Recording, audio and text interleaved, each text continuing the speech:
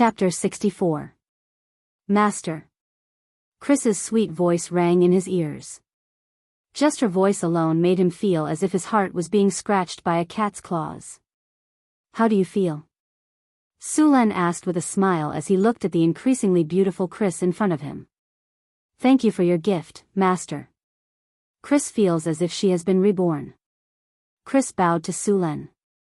Her body formed a sexy and seductive curve, which made Sulen envious. Sensing Sulen's burning gaze, Chris couldn't help but smile. Then, she adjusted her body to make it even more attractive. Okay, get up. Sulen suppressed the fire in his heart and took out a spare set of clothes for Chris to change into. This little vixen's every move was very seductive. If she wore such skimpy clothes again, Sulen was worried that he wouldn't be able to control himself. Now that she had become his exclusive property, she naturally couldn't wear such skimpy clothes. Of course, this was an exception when they were alone. Yes, Master. Chris took the clothes from Sulen and put them on. After becoming a hero, Chris had transformed into a human. The small horns on her head and the wings on her back had disappeared. She looked exactly like a human. Compared to before, Chris had become even more beautiful. The seductive feeling on her beautiful face had disappeared. Instead, it was replaced by a strange charm. Her facial features were exquisite, her brows were picturesque, her eyes were dark red, her skin was white, and her black hair hung down to her waist. Just looking at her made one's heart flutter. The loose robe on her body still couldn't cover Chris's curvaceous figure. The loose robe was very loose and looked like old pajamas on her body. However, Chris found a ribbon and tied it around her waist. All of a sudden, the originally large and ugly robe became beautiful. The astonishing curve of the upper part of the robe was already enough to make people envious. When it reached the waist, it suddenly became slender. The beautiful curve below the waist, the slender legs, and the entire figure were vividly outlined. Her slender waist had a kind of amazing beauty. At a glance, Su Luan immediately thought of a kind of creature, a snake. This was a real water snake waist. After putting on the robe, Chris stretched her arms behind her back. Her chest rose to an amazing angle. Then, she used both hands to lift up her beautiful black hair. Her every move was naturally seductive. Master, I'm done. Chris found a rope and tied her hair. Then, she tilted her head and said, "Then remove your charm."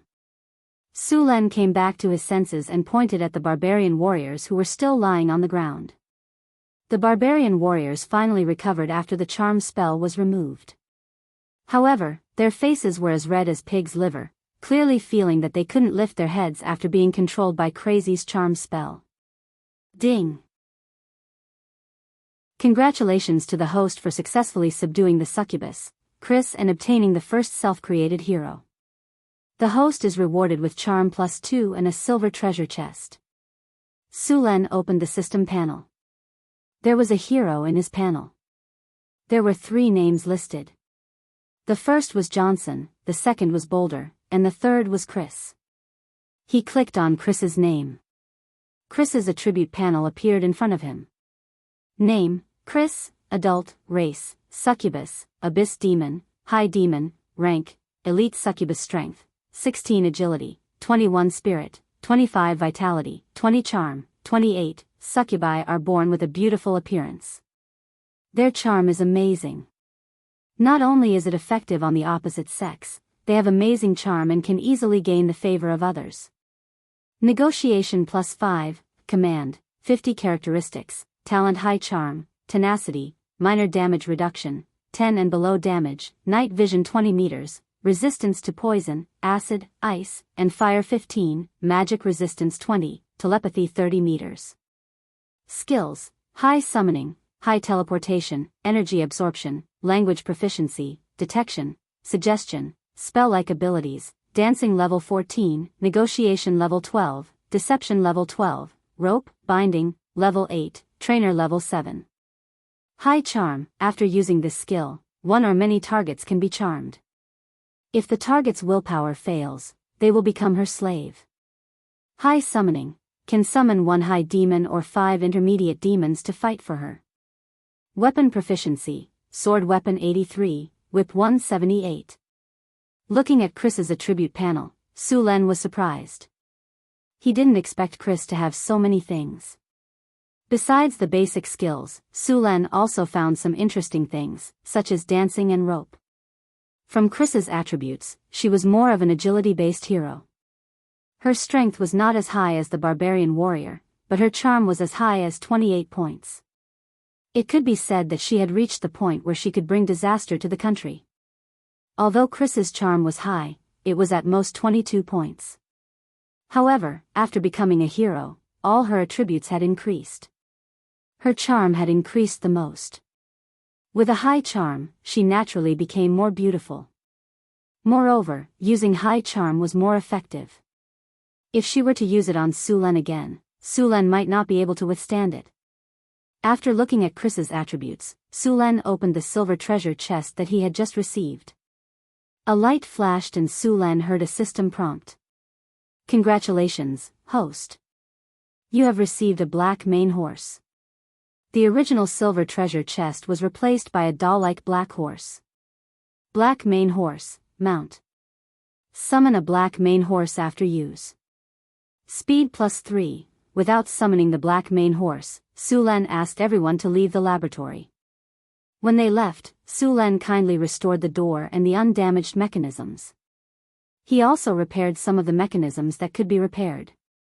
Even the traces on the ground were cleaned up. He tried his best to restore the place to its original state and let the ruins quietly wait for the next adventure to come. After spending some time to deal with it, Su Len left with the barbarian warrior and his personal maid. Su Len took out the black mane horse from his personal storage and chose to summon it. A light flashed and a group of tall and handsome black warhorses appeared in front of them. The warhorses had slender limbs and beautiful muscles. The fur on their bodies was as smooth as satin. Their eyes were also very lively. One could tell at a glance that this was a good horse. The barbarian warrior was curious about the horses that suddenly appeared, but soon lost interest. On the other hand, Chris looked at Su Len with sparkling eyes. Su Len jumped onto the horse and stretched out his arms to carry Chris onto the horse's back.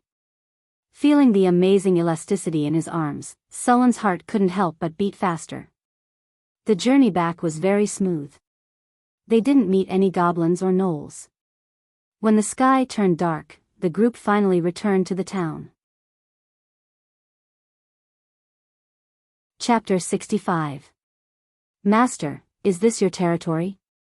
Chris curled up in Sullen's arms and looked up. What's wrong? You think it's too small?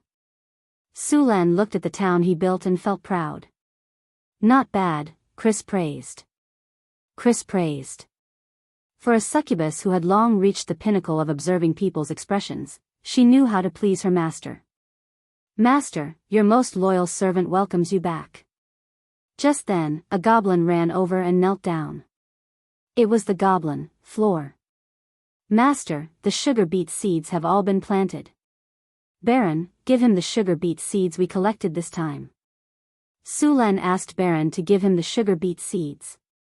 The sugar beet planting area had been expanding recently. With the technology to extract sugar, it had become an important resource in the territory. It was a quiet night. 15,000 words omitted. When he woke up the next day, it was already noon. When he got up, Chris was still resting. Last night's battle was a bit fierce. Although the succubus was fearless in bed, Chris was just an adult. She was no match for Su Len, who had watched countless movies and had no idea what to do in terms of theoretical knowledge or physical strength. Of course, Chris's growth was fast. After all, she was talented. Master, you're awake. Sullen's movement woke Chris up. The succubus laid on Sullen's back and hugged his neck. He felt a pair of soft hands on his back. The sun is up. It's time to get up. Su Len patted Chris's smooth, jade-like skin. Chris got into her role very quickly. She helped Su Len put on his clothes. It had been 10 years since Su Len came to this world. It was the first time he enjoyed the treatment of a noble.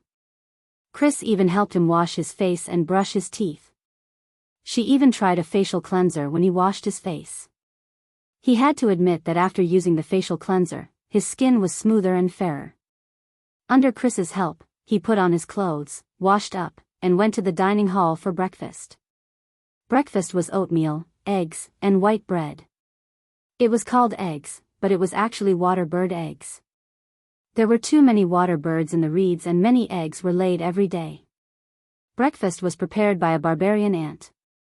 It was said that she was the best cook in the territory. Although Chris was a succubus, she was completely different from other abyss demons. In the abyss, succubi were one of the few demons with excellent intelligence. Normal demons, even if they reached the legendary level like the demon warlord, would still be reckless and not use their brains. Only after becoming a demon lord would they increase their intelligence. Succubi were the rare demons who liked to use schemes. They were very similar to devils. Su Luan directly handed over many things in the territory to Chris. With her loyalty as high as 100, he didn't have to worry about her betrayal. Chris was still very interested in dealing with the affairs of the territory. Su Luan was now tired of all kinds of trivial matters in the territory every day, so he just let Chris take care of them. From today onwards, Chris became Sullen's personal maid and the territory's internal affairs officer. After breakfast, a barbarian warrior hurried in. "Boss, our caravan is back." "Back? How much food did you bring back?" Sullen's eyes lit up and hurriedly asked. 20 carriages and a caravan came with them. Sulen was stunned. He immediately got up and walked out. He walked to the town's market with the Lord's guards. When he arrived at the market, he saw a large number of goblins and gnolls loading and unloading food from afar.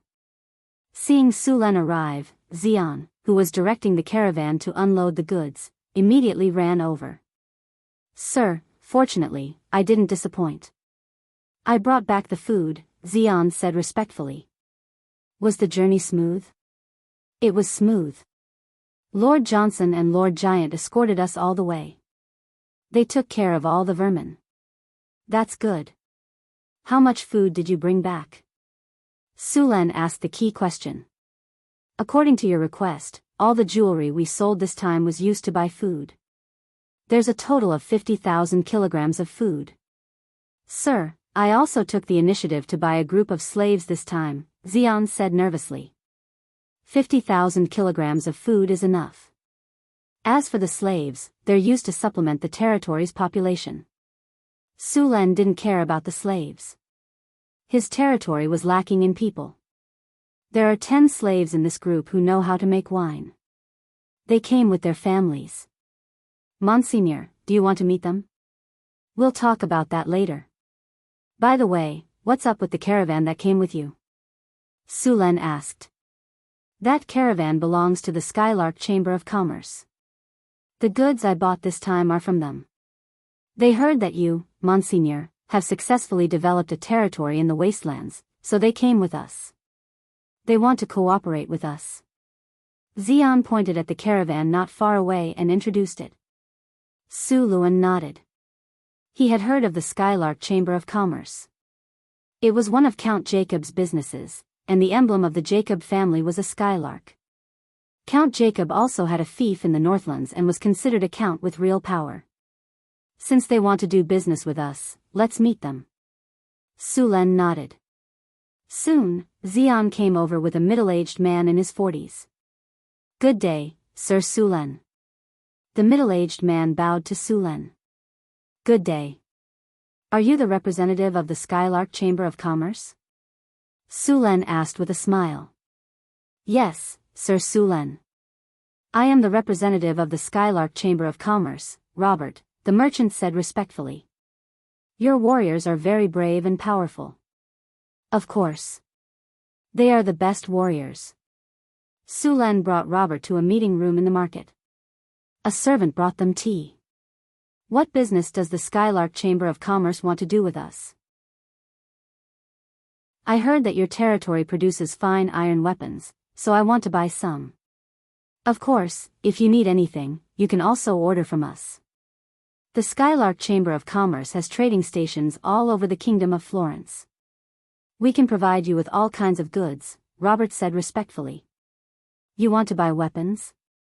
Sure, someone will discuss the price and style with you later. Su Luan nodded and agreed to trade with them. Thank you very much for your generosity. We have prepared 2 carts of food as a gift for you. Please accept it. Robert's attitude was very humble. It seemed that he had seen the strength of Johnson and his barbarian warriors on the way here. Your Excellency Su Luan, our caravan has brought other goods this time. Is there anything you need? Make a list of your goods and send it to me. If I need it, I will send someone to buy it. Su Len nodded.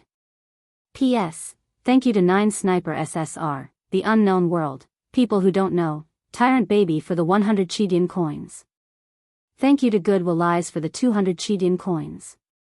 Thank you to Heavy Dragon Rider for the 500 Chidian coins. Thank you to Desert Bandit for the 1000 Chidian coins. Chapter 66. Su Len did not directly take out the white sugar to trade with the Skylark Chamber of Commerce.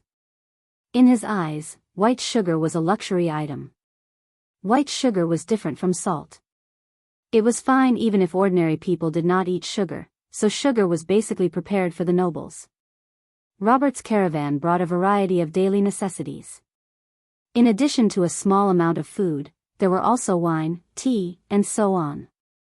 Their arrival solved many problems in the territory. When Su Len came to develop the territory, he had limited funds, so he only bought the most important materials and did not bring anything else. The simplest example was clothes. The wilderness did not produce clothes, so when the clothes were damaged, many people wore leather clothes.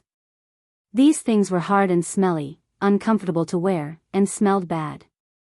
Before Robert came here, he deliberately learned about the situation in Sulan's territory from Xian. Then he prepared the goods, which were naturally very popular. Poor Su Len had already run out of money for the first few purchases, so he could only barter to buy Robert's goods. Fortunately, the blacksmith had made a lot of armor and weapons during this time, so he could trade with Robert. Robert was very curious about Northgard Castle. It was a small town about 300 miles away from Blackstone City. From what he could remember, there weren't many territories that could survive for more than 3 months in the wasteland. The few that could survive for 3 months and finally gain a foothold in the wasteland were all heavily in debt. Every year, they would need a large amount of money. After all, maintaining a regular army of more than 1,000 people in the wasteland was just too expensive. But Northgard Castle was different.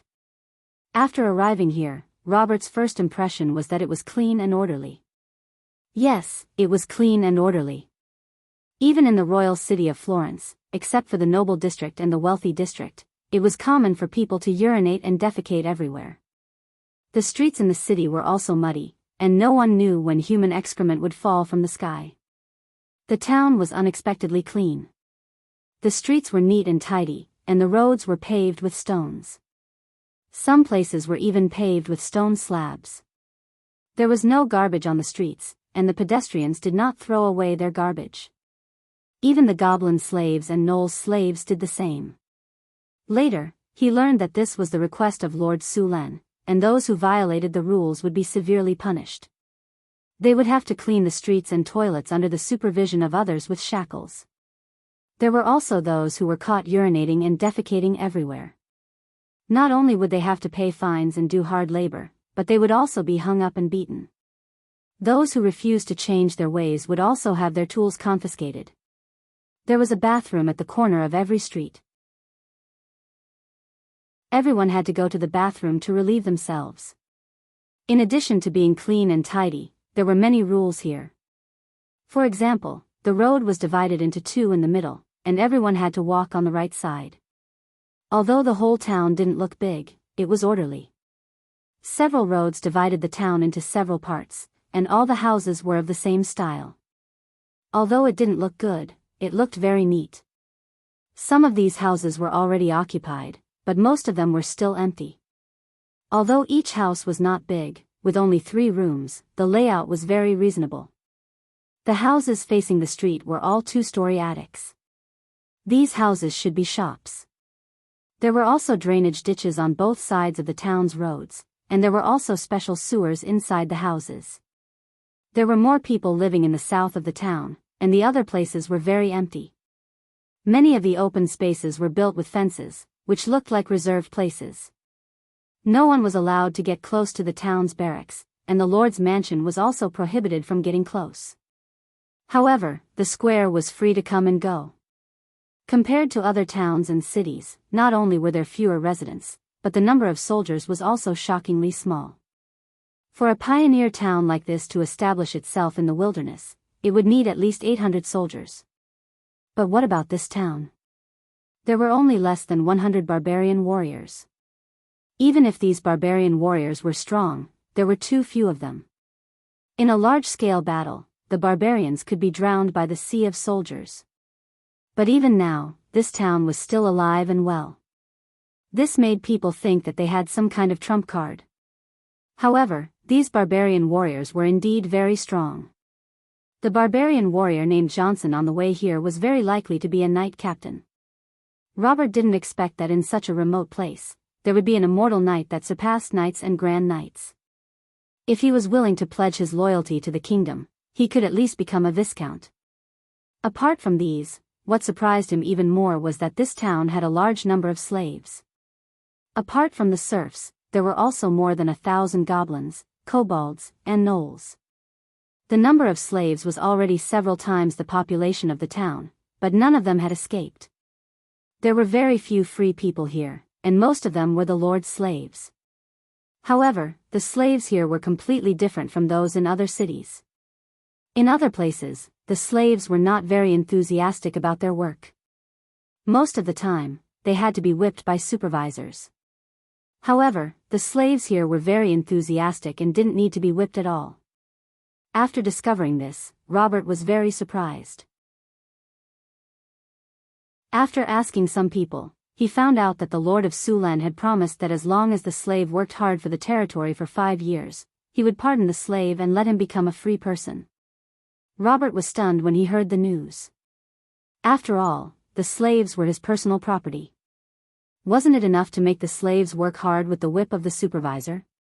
Why did he want to release the slaves? Did he think that he had too much money? Robert couldn't understand this at all. They even established a contribution system for the slaves.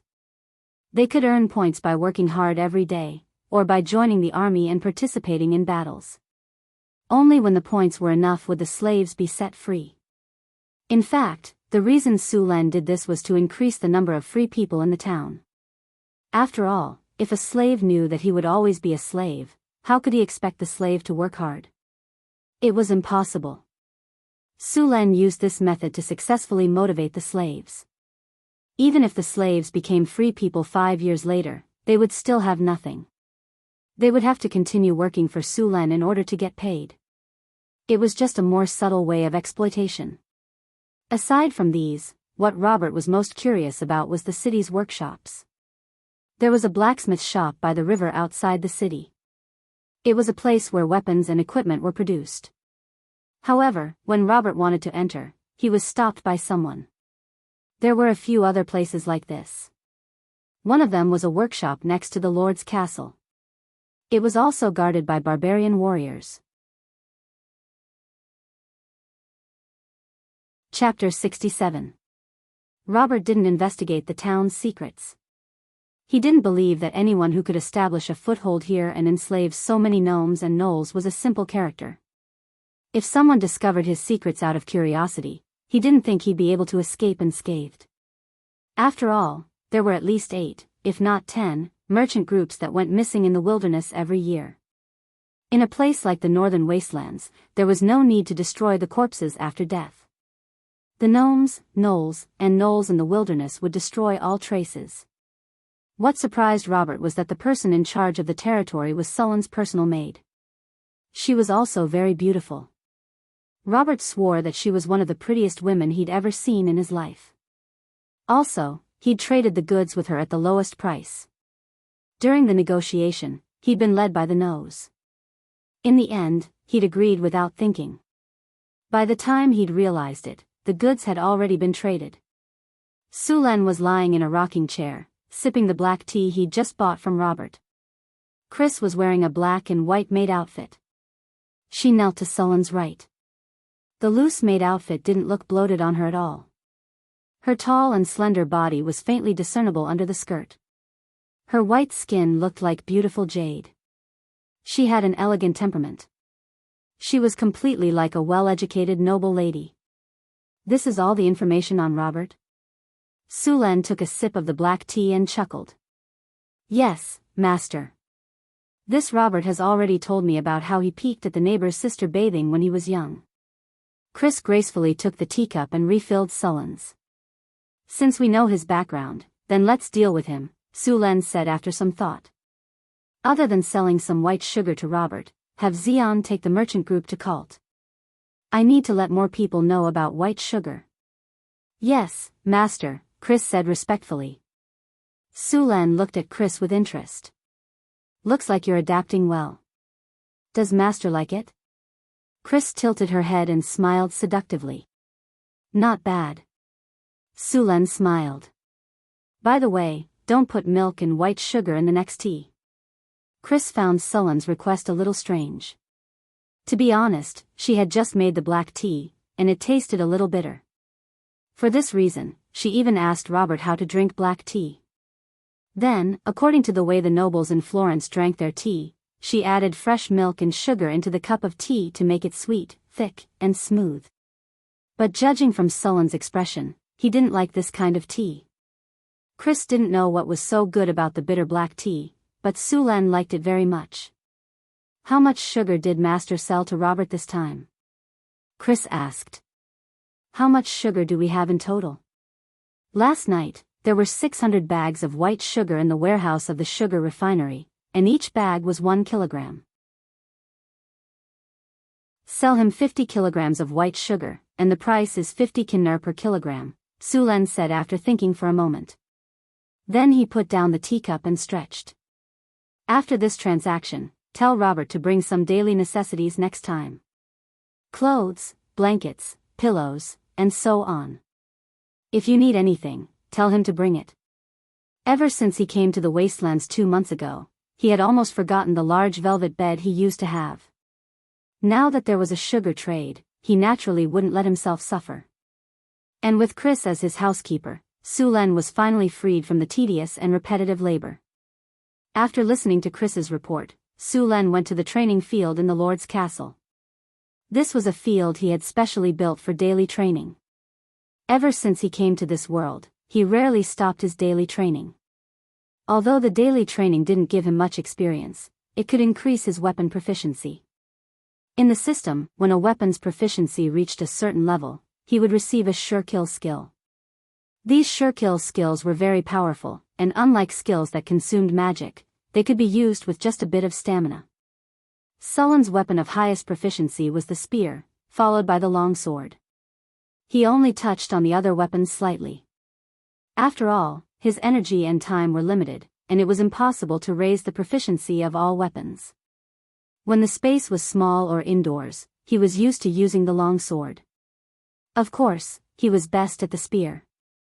Men were born to be good with the spear, and they had a natural talent for it. Moreover, if they trained well with the spear, it would be twice as effective against female enemies. Just look at Chris now, she was very obedient. Mr. Xian, is there anything Miss Chris wants from me today? Robert grabbed Xian's hand, and with his other hand, he secretly stuffed a heavy bag of money into Xian's hand.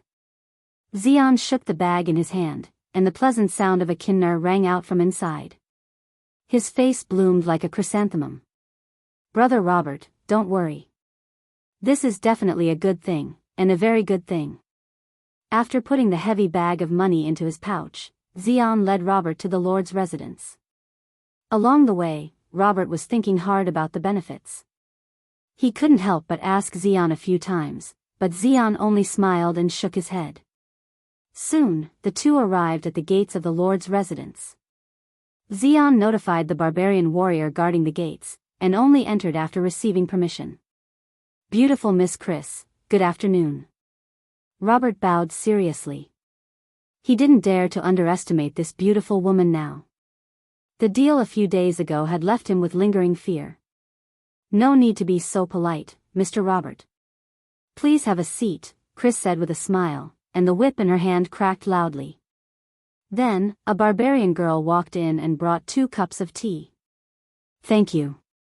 Robert sat on the chair, but didn't drink the tea. Instead, he asked directly, Miss Chris, may I know why you've called me here today? There are indeed some matters. Chris leaned lazily on the chair, the bright red fingernails on her slender white fingers particularly alluring. You'll know once you try that cup of tea. Although Robert was a little curious, he still picked up the teacup. The tea was light red, and it was the black tea he had sold not long ago. He blew on it carefully, and then took a sip. A sweet taste rushed to his taste buds. This is honey? Robert's eyes lit up.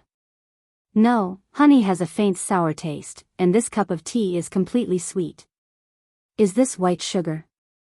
Mr. Robert, it is white sugar, Chris said with a smile. This is what we're going to talk about today. How about it? Are you interested? P.S. Thank you, Eat Me Ku, for the 2,000 Qidian coins tip. Thank you, Chang Ease Ho E, for the 500 Qidian coins tip. Thank you, Cold Flame, for the 500 Qidian coins tip. Chapter 68. You have white sugar here? Robert asked in surprise. Of course. Chrissy nodded. Didn't you drink it just now? Robert looked at Chris in surprise. This pioneering territory deep in the wilderness actually had white sugar. One had to know that there weren't many places in the kingdom of Florence that produced brown sugar, and white sugar was even rarer. Now, this small town with less than 1,000 people actually produced white sugar. Robert quickly regained his composure. He realized that he was going to be lucky this time. After sorting out his emotions, Robert continued, Then, Miss Chrissy, how do you plan to trade for the white sugar? Tell me what you think first. Chrissy played with the leather whip in her hand without looking up. We are willing to buy all the white sugar in your territory. We can even sign a contract. From now on, we are willing to buy all the white sugar in Sir Sullen's territory at a high price. At the same time, we will give you a 20% discount on all the resources you need, Robert said. All white sugar? Robert, your Skylark Merchant Guild is quite greedy. Chrissy shook her head. You want to monopolize the white sugar trade? You better give up on that idea. Robert wasn't surprised. As long as one wasn't an idiot, they wouldn't let a merchant guild monopolize all the white sugar. He still felt a little regretful. How much white sugar can you sell us? We will be selling 50 pounds of white sugar this time. The price for each pound is 50 kinnar, Chrissy said with a smile. 50 pounds of white sugar. Robert was shocked. 50 pounds wasn't a lot, but Cult City only produced about 60 to 70 pounds of white sugar a year. Now, it had doubled. No, 50 pounds is too little, and the price is too high. You should know that the price of white sugar in Cult City is 30 kinnar. If we follow this price, we won't be able to earn a single copper.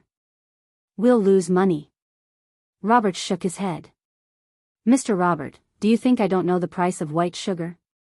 Crazy glanced at him and continued, 30 kinnar is indeed the market price, but that's the price of white sugar. You should know how much white sugar is distributed, right? 15 caddies a year. That's all the nobles in Kalant get. What's the price of the rest of the white sugar? Because the production of white sugar was very low, half of the production of white sugar in the Kingdom of Florence was directly distributed to the nobles. Every noble had a fixed share of the white sugar, and the price of the white sugar was also fixed. There were more than 100 nobles in Kalant City. With so many nobles sharing the 15 kilograms of sugar, each person would not even get half a kilogram. This amount was naturally not enough. However, if he wanted more white sugar, he would have to go to the market to buy white sugar. Of course, the price of white sugar in the market was much higher. The lowest price would be doubled. Moreover, the supply did not meet the demand. Besides, do you think we will lack partners? As long as we release the news of the sugar, those chambers of commerce will definitely flock to us, so we need to know where we stand. The white sugar trade had just begun in Northtown Castle. Xian also brought a caravan to Calent City. The development of the territory required a lot of resources and people, and Sulen planned to rely on the white sugar trade. In fact, only with a stable trade could a territory develop. For example, Sulen's territory. If there was a trade, more caravans would come to do business. If the caravans wanted to come to Northtown Castle, they would have to pass through the dangerous wilderness, so they had to hire guards. In this way, each caravan would have at least 100 people. The arrival of these people also increased the consumption of the locals. Soon, all kinds of hotels and taverns would appear in the town. The prosperity of the economy would attract more people. If they wanted to develop here, they would have to buy a property. The houses and land that Sulen built would also become popular. The arrival of these people would also provide a lot of tax revenue for the territory. In this way, Sulen's territory would form a virtuous cycle. Only then could the territory be considered a success. At noon, the people who had been busy all morning were resting. The women and children had already prepared a sumptuous lunch. The barbarian women were not very good at cooking. They were best at stewing. They put all kinds of meat and other food into a big pot, added water and salt, and then simmered until it was ready. The most common food in the territory was potatoes. Fortunately, it was potatoes. Otherwise, with the barbarian women's cooking, the food they made would be a disaster. Potatoes stewed with fish, potatoes stewed with beef, potatoes stewed with lamb, and so on. The barbarian warriors did not have high requirements for food. As for the goblins, kobolds, and gnolls, they were lucky to be able to eat as slaves. Sulen really missed the various delicacies of his past life. After 2 days of rain, the territory became muddy. The 2 days of autumn rain brought a slight chill. Under the Lord's orders, the serfs were seizing the time to farm. The Lord's promise gave the serfs hope again. As the poor people of this era, their requirements were actually very low. Sulen only gave them a faint hope, and they would work hard for it. As long as they worked hard, they would be able to eat their fill. Although there were only a few people living in a room, the room was dry and warm. It would not leak when it rained. There was a small room to shelter them from the wind and rain. The Lord also promised that as long as they worked hard for 5 years, they would be able to regain their freedom. If they continued to work, they would even be rewarded with land and houses. This was simply a gift for poor serfs like them. At the beginning of autumn, after the continuous autumn rain, the heat in the air had mostly dissipated. The potatoes planted in the fields had already sprouted. The first batch had already grown green leaves. These potatoes were the food for the northern castle to survive the winter. Other than these, the most common thing in the northern castle's warehouse was dried salted fish. These dried salted fish were specially made to replenish meat during the winter. There were also some dried meat that was already made. However, with the arrival of autumn, there would be less and less weather suitable for drying fish. The northern castle was now recognized by the system. Some of the resources near the territory were also included in the system. On the system's strategic map, there were not many resources marked in Sulen's territory. They were wood, iron, and fish resources. The other resources that were not found were not listed in the system. Currently, the only things that could be traded in the territory were various iron weapons and white sugar. As for wood, Sulen's territory was too far away from Blackstone City. It would be a loss to ship them there. P.S. Rolling on the ground, please recommend me. Chapter 69.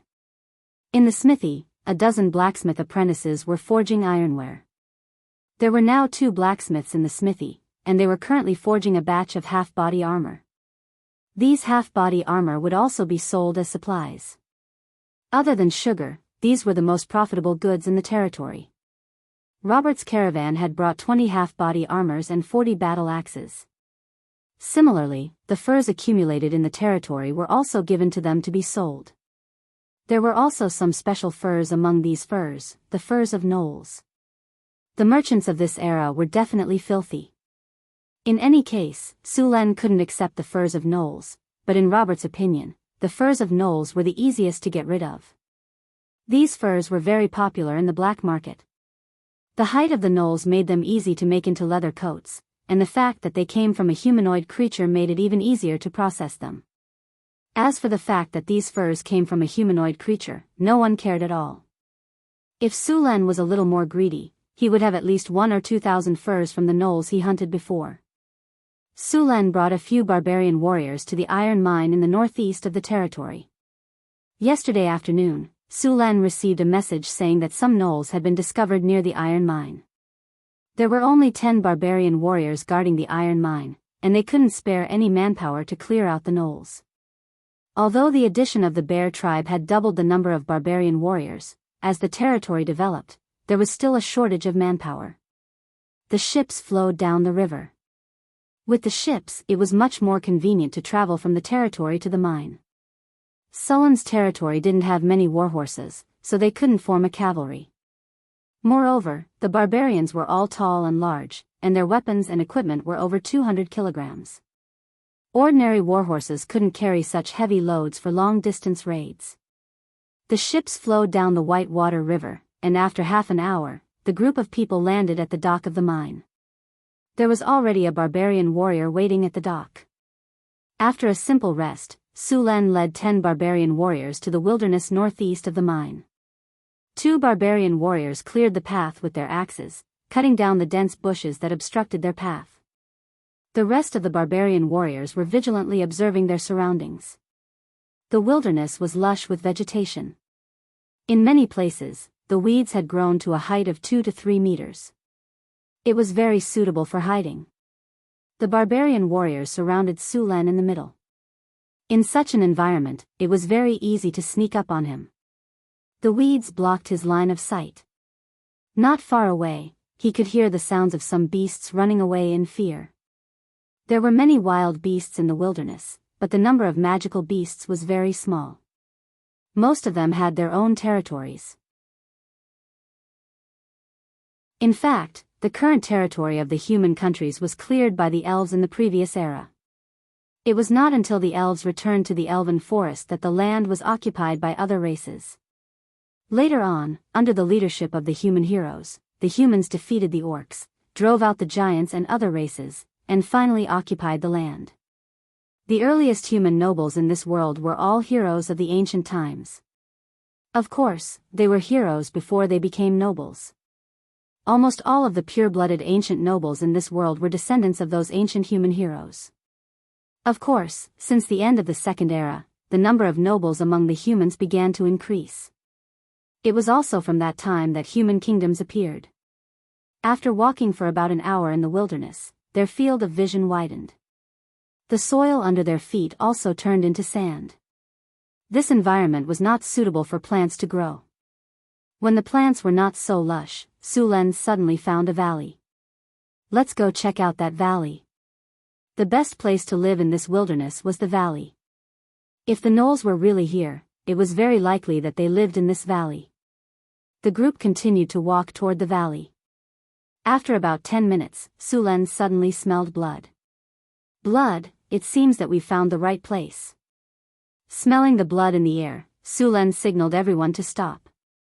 He told everyone to spread out and guard the entrance of the valley. Sulen planned to catch all of the gnolls in one fell swoop. Seeing that the barbarians had spread out, Sulen gestured for everyone to move forward again. Then everyone moved toward the entrance of the valley. When they got close to the entrance of the valley, Sulen's expression was a little strange. The valley was unexpectedly quiet. A gust of wind blew, but other than the smell of blood, there was no movement inside at all. Sulen frowned and told everyone to stay where they were. Then, he ordered an agile barbarian warrior to carefully approach the entrance of the valley and sneak in. After a while, the the barbarian warrior stood at the entrance of the valley and waved at everyone. Su Len then led everyone into the valley. As soon as they entered the valley, the smell of blood was several times stronger. Frowning, Su Len walked in. Soon, he saw a messy scene. This was indeed a gathering place of gnolls. Looking at the scale, there were at least 500 gnolls. However, it was now completely destroyed. In the center of the valley, there were more than a dozen bonfires of various sizes. Beside the bonfires were a large number of gnoll remains. The flesh on the remains had been eaten clean. Even the hard skulls had been smashed and the brains inside had been swallowed. Su Len frowned and looked around. There were at least a few dozen gnoll remains here. There were not many traces of battle in the gathering place. Other than the gnoll remains, there were no other corpses found. Obviously, the difference between the two sides was huge. The gnolls did not even cause any casualties. Of course, it was also possible that the attackers took away the bodies of their companions when they left. However, judging from the traces at the scene, the probability of that was very low. The attackers were very strong. Many parts of the gnoll's bones were crushed. This kind of injury was usually caused by a blunt weapon, most likely a mace. The same was true for the gnoll skulls. The huge force directly crushed the skulls. This kind of strength was not inferior to the barbarian guards at all. The attackers ate the bodies of the gnolls. Although there were many races in the wilderness that had the habit of eating humans, there were not many races that could completely crush the gnolls. For example, swamp giants, frost giants, ogres, and so on. Although they were different races, they had one thing in common: they were not easy to deal with. Swamp giants and frost giants belonged to the giant subspecies. They were powerful creatures from the mythological era before the First Era. They were powerful creatures that were as strong as gods. However, after the mythological era ended, the powerful giants disappeared. Most of the giant subspecies only inherited their thin bloodline. Although they only inherited a thin bloodline, they were still very strong. Group number 877655894, welcome to chat. Also, please recommend me, recommend me, recommend me. Important things need to be said 3 times. P.S. Thank you to Chang E's Ho E for the 100 Chidian coins reward. Thank you to Guyu for the 200 Chidian coins reward.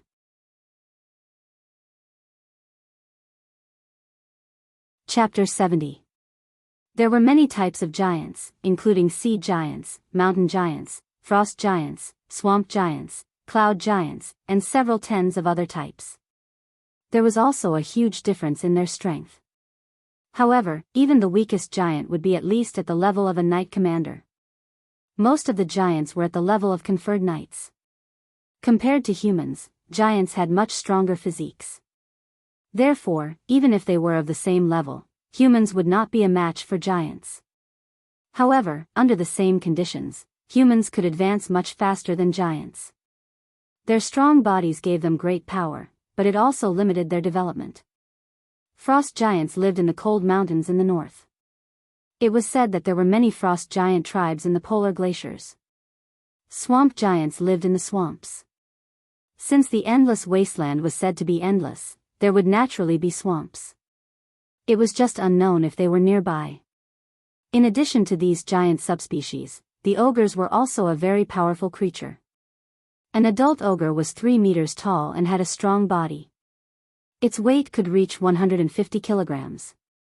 This creature was very powerful, and its strength was not inferior to the giants. Ogres also lived in tribes. Ogres were also an intelligent race. Although their intelligence was very low, different ogre tribes had their own legacies. They knew how to forge weapons, make armor, and tame wild beasts. They would also capture other intelligent creatures as slaves. An ogre tribe in the wilderness would usually enslave a large number of goblins, kobolds, and gnolls as slaves. They would make them mine ores, forge weapons, and so on. When there was a shortage of food, they would serve as food reserves. Although most ogres had low intelligence, ogre mages would often appear in ogre tribes. Ogre mages were very intelligent. They were usually the rulers of ogre tribes. Moreover, there was a very low chance of two-headed ogres appearing among the ogres. Two-headed ogres were even more powerful. They were even born with the ability to cast spells. Every two-headed ogre that grew up would be a powerful spellcaster. After a detailed search of the valley, Su Len finally found a few clear footprints near the water. The footprints were very large, and they were left by bare feet. The shape of the feet was similar to that of a human's, perhaps 2 or 3 times larger than a human's. In his mind, he could roughly guess what had happened here. One night, a Gnoll tribe living there was suddenly attacked by a group of powerful monsters. The Gnolls resisted, but their resistance was defeated after a long time. Facing the attack of hundreds of Gnolls, the group of attackers had almost no casualties. After defeating these Gnolls, the attackers did not leave. Instead, they held a Gnoll barbecue party in the valley. They barbecued and ate all the dead and injured Gnolls. After killing the Gnolls, the attackers did not stay for long. Instead, they escorted a large number of Gnoll captives out of the valley. As for where they went, Su Len did not know for the time being. However, such a group of powerful attackers was a great threat to Sullen's territory. This valley was not too far away from Sullen's territory. The straight line distance was at most 50 or 60 kilometers. The distance was too close. Just like the ice Quetzalcoatlus, their range was at most 300 kilometers. The monsters that attacked the Jackalans needed to occupy at least 50 kilometers of land to ensure an adequate supply of food. Judging from the scene, these attackers were carnivores. In other words, once they lived here, Sullen's territory would be the biggest threat, so Su Len had to get rid of this group of attackers. Su Len released all the barbarian warriors to look for clues. These barbarian warriors were very powerful. Even if they encountered the monsters that attacked the Jackalans, they would not be in danger for a while. Even if they were besieged, they would be able to hold on until Su Len arrived. After scattering to look for clues, Su Len sat at the entrance of the valley and waited. Soon, about 10 minutes later, a barbarian warrior found some clues. After all, these attackers left with hundreds of Jackalan captives. With so many people, they must have left a lot of clues. When all the barbarian warriors returned, Su Len followed them to look for clues. The place where the clues were found was not far from the valley. It was located in the south of the valley. When the group arrived, they found many footprints here. The direction of the footprints was south. The group did not delay and followed these footprints to the south. With hundreds of people walking, a new road was created, so Su Len and the others moved very quickly. After walking along this road for about half an hour, Su Len suddenly found a flag. It was made of a pair of stones, about 1 meter tall. There was a wooden pole in the middle with a Jackallan skeleton on it. On the pile of stones below, there were also some sharp wooden stakes that pierced the skulls of other humanoid creatures. Seeing this symbol, Su Len understood that it was a group of ogres who attacked the group of Jackalans. The pile of stones in front of him was a symbol of the barbarians. This meant that this was the territory of the ogres. They were the masters of this territory. If other races entered here, it would be trespassing on their territory. Just like how Su Len would build beacon towers and stone signs at the border of his territory, the barbarians would also leave these in their territory. An ogre tribe. Su Len rubbed his chin. It seemed that he could move his body again. Ogres were not friendly to most races. After all, they liked to eat all kinds of intelligent creatures. In their knowledge, there was no trade at all. If they needed something, they would just take it. In their knowledge, humans who entered their territory were food. Su Len looked at the symbol. The soil was still very new, so it should have been built a long time ago. This ogre tribe should have moved here recently. Perhaps this ogre tribe was defeated by other tribes, or perhaps their original territory could no longer support them. In any case, they were now near Sullen's territory. If one wanted to occupy a piece of land in the wilderness, one could not just leave a mark here. One had to defeat all the surrounding tribes and force them to acknowledge one's existence. If this ogre tribe had come earlier, it was very likely that they would have been part of the allied army last time. The surrounding tribes had been mostly wiped out by Sulen. Other than Sulen, no other tribe was a match for these ogres. Chapter 71. There were many monsters in the wilderness. Even in the southern countries, goblins and kobolds could be found far away from the cities. The reproduction ability of goblins and kobolds was too strong. A pair of goblins could give birth to 12 to 20 goblins in a year. It was the same for kobolds. It would take at least 20 years for a human warrior to grow up and become a qualified warrior. Of course, once the training was complete, a group of elite human soldiers could easily defeat goblins and kobolds that were 10 times their size. Humans had even less of an advantage against the ogres. Ogres ate meat from birth and grew much faster than humans. If it wasn't for the lack of food, the number of ogres would have multiplied by several times. It was also because of the small number of ogres that humans were able to drive them into the wilderness. Sulen went around the flagpole and continued to advance towards the ogre camp.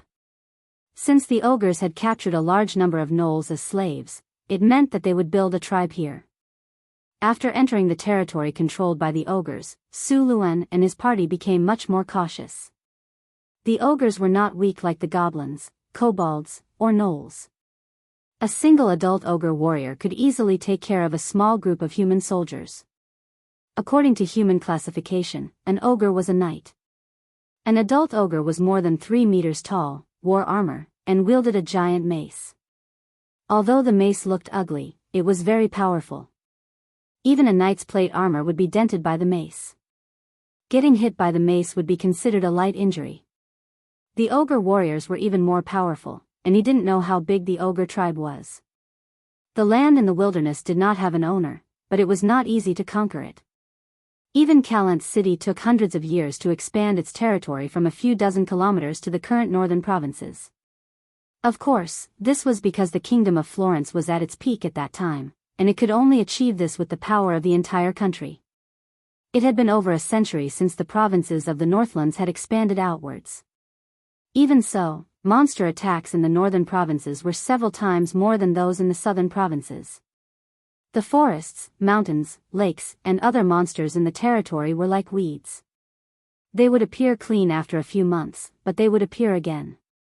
As they continued forward, more and more traces of ogres were discovered. Sulen and the rest slowed down. They could encounter ogres at any time. Soon, Sulen saw 2 ogres carrying mace and wearing crude armor walking towards them. The 2 ogres were about 3 meters tall and had yellow skin.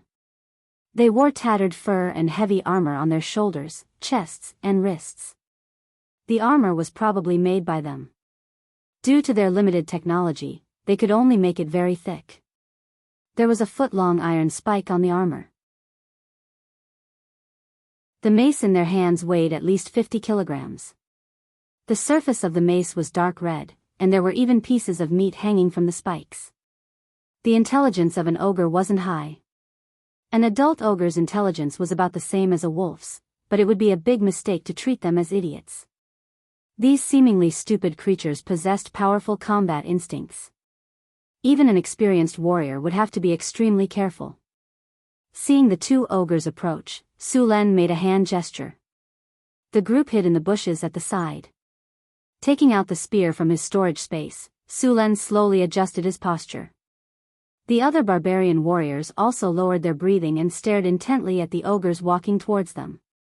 The 2 ogres did not notice that there was much around them. They quickly walked to where Sulen and the rest were lying in ambush. Sulen, who had been waiting for a long time, moved and stabbed the spear in his hand. The sharp spear pierced through the back of the ogre's heart. The ugly armor on the ogre's body didn't provide any protection at all. The spear pierced through the gaps in the armor. A one-shot kill. The spear pierced through the heart and came out from the front. The ogre, who was over 100 kilograms, was pierced through like a stick of candied fruit. Large amounts of dark red blood spurted out from the wound. Sulen's spear swept horizontally. The heavy ogre's body was like a giant sandbag as it slammed into the other ogre that was about to charge over with its mace. Bam! The corpse of the ogre sent the other ogre flying. Its large body rolled a few meters on the ground. Before it could react, a giant axe came crashing down on its head. Smelly blood splattered. The ogre's ugly head spun and rolled to Sullen's feet. Stepping on the ogre's head, Sulen shook his spear and shook off the blood on it. After the barbarian warriors dealt with the two ogre corpses, the group continued to explore the depths of the wilderness. Sulen was prepared to find the ogre's camp and destroy it. He did not want to have a ticking time bomb near his territory. If he did not get rid of these ogres, he would not be able to sleep well. After dealing with the ogre corpses, Sulen and the group continued forward. This time, they did not take the path that the ogres had opened. Instead, they took a detour. Not long after they walked, there was movement in front of them again. "It's the gnolls," a barbarian warrior said in a low voice. Pushing aside the weeds, Sulen quickly discovered the group of gnolls. It was a small group of gnolls. There were only a dozen of them. They had tamed 3 aardwolves and a dozen goblins and kobolds as slaves. The group of gnolls seemed to be in a difficult situation. There were no young gnolls in the group. All of them were adults. It was obvious that they had survived a battle. They were probably the ones who had lost. These gnolls were lucky to have escaped. Sulen was not going to be polite with the experience points that were delivered to him. He gestured at the barbarians, and the barbarians quietly crept forward. Charge! The barbarian warrior's figure appeared from the bushes. In an instant, he crossed a dozen meters and swung the giant axe in his hand across the waist of the gnolls. The sharp battle axe cut through the muscles, broke the spine, and split the gnolls in half. The sudden attack of the 10 barbarians did not give the gnolls any chance to fight back. They were killed by the barbarian warrior in a breath's time. The remaining goblins and kobolds were scared out of their wits. They scattered and tried to escape. Whoosh! Hand axes flew out. The goblins and kobolds did not even manage to run a few steps before they were hit in the back or the head by the sharp hand axes. The sharp blade of the axes almost completely sank into their bodies. The battle was over in a breath's time. P.S. Thank you for the 3,500 Chidian coins tip. Thank you for the 1,000 Chidian coins tip. Please recommend me. Please recommend me. Please recommend me. Important things have to be said 3 times. Thank you for all the tips you've given me during this period of time. I'll add more chapters today. Omega.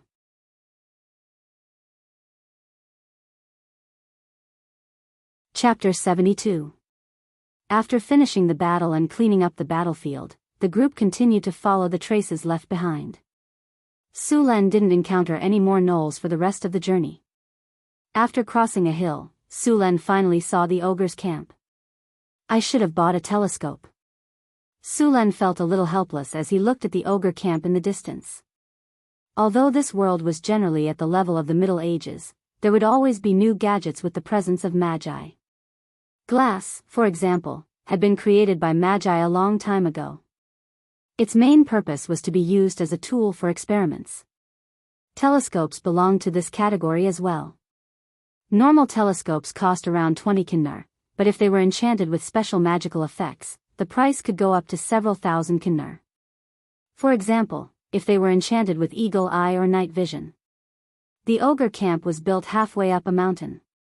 At this moment, large numbers of gnolls, kobolds, and gnolls were building the camp under the whips of the ogres. Towering gnolls at the foot of the mountain were chopping down logs. After some simple repairs, these logs were transported to the camp halfway up the mountain. Thick logs were smashed into the ground one by one, while the gnolls and kobolds cleared the rocks under the whips and piled them up into a stone wall. It was obvious that the ogres wanted to build a fortress here. Plumes of black smoke rose from within the ogre camp. Large furnaces could be seen even from afar, and a few tall ogres were forging weapons. Although the ogre blacksmith's weapons were crudely made, with the ogre's strength, as long as they were sturdy and had enough weight, they would become killing machines in their hands. Sullen's expression was grave. There were at least 100 ogres in this camp. If they were unlucky, there might even be 200 ogres. In addition, there were even more gnolls, and kobolds as slaves. The ogre camp was very powerful. This camp was already more than half completed. With the ogre's speed, this simple fortress would be completed soon. While the ogre fortress looked ugly and the buildings were in a mess, the entire fortress was built from thick logs. At the same time, it was supported by stacked stone walls. There was no need to doubt the fortress's sturdiness. There were many slaves working, and many of them were nailed to death with wooden stakes. None of the slaves dared to slack off. If they were found slacking off, the nearby ogre supervisors would lash out with their leather whips. With the ogre's monstrous strength, even gnolls would be torn apart with a single lash, while goblins and kobolds would be half dead. These slaves who had lost their ability to work would not be abandoned. Instead, they would be killed by the ogres as food. The ogres weren't worried about a lack of manpower. If too many slaves died, they could just go to the wastelands and capture another batch. After all, there were many monsters in the wastelands. An ogre tribe of 100 or 200 people was not considered small. More importantly, such an ogre tribe was likely to have an ogre wizard. It should be known that ogre wizards were not easy to deal with. Unlike many spellcasters who had weak bodies, ogre wizards were completely proficient in both magic and martial arts. They had a tyrannical body while also possessing impressive spellcasting abilities. Although the spells that ogre shamans knew were limited, they could basically cast spells without chanting. They were much stronger than normal human spellcasters. Without special training, it was difficult for human spellcasters to master the technique of instantaneous spellcasting. Ogre shamans liked close combat. Other than being a wizard, they were also warriors who were proficient in close combat. Other than that, ogre shamans were also very intelligent. Normal ogres had an intelligence of around 5, which was even lower than wolves. However, ogre shamans were completely different. Their intelligence was usually above 16. You guys hide here. I'll take a closer look. Sulan looked around and left the barbarian guards here. He was going to take a closer look. Boss, you stay here. We'll go investigate. That's right, boss, let us go. As soon as Sulan finished speaking, the barbarian guards all objected. They were very clear about the power of the ogres. Although they had easily killed 2 ogres before, the ogres were not to be trifled with. Alright, all of you stay here. These ogres are nothing in my eyes. Sulan directly ordered. To be honest, if he went all out, it wasn't impossible for him to win against these ogres. However, this was not a game, and monsters would not run away. If he couldn't clear out these ogres in one go, the wandering ogres would be a greater threat to his territory. After all, he couldn't always patrol his territory. Moreover, his territory was so big that there were bound to be areas that he couldn't take care of. Therefore, the best way was to kill all the ogres in one go. Sulan put away his spear and disappeared into the bushes. Although the ogres looked dumb, they were not slow. Moreover, ogre shamans could use bloodthirsty berserk. This berserk was even scarier than the barbarian berserk. Although the ogres would be weakened for a longer period of time after going berserk, very few people could survive it. With the help of the bushes, Sulan quickly made his way to a spot about 200 meters away from his feet. At this point, it would be difficult for Sulan to get closer. The ogres were not as unprofessional as the gnolls. They had long since cleared away the weeds near the camp. After observing for a while, Zhao Fu's heart sank. The ogre tribe in front of him was a powerful enemy. Apart from the ogre warriors, there were also many ogre warriors. These ogre warriors were much larger than their own kind and used battle axes. Moreover, the battle axes in their hands were larger and heavier than the ones used by the barbarian warriors. Apart from the battle axes, they were also equipped with cast iron armor, throwing spears, and heavy flying axes. According to human standards, these ogre warriors were already at the level of Grand Knights. Most of Sullen's barbarian guards were at this level as well. However, there were only 71 barbarian guards in total, while there were at least 50 ogre warriors here. On the other side of the camp, there were a few large arrow porcupines in a large metal cage. These were one of the few wild beasts that the ogres had tamed. The arrow porcupines were 1.3 meters tall and had thick skin. They had 2 sharp fangs in their mouths and a few sharp spikes on their backs. Once they charged, they were like small bulldozers. Even the heavy cavalry of the human empire would not be willing to clash with them.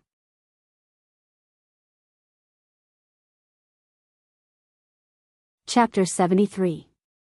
Su Len circled around the camp at the foot of the hill. After figuring out the general situation of the ogres, Su Len left quietly. When he returned to the hill, the barbarian warriors all came up to him. "Boss, are we ready to fight?" The barbarians around him touched their axes and asked eagerly. Bang! Su Len hit him on the head in annoyance.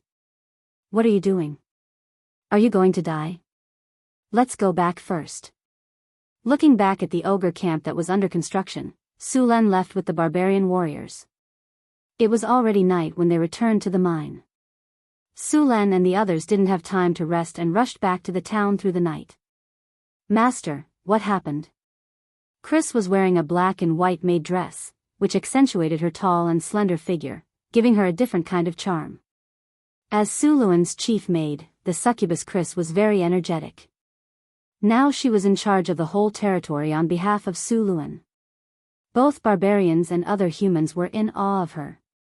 "There's an ogre tribe near our territory. This is a huge threat to the safety of the territory." Chris came to Sullen's side and helped him take off his coat. "Ogre tribe? Master, are you going to chase them away this time? Can I go and help?" Chris asked as she hung Sullen's coat on the hanger. "Yes, they're already building the camp. We need to deal with it as soon as possible. If we wait a few more days and the ogres really finish building the fortress, the losses will be huge." Su Len reached out and rubbed Chris's head. "Arrange things tomorrow. I'll take you with me." Su Len was very optimistic about Chris. After all, after being strengthened by the hero model created by herself, her strength was second only to Su Len in the territory.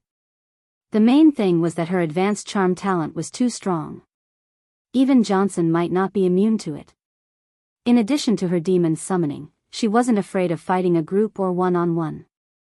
When Su Len first handed the matter to Chris, the barbarian guards still had objections. Su Len then let Chris fight with them. During the duels, Chris would summon 1 to 5 demons and then hide behind the demons with her leather whip. From time to time, she would cast a few spells to harass them. Even Johnson couldn't handle it. If the barbarians were to gang up on her, it would be even easier. Chris's advanced charm could easily make half of the barbarians betray her and then gang up on them. After this battle, no one in the territory objected anymore. Not only was Crazy's strength impressive, but she was also very good at managing the territory. In the past, there were goblins, kobolds, and gnolls who could take advantage of the negligence of the management to slack off.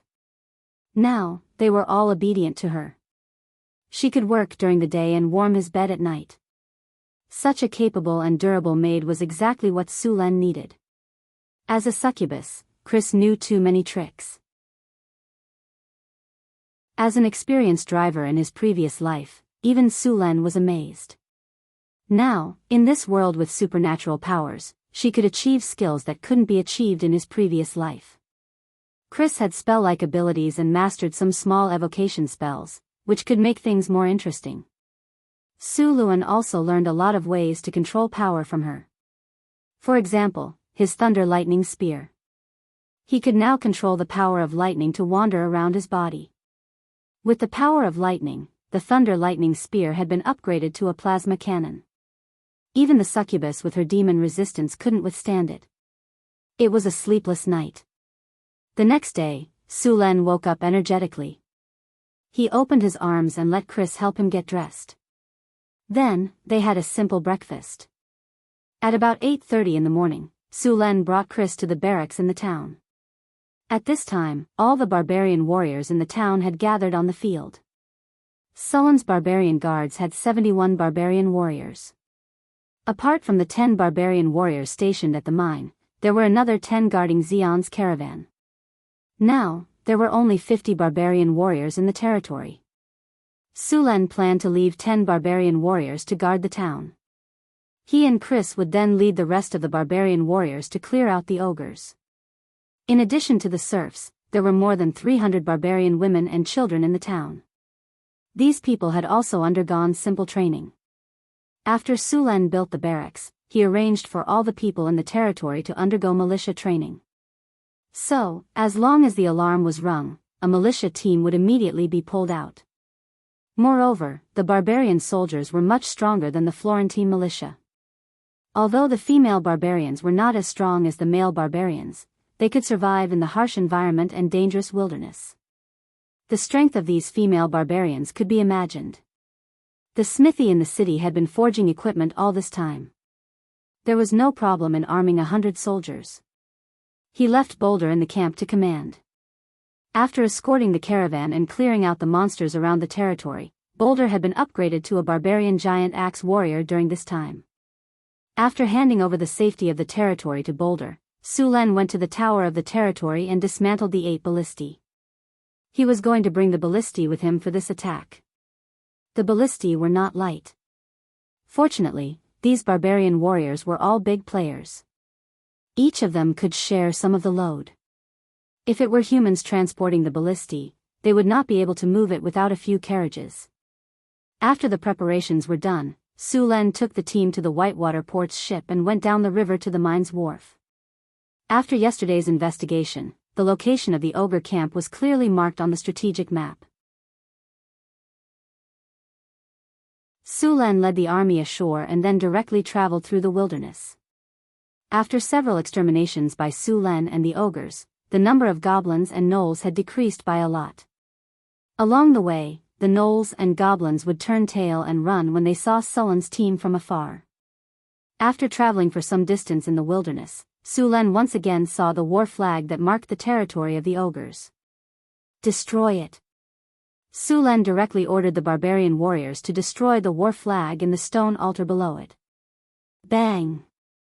The pile of stones was pushed down and the flagpole was cut in half. Sulen led the army forward. The success rate of a night attack against the ogres was very low. This race was born with night vision, and the barbarians did not have an advantage in fighting in the dark.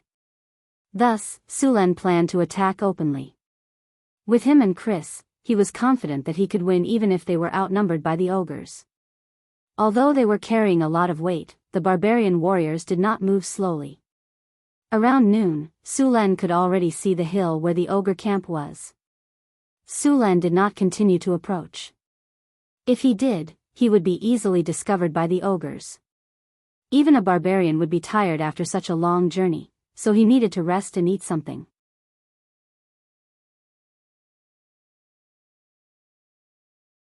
Chapter 74. After the meal, everyone was back to their best condition. Sulen began to instruct the barbarians to assemble the ballistae. After half an hour, all 8 ballistae were assembled. Sulen tested the ballistae and made sure there were no problems before setting off again. As they approached the ogre camp, it was difficult for Sulen and the rest to hide their tracks from the ogres. However, there was no need to hide here. When Sulen and the rest appeared at the foot of the mountain, the gnolls had already discovered them. Ogre camp. A muscular ogre sorcerer raised a heavy spiked club and roared, "Prepare for battle. All ogre warriors, gather. You fools, the enemy is at our doorstep. Gather the slaves and give them weapons. Kill anyone who dares to escape. Tell them that as long as they kill one enemy, I'll give them freedom." A deafening roar sounded, and all the ogres began to move. After the ogre wizard gave the order, the construction of the camp immediately stopped, and all the ogres gathered the slaves. Crude weapons were distributed to the slaves. Goblins, kobolds, and gnolls were all used as cannon fodder. These slaves were all captured from the ogres' destroyed tribes. After experiencing that crushing battle, they were scared out of their wits. Even if they had weapons, they didn't dare resist. When they heard the ogres say that as long as they killed one enemy, they would be able to obtain freedom, their originally dim eyes immediately turned to the human army at the foot of the mountain. As a warrior race, the ogres were prepared for battle very quickly. All the ogres, regardless of gender, were armed. They had thick and heavy breastplates, heavy and ugly gauntlets, and spiked pauldrons. Every ogre carried a spiked club or a giant axe, while the ogre warriors also carried 3 javelins. These ogre warriors looked even more ferocious. Their faces were painted with some unknown paint, and some even had horns. Their faces were covered with messy tattoos, and many ogres also had strange tattoos on their bodies. Warriors of the Warhammer tribe. Someone dares to invade our territory. Tell me, what should you do? The ogre wizard on the platform roared. Smash their heads and eat them. The ogres roared, and the surrounding slaves trembled in fear. Some of them even dropped their weapons to the ground. Paw! There was a loud crack of a whip. The kobold that had dropped its weapon was instantly whipped to the point of almost dying. The surrounding slaves quickly dodged, and a fully armed ogre walked over and hacked the kobold to death with an axe, then hung the corpse on a wooden stick. A few other ogres opened the cages in the camp and chased out a few porcupines that weighed over 1,000 kilograms. These porcupines had a pair of sharp tusks, and their backs were covered in thorns. Just one look at them was enough to make one tremble in fear. The ogres would always use the domesticated porcupines and slaves as cannon fodder in every battle.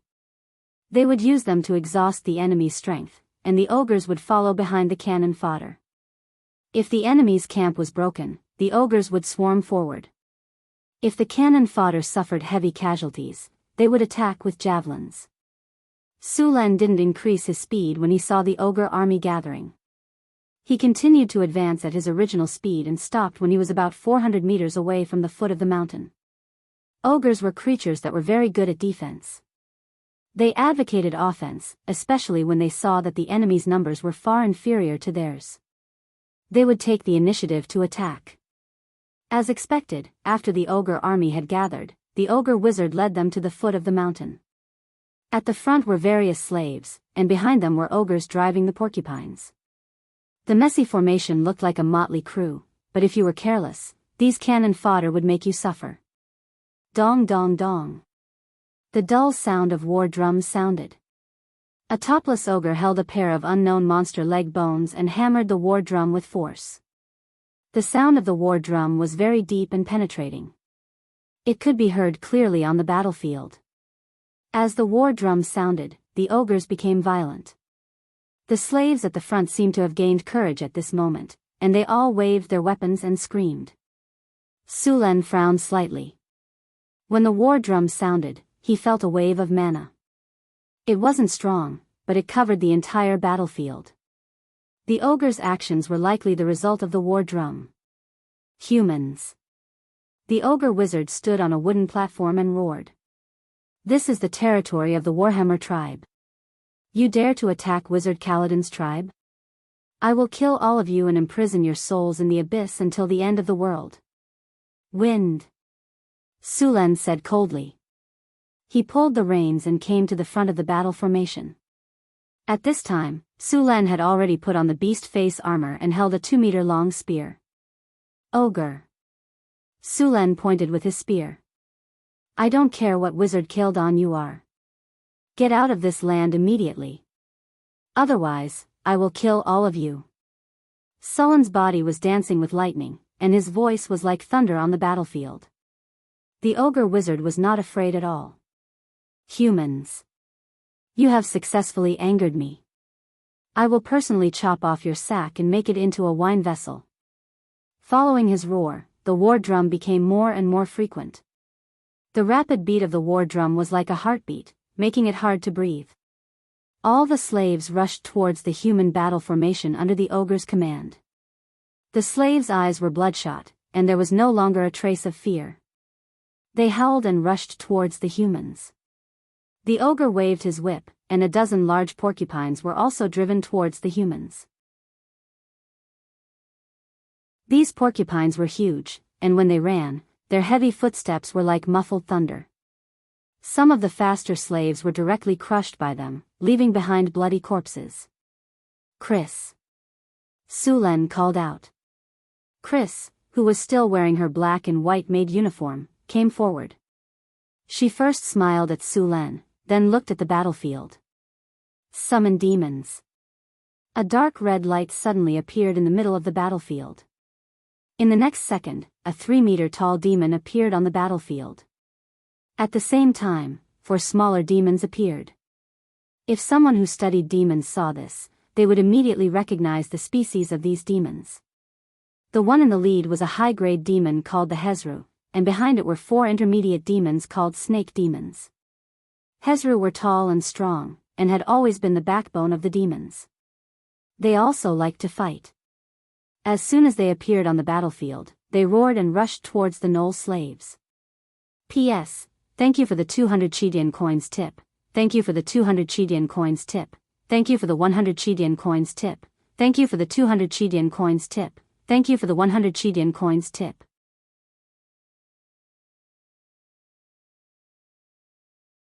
Chapter 75. Hezru were high-grade demons, but they didn't have high intelligence and were easily controlled by succubi. They and Vrox were the easiest high-grade demons for succubi to control. Seeing the enemies around them, the Hezru showed no fear. Its huge body and powerful strength allowed it to easily tear apart the bodies of the enemies. The Hezru's body emitted a foul stench. This was their innate ability, a type of poison.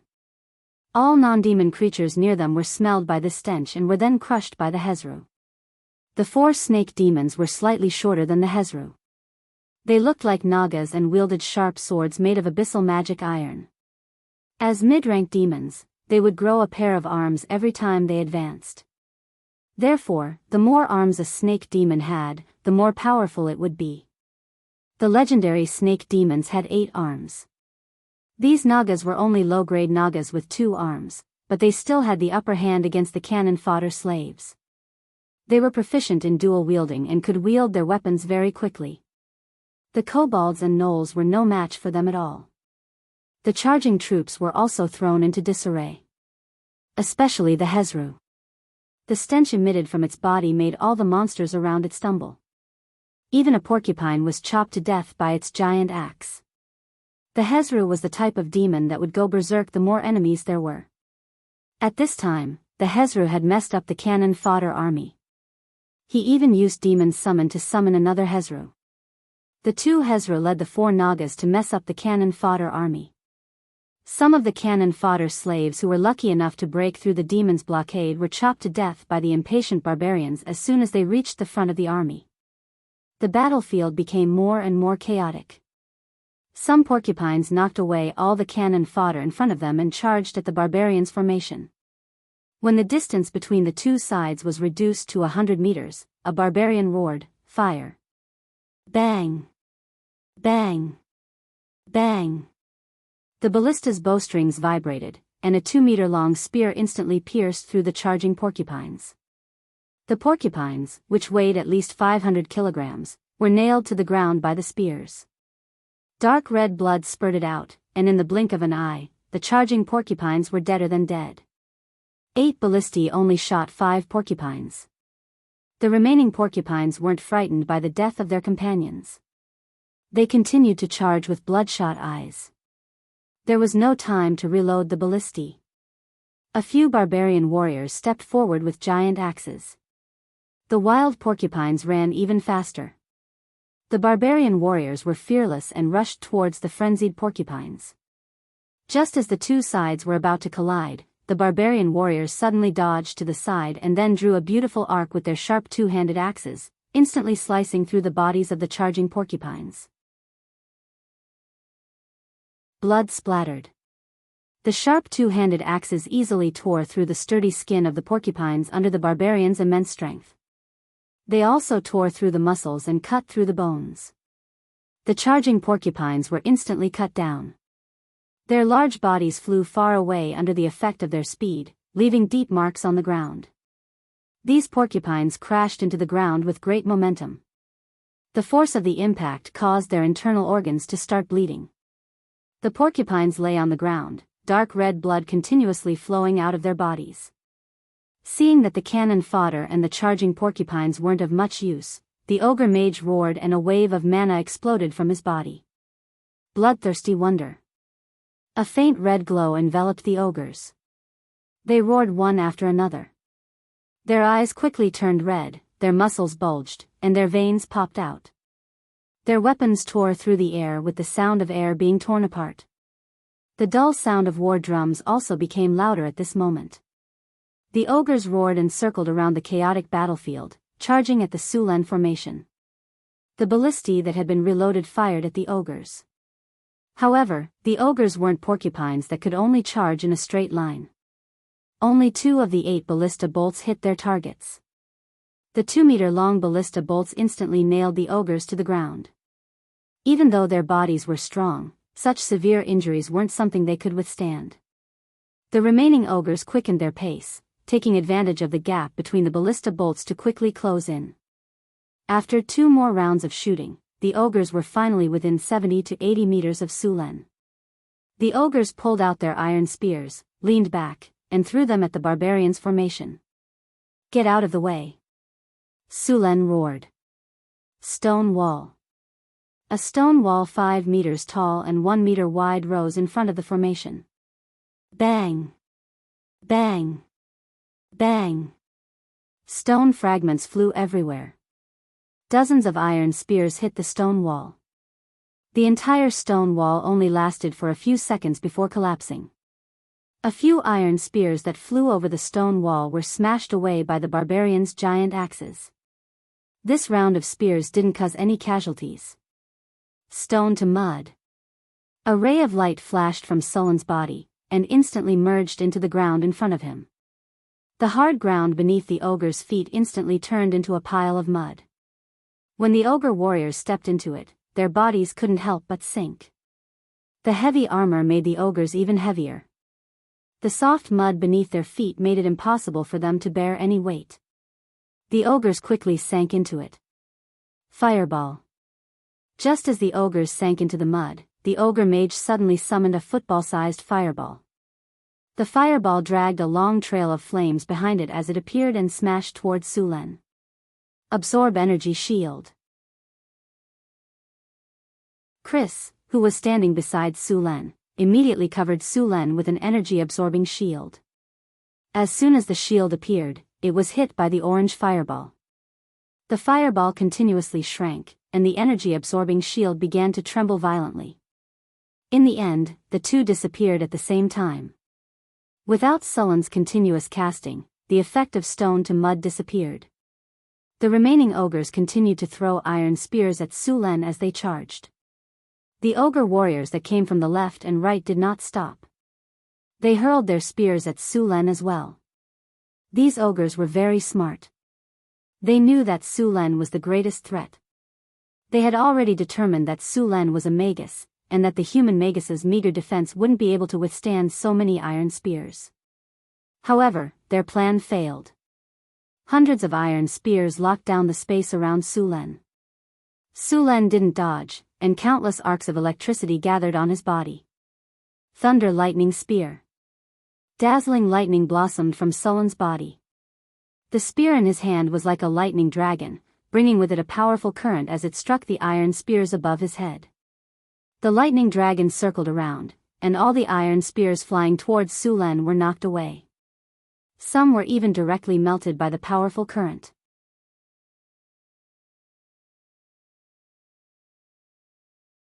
Chapter 76. The ogres had completely lost their rationality after activating Bloodthirsty Berserk. Apart from not attacking their comrades, they would kill anyone they saw as their target. The ogres grew even more furious after the 3 rounds of javelins had failed. An army of over 100 ogres quickly charged forward. The ballista was quickly loaded under the control of the barbarian warriors, and then 2 to 3 meter long bolts were fired one after another. The powerful bolts directly pierced through the ogres' bodies. Even with the protection of their heavy armor, it was useless. If it weren't for the fact that the ballistae took too long to load and there were too few of them, they would have been able to make the ogres suffer greatly. Seeing the ogres getting closer and closer, the barbarians fired the last volley of bolts and picked up their weapons. Raise morale. A ray of light spread out from Sullen's body and enveloped all the barbarians in an instant. The barbarians' morale rose even higher. Mystic Ice Slash. 3 ice blades instantly appeared in front of Sulen. The next second, the razor-sharp blades flew out and tore the ogres in their path apart. The ogres fell like wheat being cut down. Almost all of them were killed in one hit. There were still traces of ice on their bodies. After tearing apart a few ogres, the ice blades continued forward for a short distance before shattering and disappearing. In the blink of an eye, 7 or 8 ogres had been killed. The deafening sound of war drums continued to reverberate. The barbarians also activated Berserk and charged forward. Against the Berserk ogres, the barbarians showed no signs of weakness. 40 barbarians easily blocked the ogres' charge and fearlessly clashed head-on with the ogres. Their half-body armor didn't affect their agility at all. Their sharp two-handed axes were impenetrable. These barbarians weren't any weaker than the ogres. In fact, they were even a little stronger. Their equipment was also a lot better. The only problem was that they had less than half of the ogres. Boom. Su Luan brandished his spear, and the head of an ogre that rushed up burst open like a watermelon. Crazy waved the whip in her hand and activated her innate ability. The ogre warriors around her were easily controlled by her and raised their spiked clubs to attack their comrades. The battlefield did not turn out as the ogre adepts had imagined, where the humans were defeated by the ogre army. In just a dozen minutes, the ogre's casualties continued to rise. The ogre adept raised his head and roared. He raised his giant spiked club, which was even larger than an ordinary ogre's, and charged at Sulen. As he charged forward, he also cast spells. The radiance of spells appeared around him, and the ogre wizard's speed instantly doubled. Haste.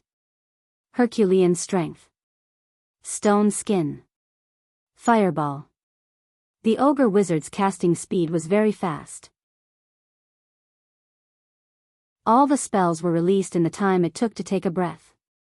A fireball directly blew up a snake fiend that was blocking the way, and the ogre wizard accelerated all the way. The ogre wizard's strength was off the charts. The giant spiked club swung and smashed a snake fiend into meat paste. A barbarian warrior swung his giant axe and was sent flying. Even his steel half-body armor was deformed. Sulen did not let the ogre wizard do as he pleased. Apart from a few of the most powerful barbarians, the rest of the ogre wizards were no match for him. Thunder Lightning Spear. Powerful lightning exploded from Sullen's body. Blue lightning flashed back and forth in the surrounding air. The powerful lightning immediately numbed 2 ogre warriors and charred their bodies. Clang. An iron spear flew towards Sulen. The ogre wizard quickly threw out 3 more iron spears. Sulen swept his spear and sent the spear flying. He then rushed towards the ogre wizard in a flash. Exploding flames. Large amounts of fire elemental quickly gathered towards the ogre wizard. The orange fire elemental energy emitted violent energy waves, and a fireball that was twice the size of the previous one quickly appeared. Forbidding magic. Sulen immediately used forbidding magic the moment he sensed the fire elemental energy gathering. Although the effect of forbidding magic was powerful, it was also instantaneous. The range of the spell was not very far. The ogre wizard looked at Sulen with a sinister smile. Violent fire elemental energy quickly gathered in his hands. He was about to throw the fireball in the next second. However, at this moment, a surge of energy suddenly shrouded him. The elemental energy that he was so familiar with suddenly became difficult to control. The fireball that was about to take shape immediately dissipated. When he wanted to cast a spell, he realized that all the elemental energy seemed to be isolated from him. No matter what he did, there was no reaction. Just as the ogre wizard was stunned, Sullen's agile figure quickly rushed up. He swept the spear in his hand, and the ogre wizard's heavy mace cracked open. His body involuntarily stepped back. Asterisk clang. Clang. Clang. Asterisk the sound of metal clashing could be heard continuously. Sullen's spear was like a torrential downpour, relentless and unending. The ogre wizard continuously used his mace to block. The powerful force made the ogre wizard's arms go numb, even though he was buffed with potency. Every time he blocked, he would involuntarily step back. Sullen's strength was obviously higher than his. The ogre wizard was exhausted from the barrage of attacks. He could not retaliate at all. The giant mace in his hand kept cracking open under the intense collisions. The lightning on the weapon kept jumping around the ogre wizard's body through the giant mace. Arcs of electricity flashed. If it weren't for the ogre wizard's stony skin and high elemental resistance, his body would have been numbed by the accumulated lightning. Even so, his condition was still very dangerous. The ogre wizard roared angrily when he sensed the danger. He immediately crushed the bone pendant on his neck, and a surge of elemental energy instantly exploded. Bloodthirsty berserk. The ogre wizard's eyes instantly turned blood red. His muscles bulged, and his veins bulged. His strength increased explosively once again. The ogre wizard did not enter berserk mode earlier because he had to cast a spell. When he realized that he could not cast any spells, he immediately unleashed the berserk spell that was sealed in his tools. The ogre wizard's physical strength increased exponentially in berserk mode. However, this increase came at the expense of his rationality. After casting potency and bloodthirsty berserk, the ogre wizard finally managed to block Sullen's attacks. Though his strength was still inferior to Sullen's, he was no longer in a one-sided situation like before. After clashing with Su Len once more, the two figures finally came to a stop.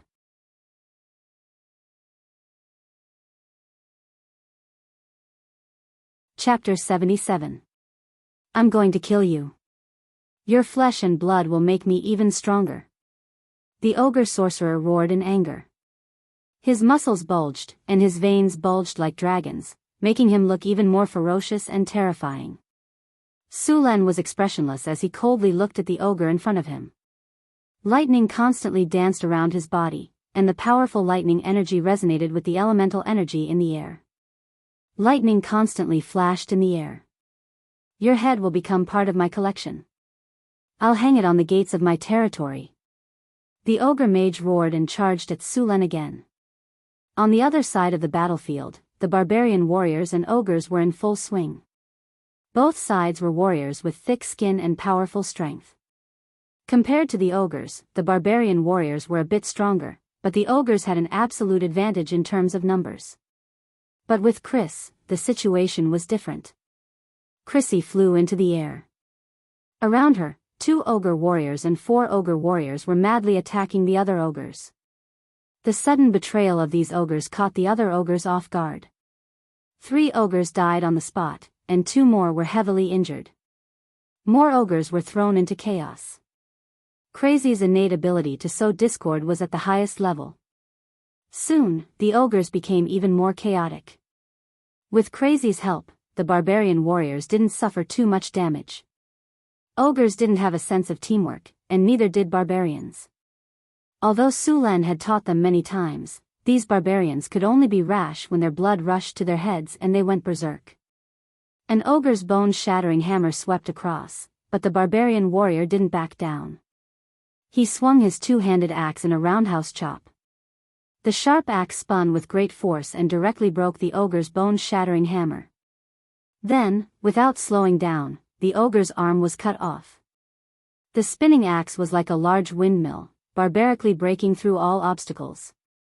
The heavy armor on the ogre warrior's body didn't protect him at all. The barbarian warrior's axe directly chopped off the ogre's head. Blood splattered everywhere, and the watermelon-sized head flew high into the air. After finishing his whirlwind slash, an ogre sent him flying before he could even regain his balance. The battlefield was completely entangled. Be it the barbarians or the ogres, both sides fought without any formations or formations. However, the barbarians were like fish in water. While the ogres had the advantage in numbers, they still couldn't gain the upper hand. In reality, the main battlefield was still Su Len and the barbarian wizards.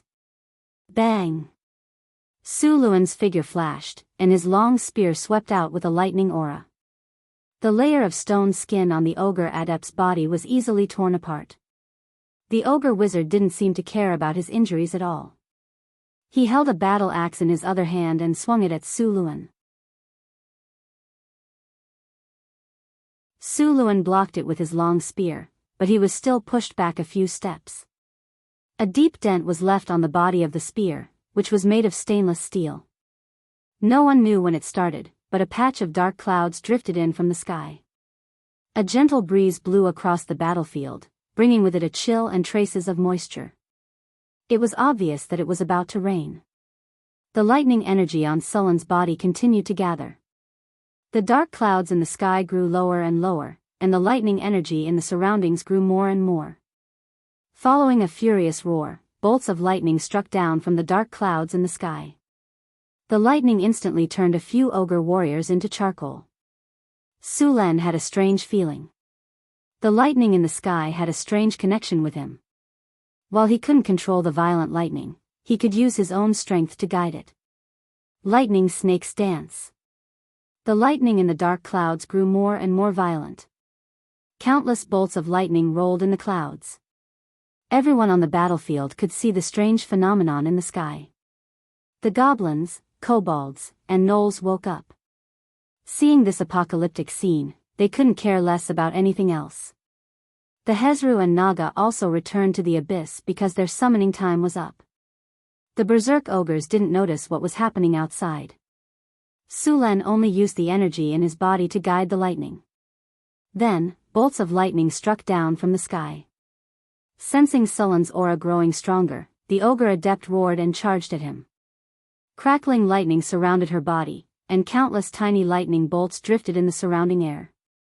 When Chris got closer, she felt her body go slightly numb, and tiny lightning bolts jumped on her body. Seeing this situation, Chris immediately retreated from the area. The ogre wizard's body was surrounded by a large amount of electricity. The layer of stone on the surface of his body had become tattered. Su Luan's body moved, and the surrounding electricity instantly gathered on his weapon. The steel spear seemed to have turned into a bolt of lightning at this moment. Sullen's figure appeared beside the barbarian adept in an instant. The weapon in his hand left afterimages as he attacked the ogre adept. The ogre adept couldn't resist at all. Soon, wounds appeared on his body. The flesh around the wounds was burned to charcoal by the lightning. The ogre adept roared again and again. But anger was useless. Soon, his anger turned into screams of agony. He swung his heavy mace wildly. He wanted to fight Su Len to the death. But at this point, he couldn't keep up with Sullen's rhythm. Su Luan dodged the ogre wizard's dying counterattack and stabbed his spear into the ogre wizard's chest like a bolt of lightning. A bowl-sized wound appeared on the ogre wizard's chest with lightning surrounding the wound. A large amount of blood gushed out from the wound and came out from the ogre wizard's back. The heavy mace slipped from the ogre adept's hand. The ogre adept took a few steps back and collapsed. Su Luan roared, thunder and lightning surged in the sky, and his whole body was surrounded by thunder and lightning. Su Luan waved his long spear, and thunder and lightning flew out from his body. They hit the ogre warriors who were fighting the barbarians. The lightning surrounded the ogre warriors and paralyzed them for a few seconds. The barbarians were very experienced. They took this opportunity to kill the ogres. In just a few seconds, more than 90% of the ogres on the battlefield were dead or severely injured. Dozens of lightning bolts shot out. Sullen's figure gradually appeared. The lightning energy around him had dissipated. Only the flashes of lightning told the story of what had just happened.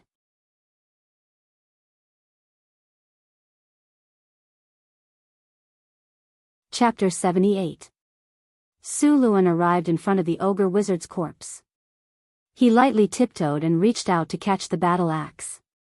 He looked down at the ogre wizard and chopped off its head with the axe. Su Len put the head in a bag and looked at the other parts of the battlefield. Master, the rest of the ogres have been killed. Chris landed beside Su Len and waved her whip back and forth. How are our casualties?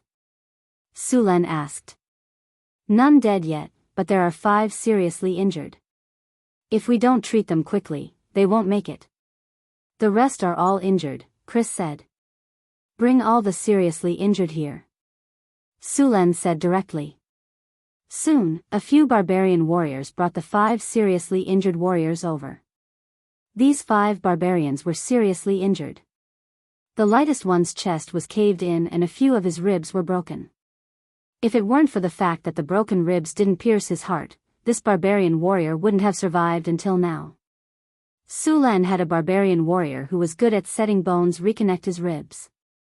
Then, he used a physical healing spell on him. Green life energy wrapped around him and entered his body. Then, it went to his injured parts.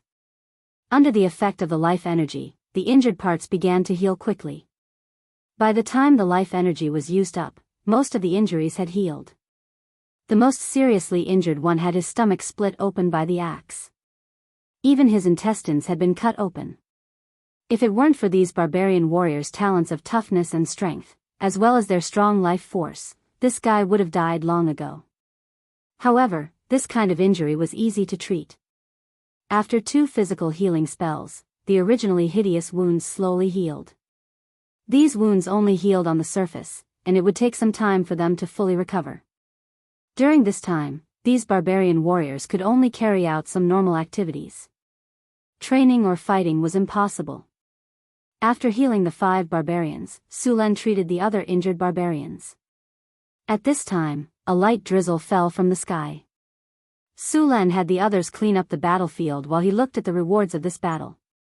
You've won a huge victory. You have defeated an ogre warhammer tribe with a wizard. Your name has spread far and wide in the wastelands. Your name has a certain degree of deterrence to other wastelands races. Your prestige +2. The battle is over. You have received 26,385 EXP, congratulations, host. Your level has increased. You have received 2 attribute points, 2 skill points, and 1 gold treasure chest. In this battle, you obtained a leaf from the Tree of Wisdom. Su Len added 2 attribute points to strength and opened his personal panel.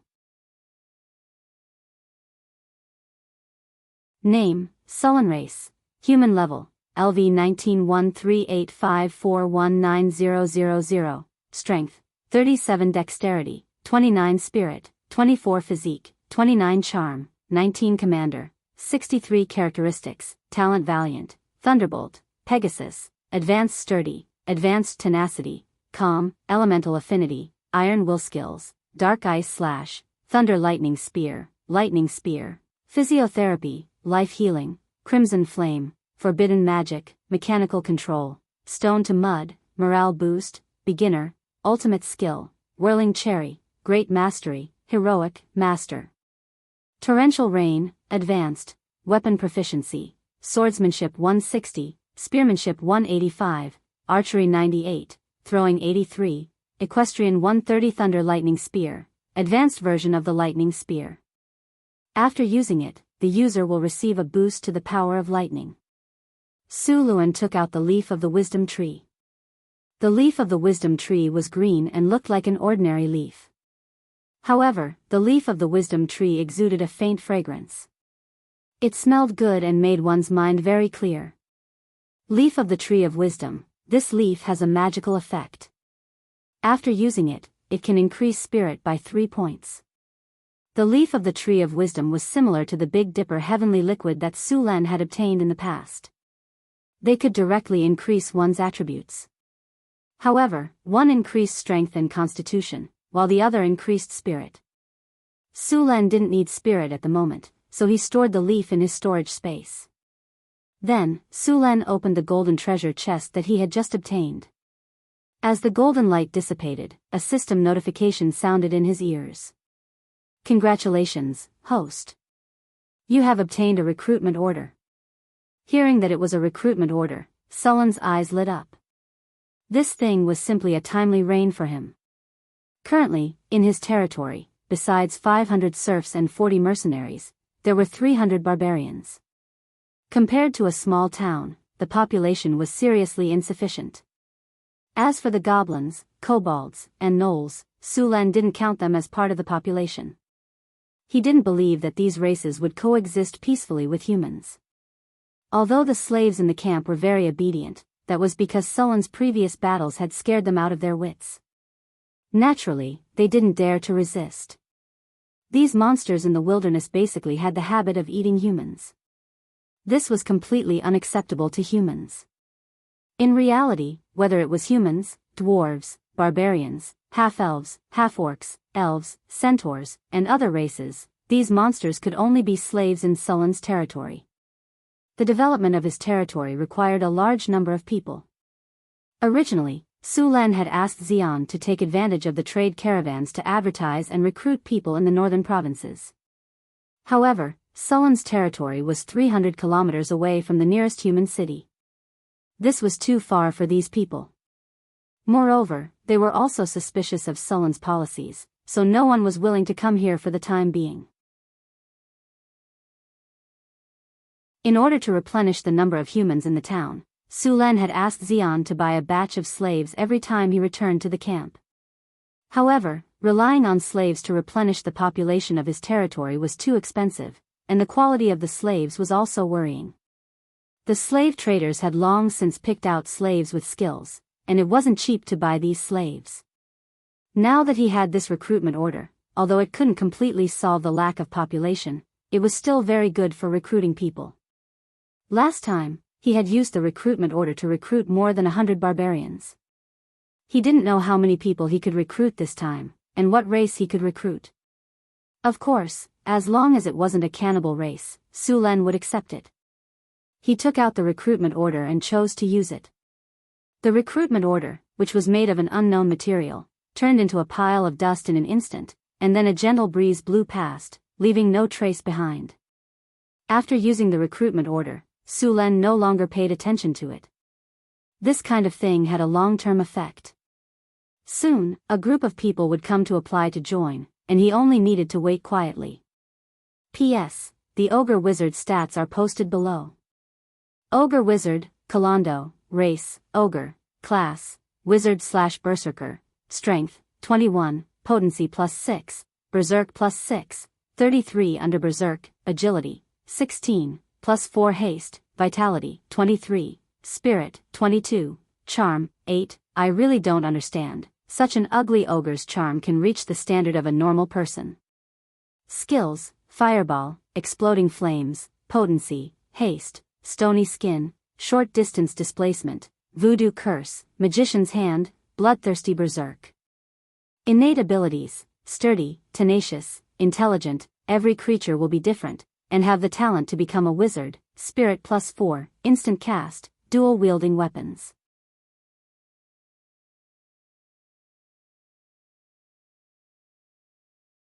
Chapter 79. After the battle, Su Len checked on the 8 ballistae. Fortunately, they weren't damaged. Only 2 of them had some small problems, and they would be fine once they got back. The surviving ogres were stabbed, and the injured goblins, houndhead men, and gnolls were also killed. Su Len didn't have any medicine to treat them, and the uninjured were all locked up. However, there weren't many goblins, houndhead men, and gnolls captured in this battle. Most of the slaves had escaped during the battle, and the rest had been killed. The slower ones had been captured by the barbarian warriors, and the total number of captives was just over 100. Apart from the captives, the spoils of war were the most abundant. The ogres' armor and maces were all made of iron. Due to the craftsmanship, they weren't light. An ogre's full set of armor weighed close to 200 pounds. Only ogres and giants could use such heavy equipment. Su Len was prepared to bring the equipment back to the furnace for recasting. There were close to 200 ogres, and all of their equipment weighed more than 2 tons. Moreover, they were made of iron, not ore. Even if Sullen's territory had iron mines, it would take at least half a month for the houndhead men in the mines to produce 2 tons of iron. After cleaning up the battlefield, Su Len didn't leave immediately. It was still drizzling, and he didn't want to rush back in the rain. There weren't many roads in the wilderness, and it would be even more difficult to travel if it rained. It wouldn't be good if he couldn't make it back in time and had to set up camp in the wilderness. However, he had to send someone back to inform the territory. He found 2 uninjured barbarians and had them send the message in the rain. Sulen brought the others into the ogre camp that hadn't been completed yet. Although the camp wasn't completed yet, the houses had been built. However, the ogres' houses still needed to be cleaned. After all, ogres weren't very particular about hygiene, and their houses couldn't be expected to be very clean. However, it was good enough to have a place to shelter them from the wind and rain in this weather. Although the autumn rain was as thin as a cow's hair, it carried a chill. Although the barbarians had strong bodies, it didn't feel good to be in the rain for an entire night. After letting the slaves clean up the camp, Sulen moved in. The barbarian warriors went to make a fire and cook. Chris went to deal with the aftermath of the battle. Sulen brought the ogre wizard's body to a room. The ogre wizard's body was placed on a large stone platform. Normal ogre corpses weren't worth much, so Sulen gave them to the gnolls as food. The ogre wizard's body was still valuable. Sulen took out a sharp knife and slit open the ogre's chest. The ogre looked fat, but after cutting it open, Sulen realized that it wasn't bloated. Instead, it was a layer of fat covering the ogre's strong muscles, especially its stomach. It looked like a swimming ring, but upon closer inspection, one could vaguely see the outline of strong muscles. Sulen took out the ogre's heart and stored it in ice.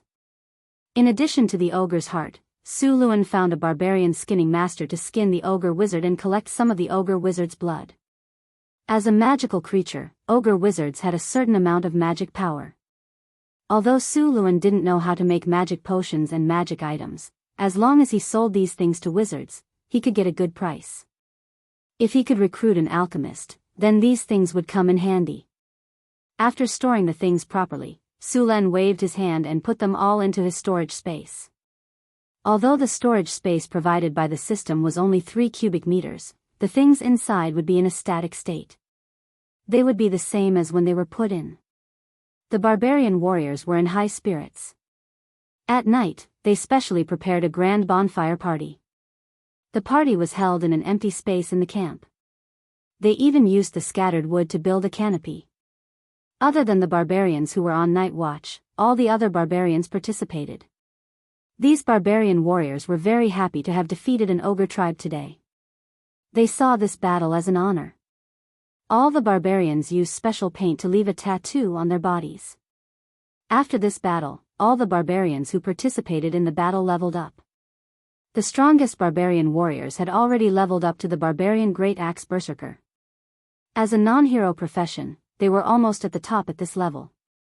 If they wanted to continue leveling up, they would need to create their own hero template and become a hero. The number of self-created hero templates was very small, and Sulen only had one so far, so this path was not realistic. Even if Sulen got a self-created hero template in the future, it would definitely not be enough for them to upgrade all of their units to the top tier. Of course, this didn't mean that they couldn't level up in the future. It was just that they couldn't rely on the system's experience to level up. If they worked hard, there was still hope to break through the bottleneck and become a hero. However, the probability was too low. It was considered high if 1 out of 100 or even 1,000 top soldiers succeeded. In fact, the only creatures in this world that didn't have a bottleneck were dragons. As long as they lived long enough, they could slowly become adult dragons, young dragons, old dragons, and ancient dragons. There was no bottleneck at all. After passing the ancient dragon stage, as long as they didn't die of old age, they could become ancient dragons, ancient dragons, ancient dragons, and even ancestral dragons. Of course, it would take at least tens of thousands of years for a young dragon to become an ancient dragon. Apart from a few creatures, no creature could live for such a long time. The lifespan of a human was between 70 to 100 years, which wasn't short in this world. Gnolls only had a natural lifespan of 35 years, goblins and kobolds were even shorter. Dwarves had a lifespan of 300 to 500 years, elves had a lifespan of 500 to 1,000 years, and even half-elves had a lifespan of 300 years. Of course, if your strength reached the legendary level, your lifespan would naturally increase greatly. The profession with the longest lifespan was the wizard. As long as a legendary wizard didn't seek death, they could easily live for hundreds or thousands of years. Even if their life was coming to an end, they could choose to reincarnate as a lich. In theory, a legendary lich could live for at least 3,000 to 5,000 years. Therefore, a legendary wizard's wealth was no less than that of a young dragon. The power of a wizard came from knowledge. Time also made them very powerful. P.S. Thank you to the Jealous Cult for the 2,000 reward. Thank you to the Heavy Dragoon for the 200 reward.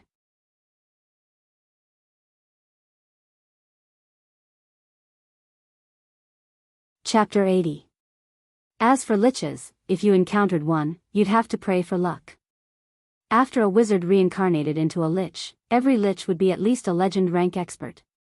They were also proficient in all kinds of spells and could be said to be one of the most dangerous creatures in the world. What was even more troublesome was that even if a lich died, it would revive through its phylactery. As long as the phylactery was not destroyed, the lich would not truly die. Among all the classes, the warrior class could be said to be the most miserable. Low-level warriors were completely cannon fodder. Only when they reached a higher level would they be better off. However, they could not be compared to wizards of the same level. If a high-level warrior could not become a legend, their stamina would begin to decline. After about 50 years of age, a warrior's body would enter a period of decline. If they could not become a legend before 60 years of age, they would basically have no chance in this lifetime. Of course, after becoming a legend, a warrior's lifespan would double, and their stamina would not decline anymore. They would be able to maintain their peak state until the last 10 years of their life. However, even if their lifespan doubled, a human warrior's lifespan would only be 200 years. Compared to a wizard's lifespan, it was simply too little. This did not mean that a legend rank warrior was not strong. On the contrary, they were very good at melee combat. It was just that if they encountered a spellcaster, they would be easily killed by a spellcaster. Pure warriors did not have the ability to cast spells, so when facing a spellcaster, they would be suppressed everywhere. Later on, some warriors also took on other classes. Those barbarian axe berserkers had now reached the peak of their class. As a top-class unit, they had awakened even more powerful abilities. Among them, the signature skill of their class, Berserk, had become Advanced Berserk. Compared to Berserk, Advanced Berserk increased the strength of their muscles and the duration was also increased. In addition to the barbarian axe berserkers, they also gained dodge intuition, which greatly increased their ability to dodge. It could be said that a fully armed barbarian axe berserker had now reached the level of a knight commander. Among all the barbarian warriors, apart from the two heroes, there were already 10 barbarians who had reached this level. The rest were barbarian warriors and barbarian great axe warriors. Chris had also leveled up, but although her strength had increased, she was still far from becoming a legend. It was not easy for Succubi to advance. When he woke up the next day, it was already noon. Last night, he had discussed the art of binding with Chris. It had to be said that Succubi were innately skilled and proficient in all kinds of positions. They could easily do many positions that humans could not do. Furthermore, Succubi had far superior physiques and recovery abilities than humans. They were both capable and durable, making them the best candidates for head maid. After destroying the ogre tribe, Sulen was very happy last night, so he celebrated with Chris. However, he didn't notice that he was having too much fun and woke up a little late. "Master, you're awake. Come wash your face." Chris strode over to the bed with her slender legs. First, she washed him with clean water, then she used the facial cleanser to carefully wipe his face. Chris had now taken care of him in the direction of total laziness. Now Suluan didn't even need to get up, and she would help him do everything. After washing up, Sulen rolled over and got out of bed. Chris gently helped him put on his clothes. Of course, it was hard to determine how long this process would take. Sometimes, it would take an hour or two. After all, he was more energetic in the morning. However, they had to return to the territory today, so Chris quickly dressed him. After a simple breakfast, the group was about to leave. The weather had cleared up, and the damp soil from yesterday's rain quickly dried up. Sulan led the barbarians to escort the captive out of the ogre territory. There were many spoils of war this time. Fortunately, the ogres had tamed a few camel beasts here. These camel beasts looked like rhinoceroses and had bad tempers. Moreover, their appetite was shocking. Although they were strong enough to pull things, they were not popular in the human world. Only the powerful ogres liked them. In addition to transporting resources, these camel beasts were also the ogres' food reserves. Ogres were carnivores. Besides various human-like creatures, they also ate other animals. However, they had a preference for human-like creatures. These camel beasts were probably the ogre tribe's food reserves. Although these camel beasts were difficult for normal people to tame and control, Sulan now had a group of barbarian warriors who were not inferior to the ogres. They could still suppress these camel beasts. More than 10 camel beasts left with the spoils of war, along with the slaves they had captured. The ogre camp was also burned down when they left. If the camp was not completely destroyed, it would be occupied by other tribes in 2 days. This place was indeed easy to defend and difficult to attack. If Sulan wasn't short on manpower, he would have wanted to occupy this camp. After destroying the camp, the ogre tribe's resources all fell into Sulan's hands. Other than iron ore, the ogre tribe had many furs. However, ogres weren't proficient in the art of making furs. Many of these furs were already damaged and rotten. After loading the relatively good ones into the carts, they burned the rest. After summoning Red Flame to set the camp on fire, the camp was soon engulfed in a sea of fire. Although they carried many spoils of war on the journey back, their speed was much faster. The strong camel beasts were much stronger than horses. There were many weeds growing in the wilderness, and there were no roads. The wheels of the carts were often entangled in the weeds. Although horses didn't know how to drag, this wasn't a problem for the camel beasts. More than 10 camel beasts formed a simple road in the wilderness. Of course, this road didn't exist for more than a few days in the wilderness. It was quickly covered by weeds. Because the camel beasts were huge, the boats built in the territory couldn't carry them.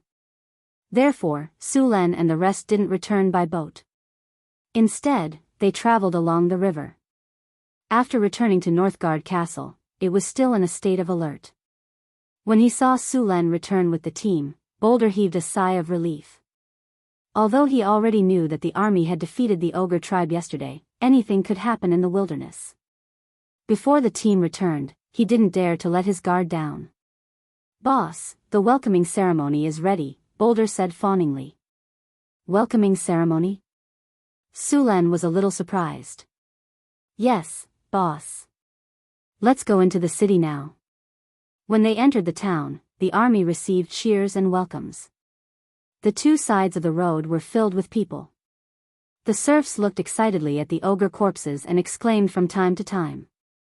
Some hot barbarian girls even boldly blew kisses to the team. "Boulder, keep this welcoming ceremony in the future." "Boss, as you wish."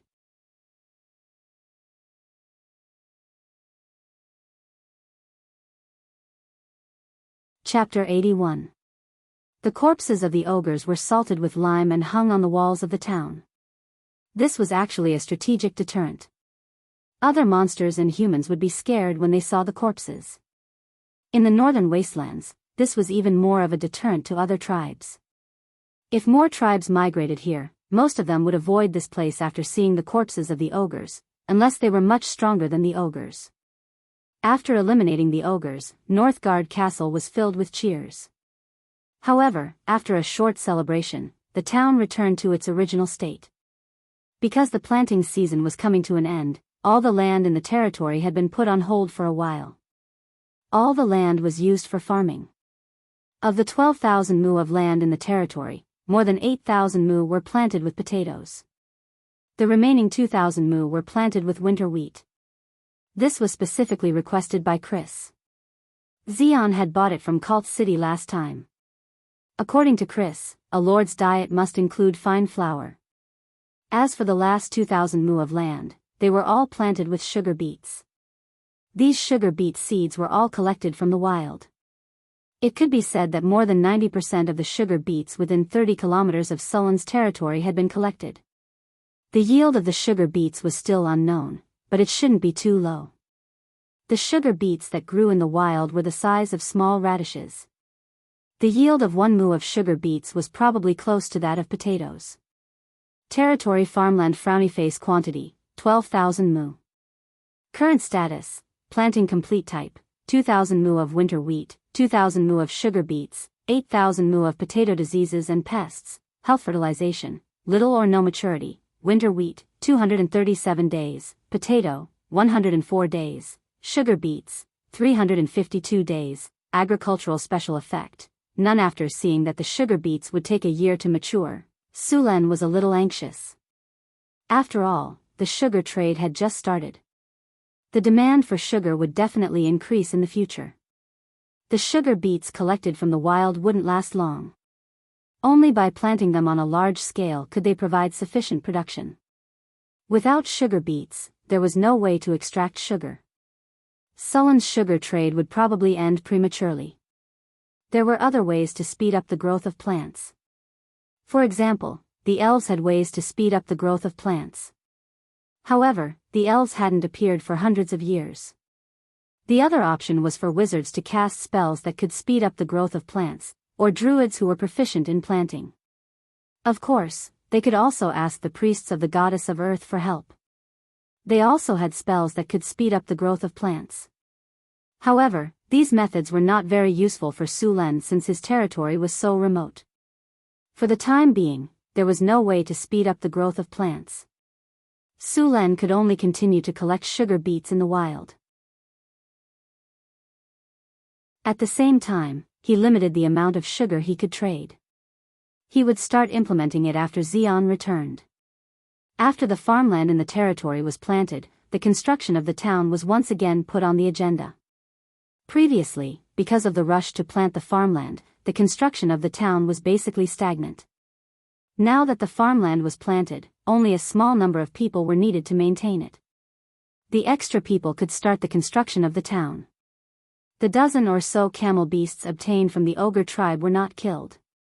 Although they had bad tempers, they were strong and could carry a lot of weight. They were very useful for transporting goods or building roads. The dozen or so beasts weighed several tons, so it was very convenient for them to transport wood and stone. Sulen specially made a few huge stone rollers and let the camel beasts roll them back and forth when they were building roads. The effect was not inferior to the professional road rollers in his previous life. With the addition of the camel beasts, the construction of the roads in the territory was very fast. In addition to the roads, the construction of Sullen's lord's castle also sped up. Due to the small size of the town, Sullen's lord's castle was not built too big. Apart from the town hall, there was also his residence, a small drill ground, and a garden where he lived. The garden was built with pure white marble. Sulen specially found these marbles in the nearby Sierra de Lotus. Sulen also used stone to mud to remove the impurities in the stone, so the marbles were as white as jade. According to Sullen's idea, he also wanted to build a fountain. However, he did not have a skilled sculptor, so the statue in the fountain could not be made. He did not want to just find a random statue, so he could only wait for the sculptors in the territory to improve their skills. A week later, Sullen's lord's castle was finally completed. Congratulations, host. The lord's castle is completed. The city management interface has been opened. Lord's castle, simple. This is a simple and crude lord's castle. The bonuses to the territory are limited. Note, a dignified and majestic lord's castle can better set off the lord's dignity. Dignity +2, security +2, defense +2, popular +1, comfort +1, city management interface, city, northern fortress, small town, location, Northern Wastelands popular, 90, the highest popular rating is 100. When the popular rating is lower than 60, the townspeople will express doubts about the Lord. When the popular rating is lower than 40, the townspeople will begin to leave. When the popular rating is lower than 30, the townspeople will have a few chances of riots. When the popular rating is lower than 20, the townspeople will rebel. Please treat your people well. Tax, 0, can set tax standards. Currently lacking a tax officer. Income, 2,000 kinnar, grain per year, 5,000 kinnar, caravan trade, national treasury, 1,200, kinnar, 8,000 units, grain, dried salted fish, 5327, dried meat, 1851, population, 812, includes barbarians, livestock, cattle, 117 bison, antelope cattle, 233, camel cattle, 17, horse cattle, 40 horses, sheriff, pending appointment. Guard captain, pending appointment. Garrison officer, pending appointment. Mayor, to be appointed, tax collector, to be appointed, steward of the castle, Chrissy, matron of waiting, Chrissy, manager of caravan, Jean social security, 80, the higher the social security, the more stable the territory is. A safe town can increase the sense of belonging of the townspeople. If the security is low, it will cause chaos in the town. Prosperity, 12, please increase the commercial activities of the town as soon as possible. The more prosperous the town is, the more people will be attracted to live there. Population required to upgrade, 5,000 current population growth, 2, 1% troops, barbarian guards, 71, longbow archers, 5, town defense, beginner stone wall territory specialties, sugar, dried salted fish, dried meat, potatoes, fur, ironware territory buildings, mayor's mansion, houses, barracks, market, warehouses, farmlands, blacksmiths, port, mines. With the territory management system, Sulen could clearly see the current state of the territory. It was a lot easier to manage the territory. The main problem now was the income and population. Other than the sugar trade, the territory's income was almost zero. The population was the foundation of the territory's growth. He was severely lacking in population. Relying on natural growth was too slow. Luckily, he still had the recruitment order. However, the recruitment order was too hard to come by. Sulen needed to find other ways to increase the population.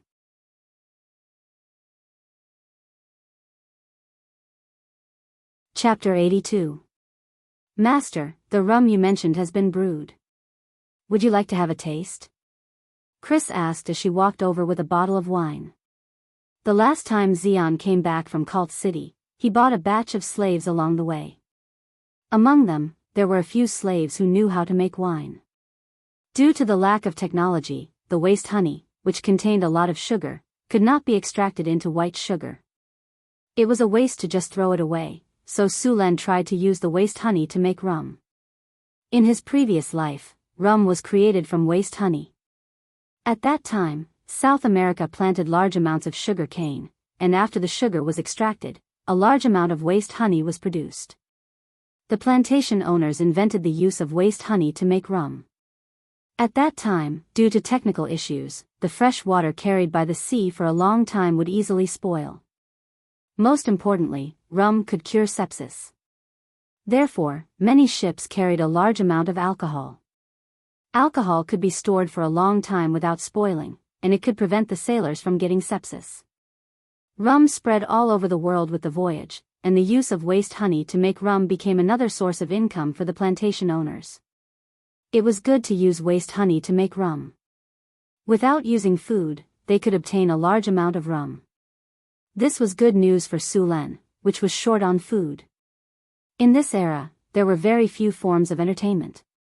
Even in Kalen City in the south, the only entertainment among the nobles was hunting or banquets. There were also very few bards or circus performances, and even fewer forms of entertainment for the commoners. The most common form of entertainment was to go to a tavern and have a drink. There were many barbarians in Sulen, all of them strong and energetic. In order to let them vent their excess energy, Su Len specially built a drill ground for them to spar. It was the same for the alcohol now. There was another reason. The trade in the territory had begun. As time passed, more and more caravans would arrive, and they would definitely bring a large number of mercenaries and caravan guards. These people would definitely need to find entertainment. There were no seafood merchants in Sulan's territory, and there were no young ladies who sold abalone. There was still a long way to go. Therefore, they could only come to the tavern. Mercenaries and guards were paid well, and they spent money quickly. As long as the tavern was built, it would definitely become an important source of income for the camp. There was no reason not to do something like this that could solve the problem of wasted honey, increase the number of entertainment options, and even make money. Taking the rum, Su Len smelled it first. There was a faint aroma of alcohol.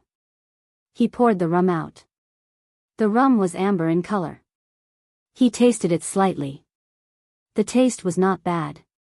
The taste was refreshing and the smell was fragrant. It was much better than the ale he had drunk before. The ale that Su Luen bought before was cheap and tasted a little sour, so the merchants added a lot of water into it. This kind of ale was also the most popular in the tavern, because it was cheap enough. It only cost 2 copper nars to drink a cup.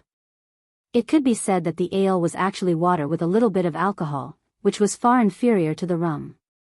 This wine tastes pretty good, Su Len said in a good mood as he put down the cup. This kind of rum is the best one they've ever made. Chris picked up Sulan's unfinished glass and tasted it. How much is the cost?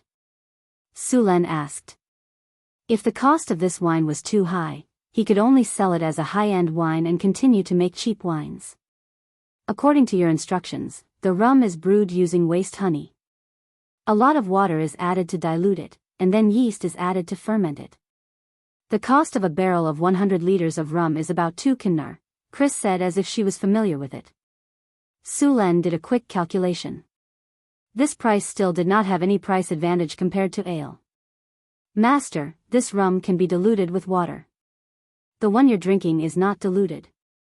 Chris explained with a smile, this kind of wine can be diluted by 1-fold. The taste will be much lighter, but it's still much better than ale. Then dilute it by 1-fold.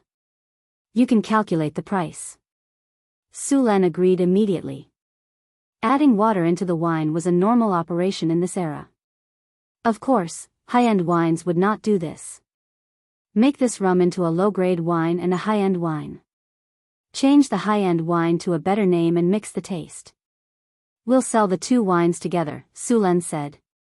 Okay, I'll go and tell them to do it. Chris nodded. Right, give each of the slaves who make the wine 30 points.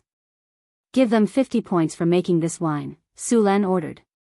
Tell them to mix the wine as soon as possible. Chris nodded and left with the rum.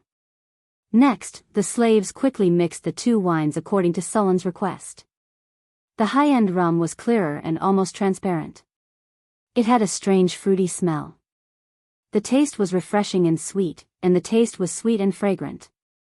It was very good.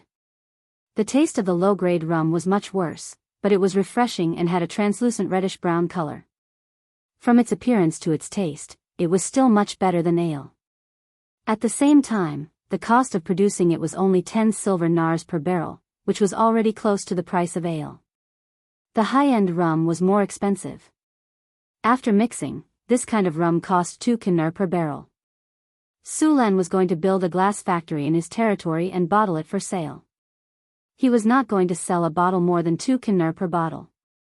1 barrel could hold at least 200 bottles. Su Len also came up with a name for this wine, cold dew wine. He also made up a story to raise the price of this wine. This was a common marketing method in his previous world, but it was definitely the first time he used it in this world.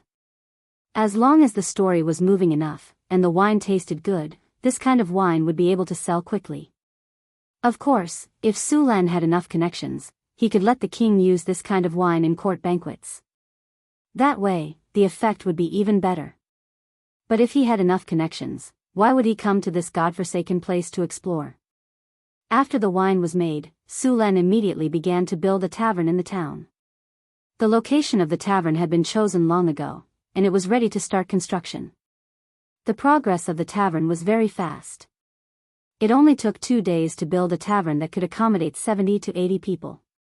Tavern, a town building. A lively tavern can let people relax after a day of work and have a drink. The tavern's appearance makes the town more prosperous. The tavern's existence will attract people who like to drink. Prosperity +5, happiness +5, information +5, security -2. Special effect, chance to attract wandering heroes to stay here.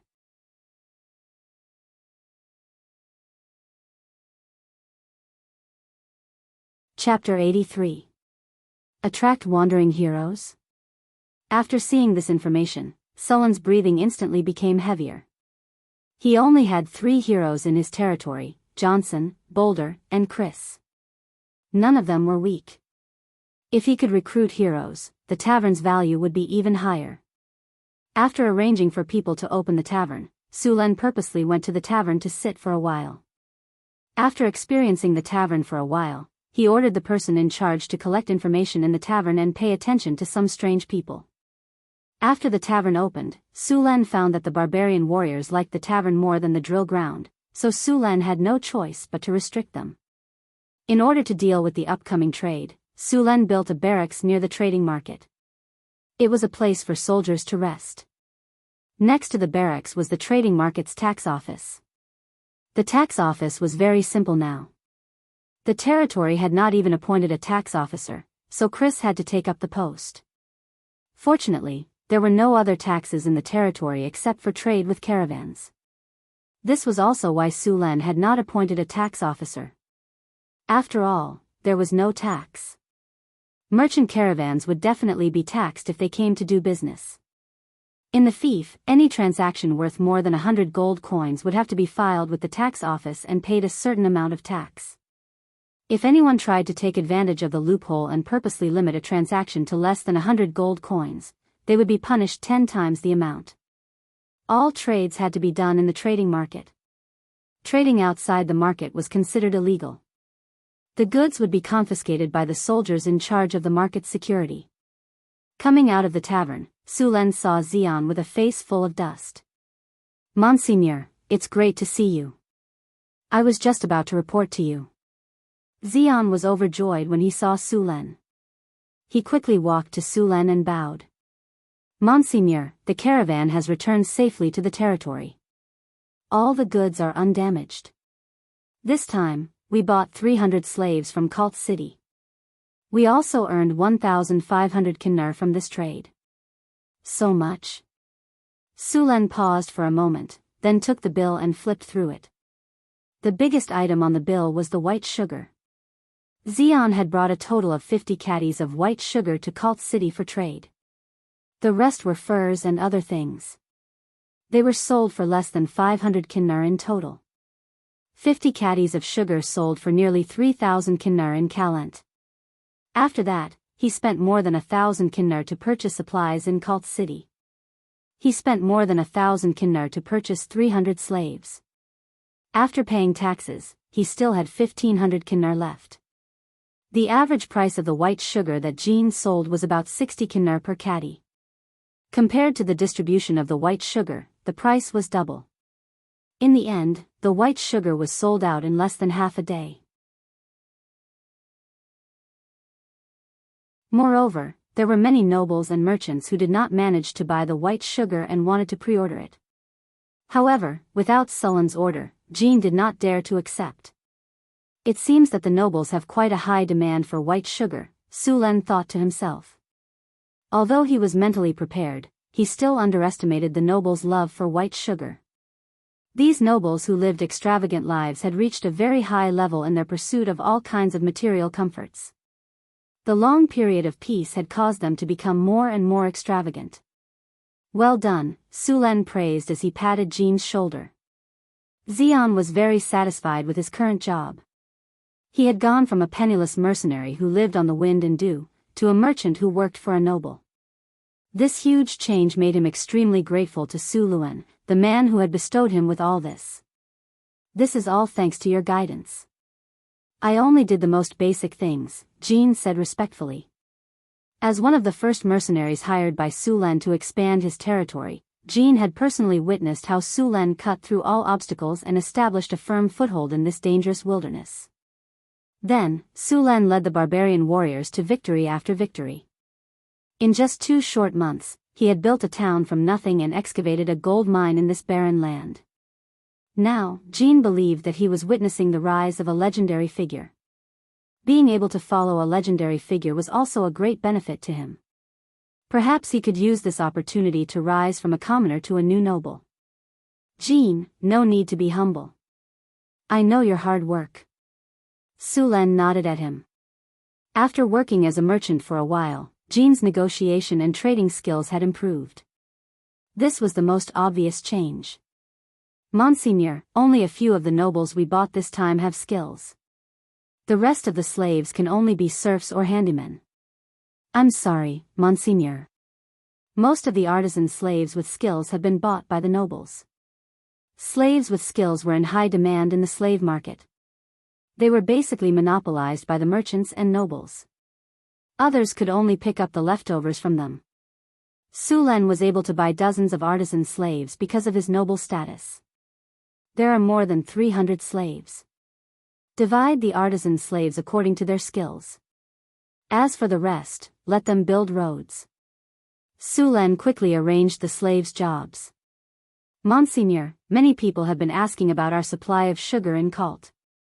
I've followed your instructions and told a few merchants. They've decided to come to our territory to trade. All right, I understand. Su Len released the news to attract other merchants. He wanted more people to compete for the sugar. Of course, other than the sugar, the arrival of many merchants would also lead to the discovery of the territory's commerce. This was very important to Su Len's territory.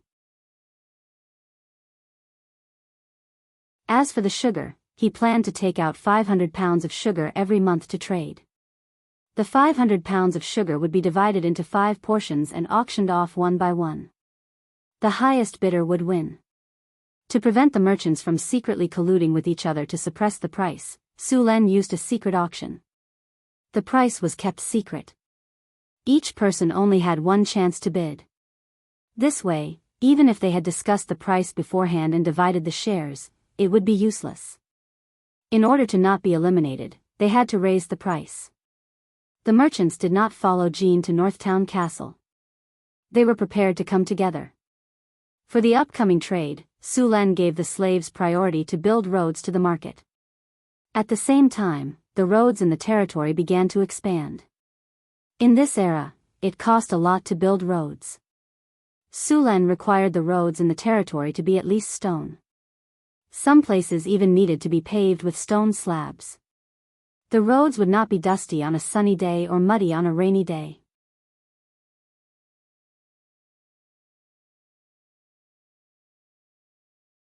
Chapter 84. Apart from roads, Su Len also started to build a water supply system for his territory. Although he had been in this world for more than 10 years, Su Len was still not used to living without running water. In this era, most cities relied on well water, and well water could be bought with money. Having a sweet well in the city was a stable source of income. Of course, some poor people would choose to fetch water from the river, while the nobles would choose to get water from the nearby mountain springs. Because it wasn't easy to get water, people in this era rarely took a bath. It was considered hygienic for a commoner to take a bath once a month. Su Len couldn't accept his barbarian warriors not taking a bath for a month. These energetic burly men had to patrol and sweep the wastelands every day, so it was inevitable that they would be covered in dust and sweat. Therefore, Su Len forced them to bathe every day.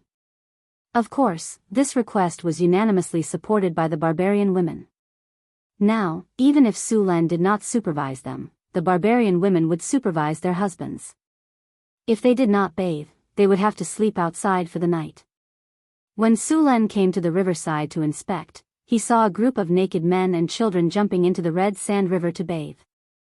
The weather was not cold at this time, so it was not bad to bathe here. It would not be good if it started snowing. Su Len planned to build a water supply system as well as some public baths.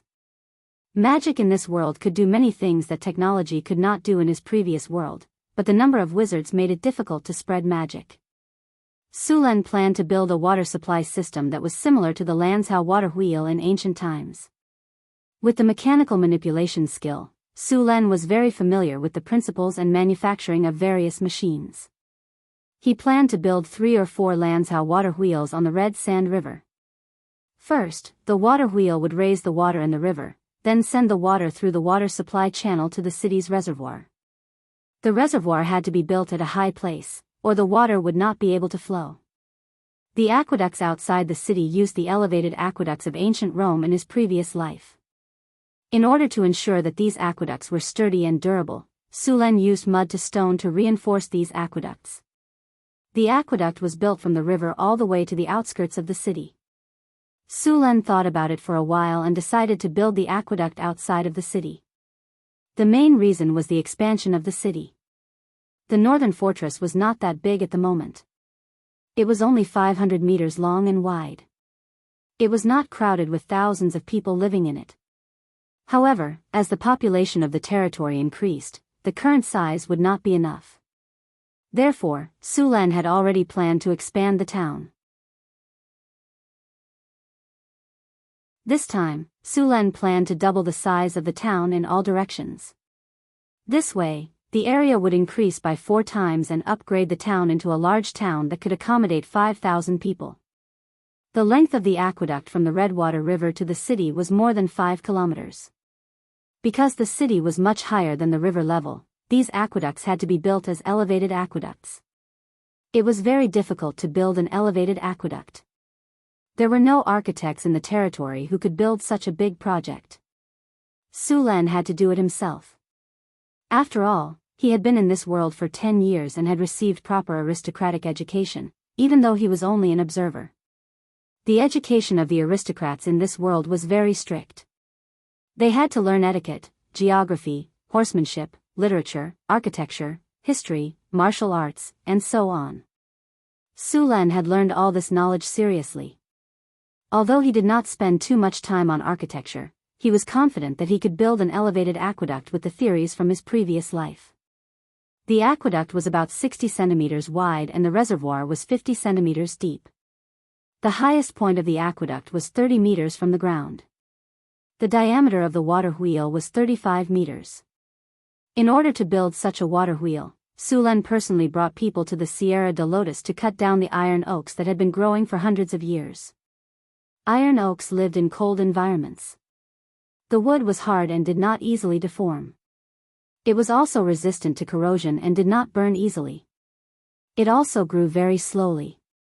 It would take at least 200 to 300 years to grow to 40 to 50 meters tall. The water wheel built with this kind of wood was light and durable. After spending a few days cutting down 8 iron oaks in the Sierra de Lotus, Su Len brought his people back with him. In order to cut down the iron oaks, Su Len brought people to exterminate 2 Jackalan tribes. Su Len had seen the Lanzhou water wheel in his previous life at the water wheel park. When he saw it up close for the first time, he was very shocked. The water wheel, which was 20 to 30 meters tall, was driven by the flow of water. It did not rely on steam or electricity to raise the water level of the river to 20 to 30 meters. The structure of the water wheel was not very complicated. According to the memories of his previous life, Su Len combined them with his mechanical control skills and finally built the first Lanzhou water wheel. The huge water wheel stood on the Red Sand River. The rapid flow of water pushed the water wheel to turn. The water tank on the outer ring of the water wheel was filled during this process. As the water wheel turned, the water rose to 30 meters in the air and poured into the aqueduct. As long as the water wheel was not damaged and the Red Sand River was not cut off, the water could be transported continuously. Water wheel, a giant water wheel built with iron oaks. The structure is ingenious, sturdy, and durable. It is a very good tool to carry water. Sturdiness plus 10, abrasion plus 10, water carrying plus 10, power plus 15, the aqueduct was built with rocks.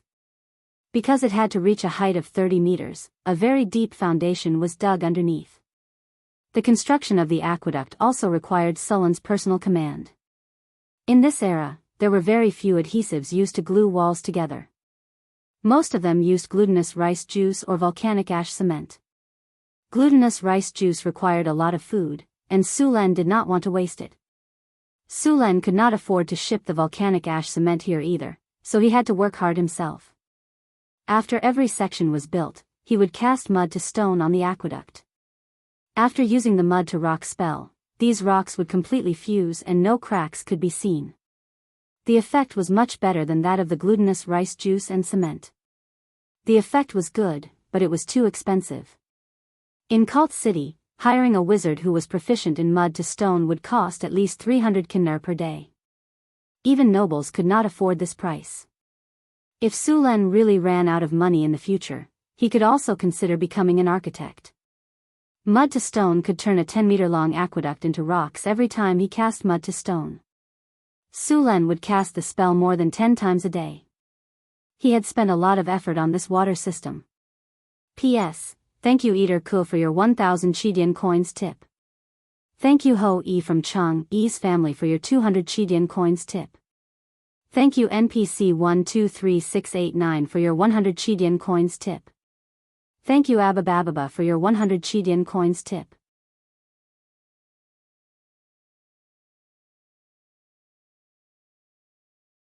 Chapter 85. The water supply system had built a large reservoir outside the city. The water from the Red Sand River was not drinkable. Although the water was clear in this era, many people drank it directly. If there were dead animals upstream, the drinking water of the entire city would be threatened. One of the reasons Sulan built the reservoir was to disinfect the water. The reservoir would be lined with pebbles, fine sand, and charcoal to filter the water. Of course, these could only filter out the impurities in the water. Sulan also prepared a fine net made of pure silver. After a few steps of filtering and disinfecting, the water source would be safe. It would take a long time to complete the water supply system. While the water supply system was being built, the caravan from Calent City arrived. After Jean left Calent City, Fernan was the manager of the caravan sent by the Fiery Bird Chamber of Commerce to the northern fortress. At the same time, he was also the biggest merchant among the 8. The Skylark Chamber of Commerce, which had already cooperated with the northern fortress, was also among them. However, the Skylark Chamber of Commerce was only ranked 4th among the 8. Other than Robert from the Skylark Chamber of Commerce, there was another person Sulan knew. He was the manager of the Bauhinia Chamber of Commerce, Owen. Yes, he was the fatty that Sulan set up last time. When he came here to steal from Northtown Castle, he didn't want to pay any price. In the end, he was set up by Sulan and the barbarian warriors. He didn't expect that he would dare to come here to make a deal. Of course, Sulan wouldn't set him up on purpose. He needed Northtown Castle to prosper. It was better not to set people up. Of course, if someone thought Sulan was easy to bully, he wouldn't mind playing with them. Mr. Fernan, I think we should form an alliance and monopolize the sugar trade here. Yes, I think so too. As long as we can monopolize the sugar trade here, we can easily double our annual profit. I agree. The other managers all agreed. They already considered the sugar trade in Northtown Castle to be theirs. Since everyone agrees to monopolize the sugar trade, we need to divide some shares. Fernan nodded. Closely after that, Fernan glanced at the managers of the other 7 chambers of commerce before saying bluntly, I want 20% of the white sugar. You can negotiate the remaining 80% among yourselves. The other 7 chambers of commerce did not have any objections to this. Clearly, this was already the norm. Following this, the 7 chambers of commerce began to continuously negotiate and quarrel for a larger share, causing the entire scene to become extremely heated. Fernan didn't intend to interrupt. Instead, he took out a pair of delicate scissors and carefully trimmed his nails. It wasn't until the managers of these chambers of commerce decided on the shares that they began to speak. Since we have already agreed on the shares, Then let's confirm the purchase price. Robert, how much did you pay for Kinner last time? 50 Kinner a caddy. That's too expensive. We should ask him to lower the price. Owen said impatiently as soon as Robert finished his sentence. Yes, lower the price. I think we should lower it to at least 35 Kinner before we can accept it. Another manager of the caravan agreed. You're oversimplifying the problem. In order to get a high price, he might be preparing to auction it off. Robert knew how difficult it was to deal with Chris, so he directly poured cold water on her. So what? We've already agreed on the price. If it's higher than that, we won't bid. Yes, let's do that. The group of people agreed. What if he's not willing to sell? One of them suddenly asked. Simple. If he dares to reject the deal, then we'll show him the power of our 8 chambers of commerce. I think he'll agree. The others laughed. As the 8 biggest chambers of commerce in Cult City, they controlled more than 60% of the city's trade. They had the right to say that. After the discussion, they held a small banquet before they went to prepare the caravan for the Northgard fortress. Sulan didn't know that the 8 chambers of commerce had already agreed to monopolize the sugar trade. Of course, even if he knew, he wouldn't care. In his opinion, the alliance of these people was not reliable at all. A small external force was all it would take for the alliance to fall apart. The 8 caravans arrived at Northgard Castle. Other than Robert, the other caravans were shocked by the sight of Northgard Castle. In their minds, this small territory in the northern wasteland should be even better than the countryside in the north. However, when they arrived, they realized that although the town was small, it was unusually clean and tidy. The roads were all paved with stones. There were drainage ditches on both sides of the roads. There was no stench of feces in the air. All the houses were neatly arranged. It had a different kind of beauty to it. Everyone was informed of the rules before entering the town. It was the first time they heard of such complicated rules. Many of the guards and mercenaries found it hard to accept. Which city had a rule that one must walk on the right when walking? What was a small, broken town like this? In the end, after the 2 barbarian axe warriors taught the restless mercenaries a lesson, all the caravans agreed. They couldn't do anything about it. Who would have thought that the 2 barbarian warriors could take out more than half of the guards and mercenaries of a caravan? After knowing the strength of Northgard Castle, even the managers of the caravans became obedient. After a show of strength, the caravans were arranged to stay at the trading market. Suluan did not have much interest in the arrival of the caravan. He was now busy building the water supply canal. The water supply canal from the river was gradually lowered. The starting point of the canal by the river was about half a meter lower than the end point of the reservoir. The closer it was to the town, the higher the ground was. The less work there was to do, and the faster the construction was. After casting mud to rock on this section of the water supply canal, Suluan rode his black-maned horse to the tavern. During this time, he would sit in the tavern for a while every day. After all, the tavern's attributes said that there was a chance to attract some heroes here. He was going to try his luck at the tavern. If he met a hero, he would make a profit. After arriving at the tavern, Sulan realized that the tavern was very lively today. The tavern that could hold 80 to 90 people was full. Luckily, the tavern was a 3-story building. There were still many empty seats on the second floor. Suluan asked for a glass of rum, and then found a corner and began to observe the guests in the tavern. But to his disappointment, although there were many people in the tavern today, these people were either guards or mercenaries. He didn't find any special people at all. These mercenaries liked rum very much. Although it was twice as expensive as ale, it was still very popular. It seemed that rum could be sold for a good price.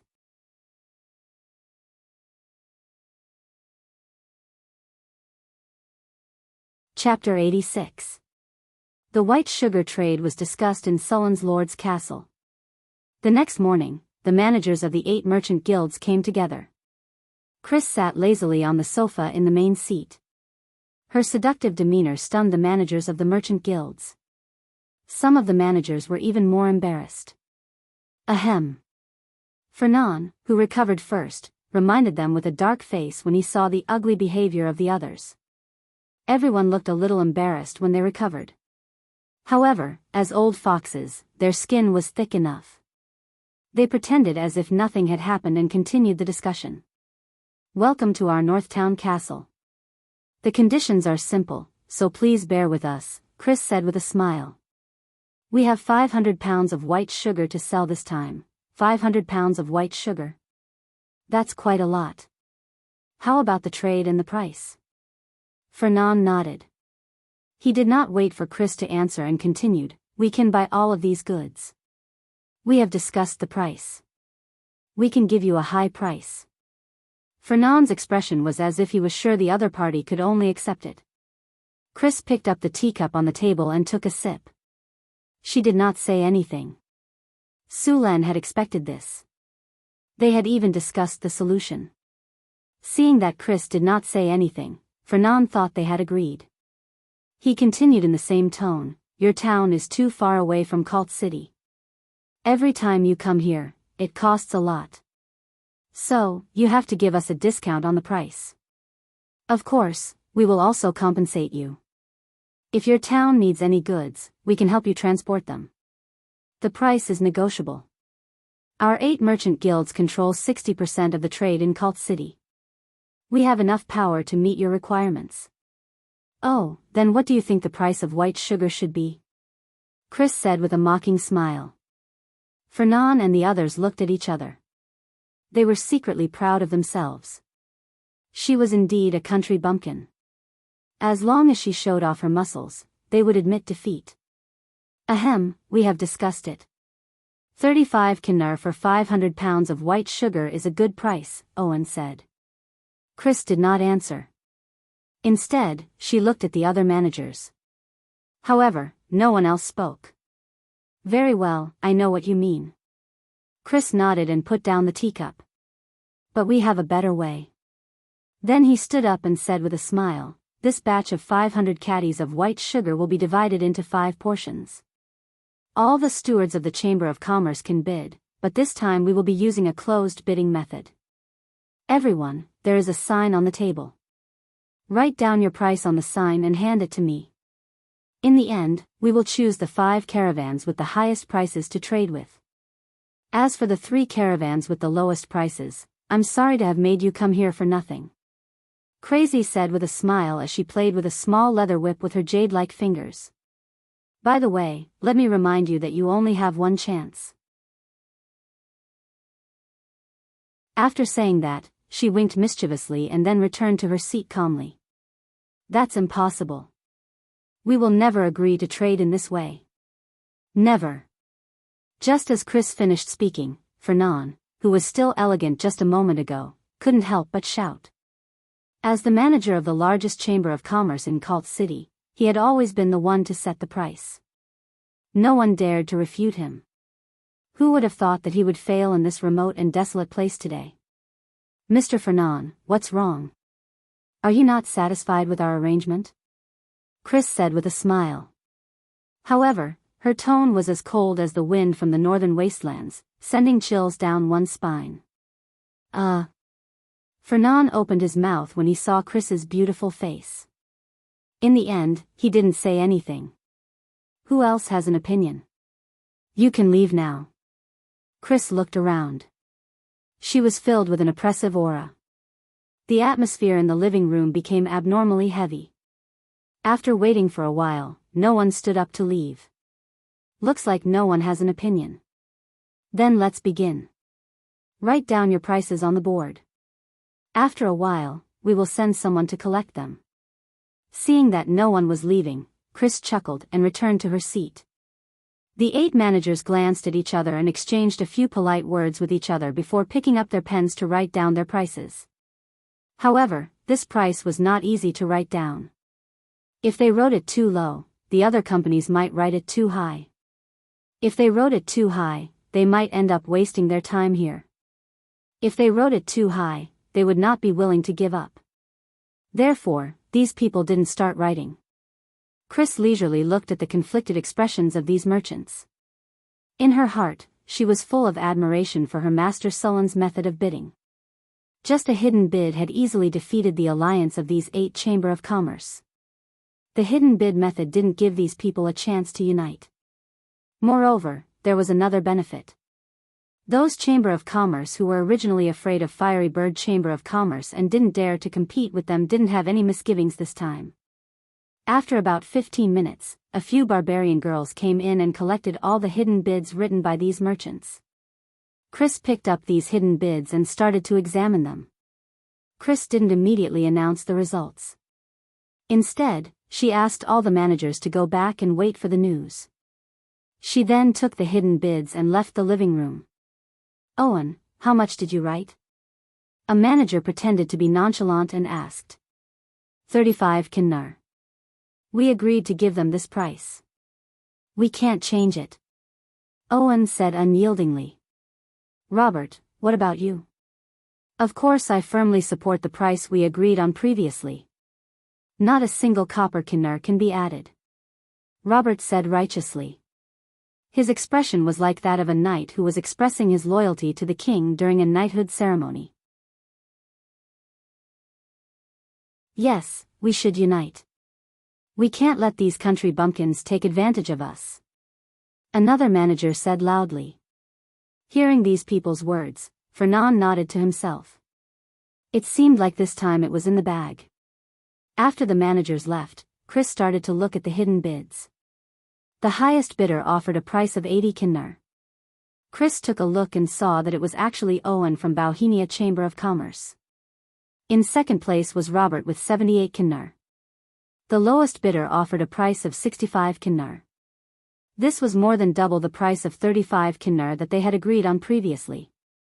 Among the top 5 Chamber of Commerce, the lowest bid was 73 kinnar. The average price was 76 kinnar. The 500 caddies of white sugar sold for at least 38,000 kinnar.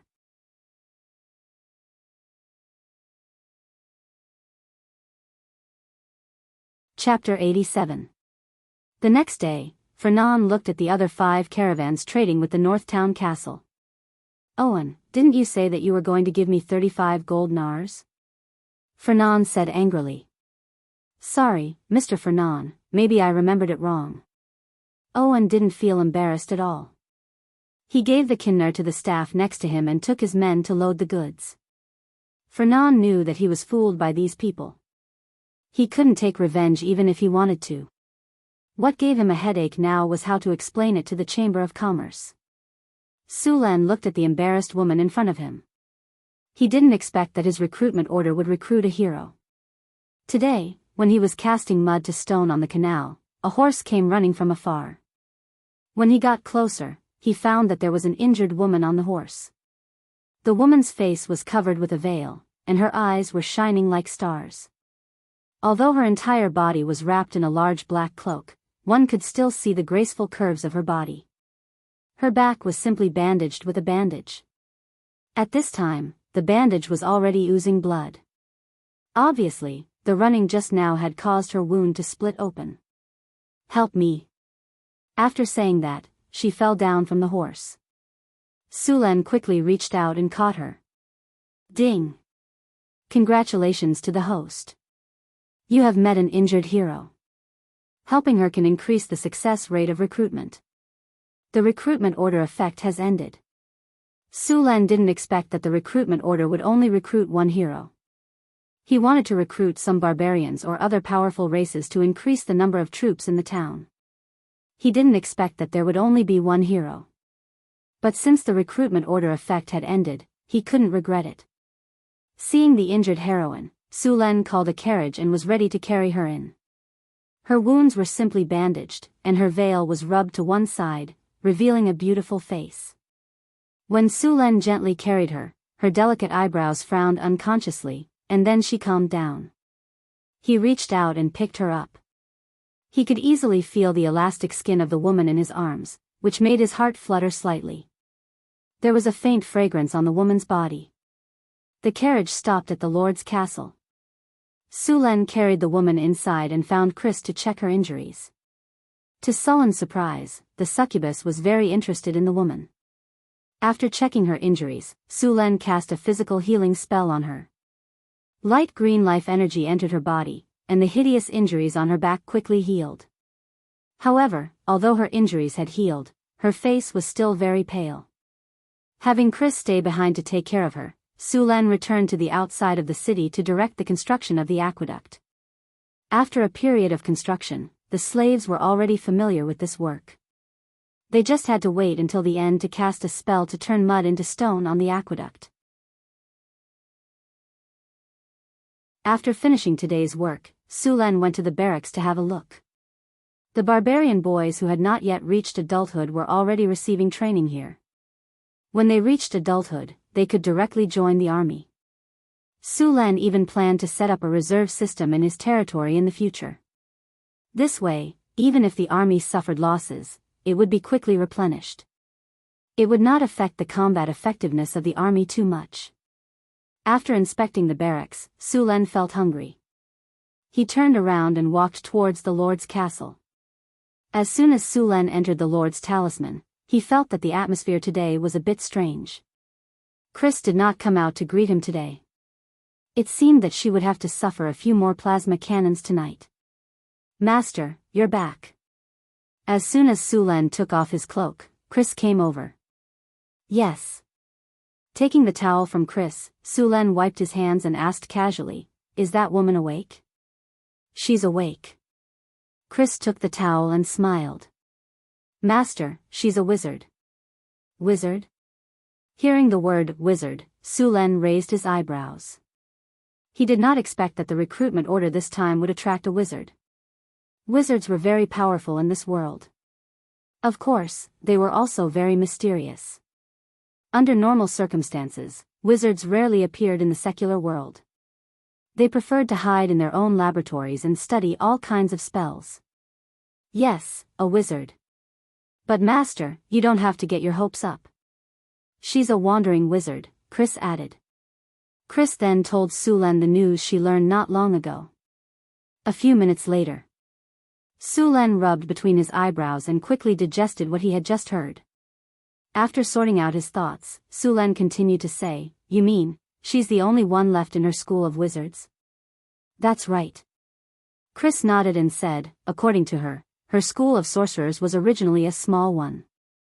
After her elder was injured in a conflict with a dark sorcerer, he passed away soon after. Because she was worried that the dark sorcerers would take revenge, she left her original place and began to wander. This time, she came to the northern wastelands to collect some materials for experiments. In the end, she was attacked by 2 adult violent mountain bears. Fortunately, she was lucky enough to injure the 2 violent mountain bears and escape. She was also lucky enough to come to our territory. What luck! It was obviously the recruitment order that was powerful. Su Len complained about the recruitment order in his heart. Then he continued to say, "In other words, she's a lousy wizard?" Chris glared at Su Len coquettishly and said softly, "She's a girl." "How can you say that?" Okay. She's a mysterious witch." Su Len shrugged. "Then does she have any plans?" "It seems like she wants to stay here for the time being." "Of course, she said that she's willing to serve you, the great lord." "Master, she's also an alchemist, and very beautiful." After saying that, she even winked at Su Len teasingly. Alchemists were also a branch of wizards. Most wizards would take on this profession. Alchemists could use all kinds of materials to create things with magical powers. All kinds of magic weapons, armors, and magic tools in the human world were basically made by alchemists. If there was an alchemist, then the things in his warehouse could be used. The ogre heart, blood, and skin left behind by the ogre wizard he killed last time, and the heart, blood, and tiger skin left behind by the Gale tiger Su Len killed. These things were very good raw materials. After being made into potions or equipment, they could quickly increase the strength of the territory.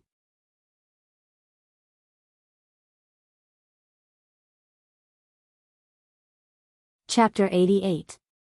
Su Len and Chris went to the backyard together. Hathaway was still resting on the bed. Hathaway was the witch Su Len had saved.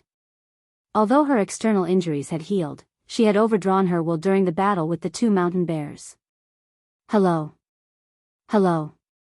Thank you for saving me. Hathaway stood up and said. At this time, Su Len had a clear look at her appearance. Her wine-red hair draped over her shoulders. Her white face was pale due to her injuries, but her facial features were exquisite. Her large black eyes shone like stars. Her loose robe did not cover up her curvaceous figure. The robe in front of her chest was pushed up high. Her breasts were so big that he could not hold them with one hand. He liked this kind of girl who had a big heart. Chris did not lie. Hathaway was definitely a beautiful woman. Compared to Chris's charm, Hathaway had a mysterious charm. Anyone who sees such a beautiful lady injured would lend a helping hand. Su Len said with a smile. You are a true noble. Thank you for the compliment. Miss Hathaway, I would like to invite you to join my territory. What do you think? I accept your invitation. Hathaway nodded. Ding. Congratulations to the host. You have successfully recruited a hero. You are rewarded with a silver chest.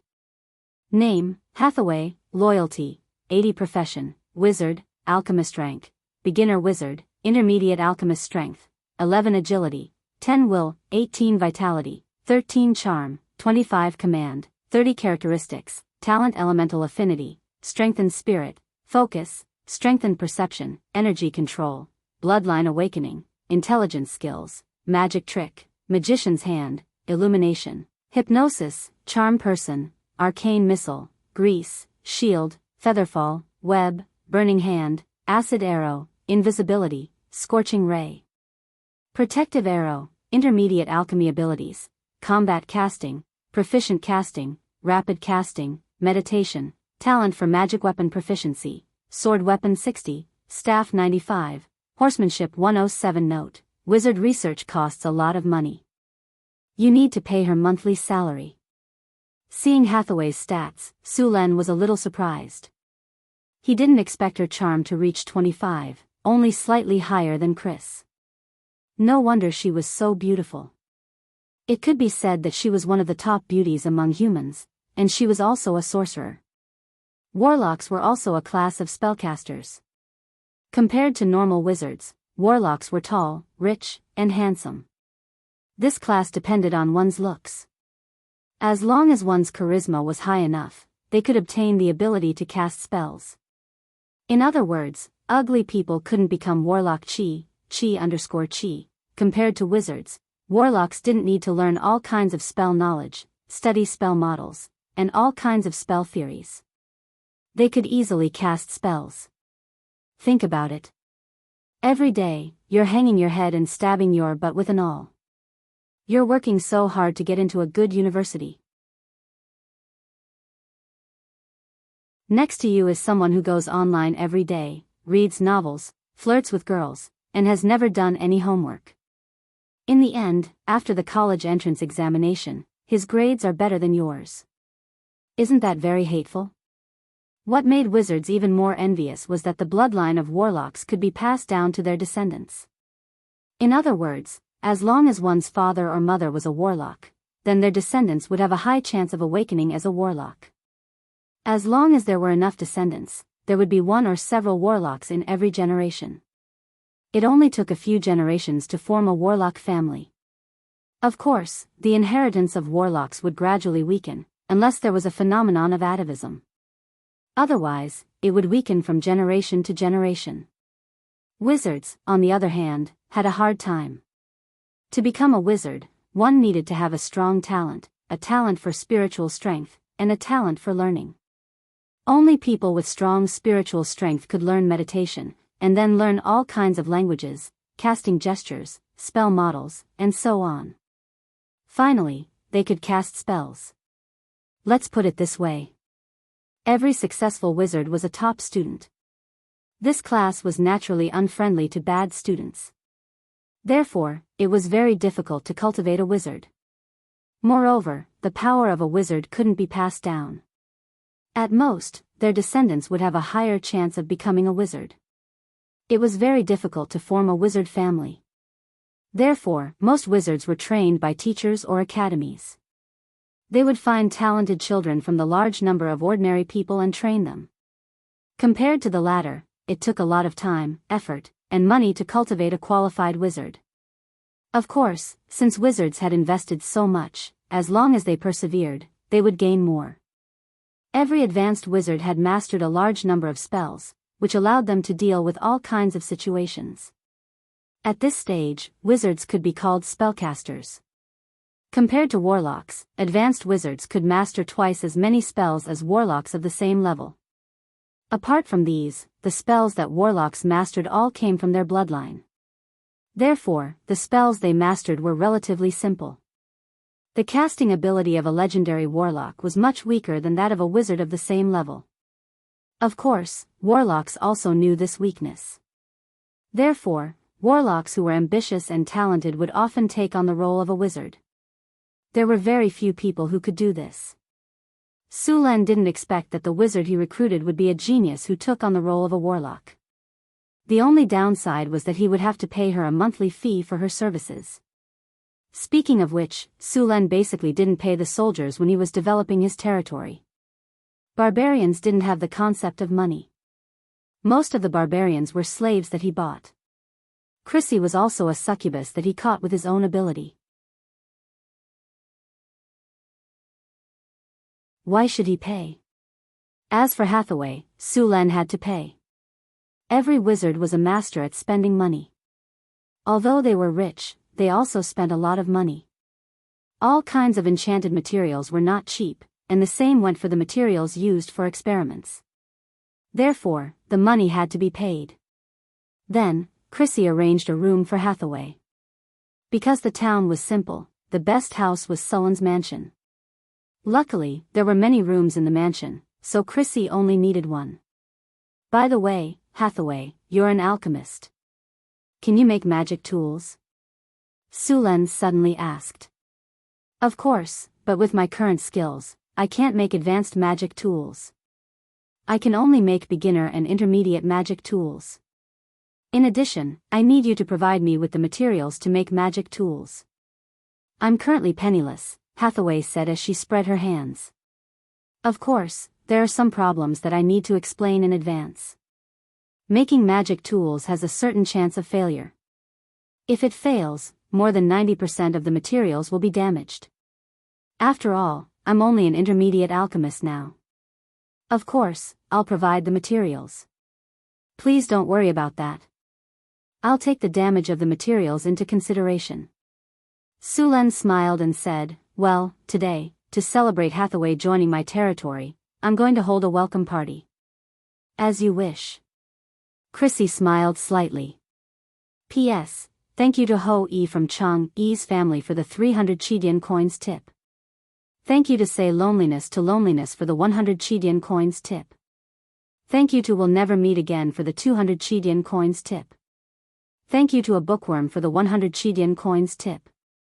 Thank you to Yunzhong 128 for the 100 Qidian coins tip.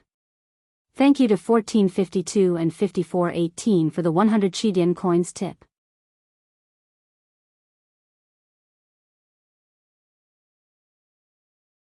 Chapter 89. Hathaway was now a beginner wizard and a beginner warlock. She was on the same level as a human knight. Only by activating her own life energy could she be considered a knight, followed by a grand knight, a knight commander, a conferred knight, and a legendary knight. It was not easy for a normal person to become a knight.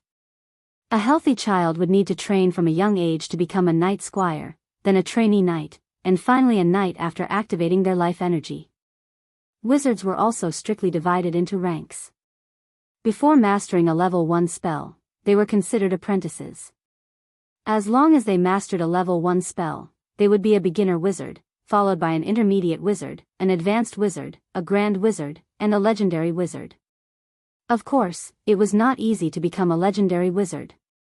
Every human kingdom had at least 1 or 2 legendary knights, but the number of legendary wizards was a lot less. Basically, only the upper echelons knew their names. Ordinary people had never heard of them. As for the barbarian soldiers in Sulan, they were barbarian hunter, barbarian warrior, barbarian axe warrior, and barbarian axe berserker. As long as the barbarians were recognized by the system, they could be promoted. The barbarians were a powerful race and were naturally stronger than humans. Therefore, as long as a barbarian reached adulthood, they could become a barbarian hunter. However, this was only the same level as a human squire. When they became a barbarian warrior, they would be equivalent to a human knight. The top military class would reach the level of a knight commander. However, although the system's military class accelerated the growth of their strength, it was difficult to level up after reaching the top military class. After the territory passed the most difficult period, the resources here were also a lot more abundant. More than half of the 38,000 kinnar from the sugar trade had been spent to buy various daily necessities brought by the merchants. Therefore, Sulan's standard of living had improved a lot. Although the dinner was prepared at the last minute, there was still a lot of food. There were roasted whole lamb, steak, roast goose, and various desserts. The most popular desserts were the various desserts. It took Sulan a lot of effort to make this ice cream after he had white sugar. He added all kinds of fruit sugar to milk and then froze it with ice magic to make this ice cream. Chris liked the taste after eating it once. Hathaway also had no resistance to this ice cream. Ding! Your subordinate hero Hathaway is very satisfied with the ice cream. Her sense of belonging to the territory has increased. Hathaway's loyalty has increased by 5 points. Hearing the system notification, Sulan was slightly stunned. Just like that, the loyalty of a witch was increased. How could a meal of ice cream attract a witch?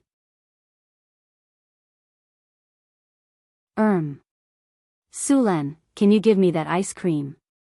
Hathaway stared pitifully at the untouched ice cream in front of Sulan. Looking at her greedy look, Sulan shook his head helplessly, then handed over his cup of ice cream. Here, eat it. Thank you. Hathaway quickly took the ice cream and couldn't wait to put a spoonful into her mouth. Then, she closed her eyes with a face full of enjoyment. Her expression was very much like a cat that was being stroked. After the banquet, everyone went back to have a rest. In this era, there were few ways of entertainment, especially at night. Suluan was very vengeful, so he took Chris back. He was going to teach this little succubus a lesson tonight. He would use the plasma cannon as much as he wanted. The house was covered with velvet, and the quilt was very soft. Ever since she started wandering, she hadn't slept in such a comfortable bed for a long time. However, as soon as she lay down, she vaguely heard some strange noises coming from outside. At first, she thought it was strange, but when she realized, Hathaway blushed and spat in the direction of the noise. Then, she covered her head with the quilt and went to sleep. However, the velvet quilt couldn't block out the noises. Although she was covered with the quilt, the noises were getting louder and louder. It was like a cat's paw scratching back and forth in her heart. The noises lasted until midnight before it finally stopped. The next morning, Sulan woke up feeling refreshed. When he was having breakfast, he bumped into Hathaway. However, Hathaway didn't seem to have slept well last night. The dark circles on her face were very obvious, and she couldn't stop yawning while eating. Hathaway, didn't you sleep well last night? Is the bed uncomfortable? Sulan asked with concern. The bed is very comfortable, but there were 2 cats outside the window last night that kept meowing until midnight. It was so noisy that I couldn't sleep until midnight. Hathaway rolled her eyes at Sulan. Then, she finished her breakfast, yawned, and went back to sleep. Cats meowing? There are cats here? Sulan was a little confused. What he didn't know was that Succubi's voice had a special magic that could easily transmit the sound to Hathaway's room. Since there were wizards in the territory, they needed to build a laboratory. Because wizards' experiments often had a certain degree of danger, the laboratory needed to be built far away from people's residences. After letting Hathaway choose a place in the territory, Sulan continued to direct the construction of the aqueduct. After casting mud to rock on the aqueduct, Sulen suddenly remembered that there was still a treasure chest that he hadn't opened. While the slaves were working, Sulen opened the storage space and opened the silver treasure chest inside. Congratulations, you have opened the silver treasure chest. You have received the skill Earth Spring Surge. Earth Spring Surge. After use, a fountain can be created in the underground water veins, and enemies on the ground will be blasted into the air. Sulen looked at the skill. To be honest, the power of this skill was just a so-so. It consumed a lot of mana, and the damage was average. However, it didn't mean that this skill was useless. On the contrary, this skill had many uses. Originally, Sulen planned to let the Lord's mansion use the aqueduct water. Now that he had this skill, he planned to directly create a spring in the Lord's mansion. With this spring, even the fountain in the garden could be used. After letting the slaves continue to build the aqueduct, Sulen mounted his horse and rushed to the Lord's mansion. Soon, Sulen arrived at the backyard. At this time, there was no one in the backyard. After spending a skill point to learn Earthspring Surge, Sulen released his mana and prepared to cast it. As his mana was cast, his power of the will merged with the ground, passed through the rock layer, and quickly found a water vein 30 meters underground. Then, he guided the water vein continuously upward. Finally, the water vein broke through the surface and directly gushed up to a height of more than 10 meters. The movement here quickly attracted the attention of others. After a while, Chris and Hathaway came and then cooperated with Sulen to connect the fountain to the Lord's mansion's water supply system.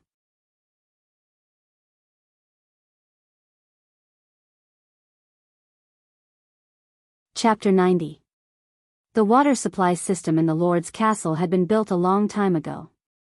Previously, they had been waiting for the water supply system outside the city.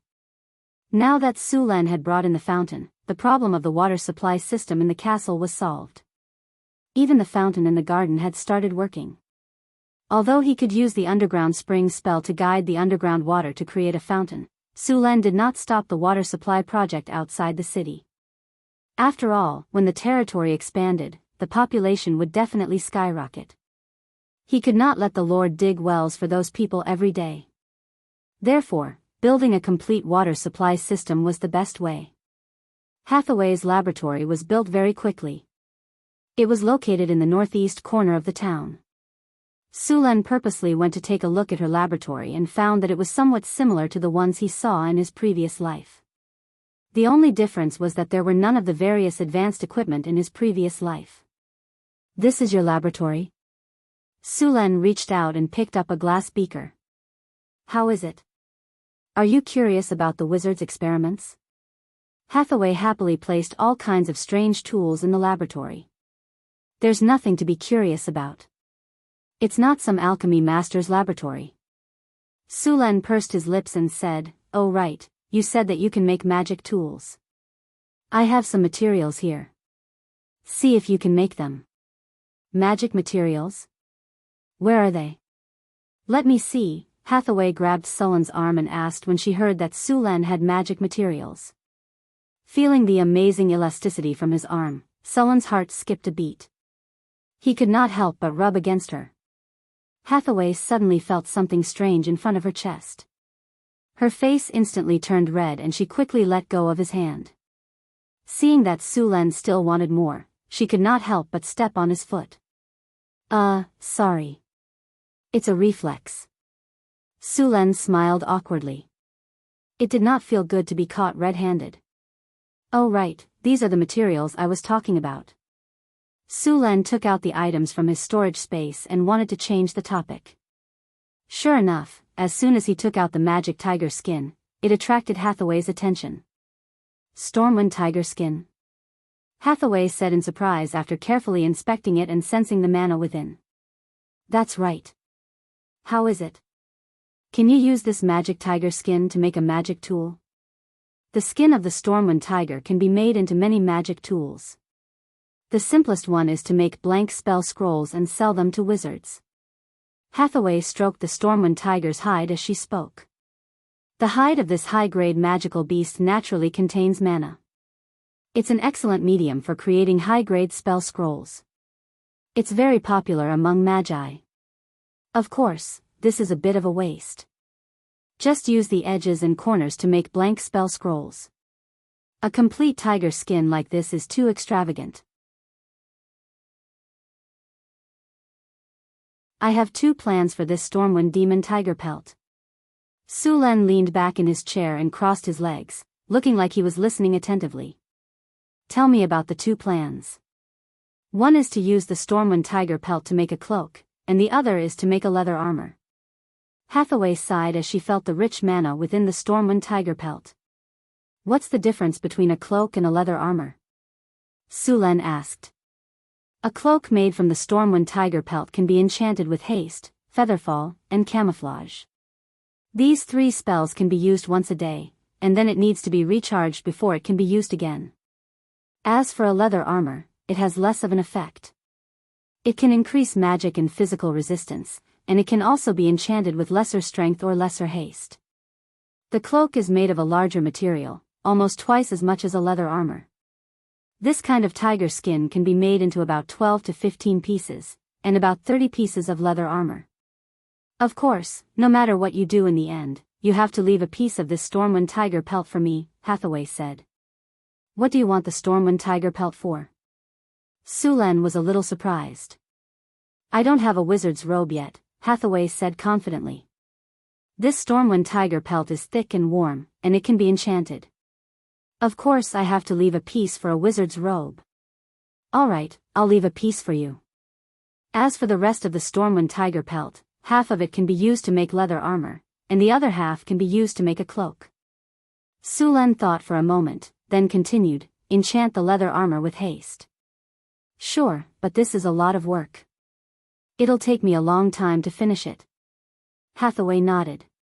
Then, as if she had thought of something, she quickly asked, by the way, since you have such a complete set of Stormwind tiger pelt, do you have the other parts of the Stormwind tiger pelt as well? Yes, do you want them? Su Len asked. Hathaway said, to make leather armor and cloaks, you need to carve runes on them. The most suitable material for carving runes on a Stormwind tiger pelt is its blood. Carving runes with its blood will have a higher success rate. I have quite a lot of blood stored in the Lord's Castle's warehouse. I'll have Chris send it over to you later. By the way, do you know what to do with the Stormwind tiger pelt's heart? The heart, huh? It can be used to make potions, but I've only made low-level potions. I haven't made any mid-level potions with the heart of a Stormwind tiger pelt, so I can't guarantee the success rate. It's fine. It's okay if you fail. Just treat it as practice. Su Len waved his hand casually. I still have the skin and heart of the ogre shamans. I'll give them to you when you're done with them. Ogre shamans? Hathaway looked at Su Len in surprise. Ogre shamans? What about them? Ogre shamans are at the level of great wizards. You killed them. Great wizard level? It's okay. Su Len didn't take it to heart. Hearing Surin's words, Hathaway was speechless for a while. What did he mean by not bad? That was the level of a great wizard. As long as it advanced one more time, it would become a powerful legendary monster. Why did he say that it was similar to a gnoll? The heart and skin of the ogre shamans. I can't handle these materials, but I know what kind of tools they can be used to make. What kind of equipment can they be used to make? Su Len was interested. There aren't many things that can be made from the skin of the ogre shamans. The best ones are the ogre strength bracers and the ogre strength girdle. The ogre strength bracers and the ogre strength girdle can both increase strength by 2 points. When combined into a set, it can increase strength by 6 points. The maximum strength increase won't exceed the strength of an adult ogre. The strength of an adult ogre was 16 points. This meant that the maximum increase from this set of equipment was 16 points. A novice knight with 10 points of strength would become a Hercules with 16 points of strength after equipping this set of equipment. However, this set of equipment was useless to Su Len.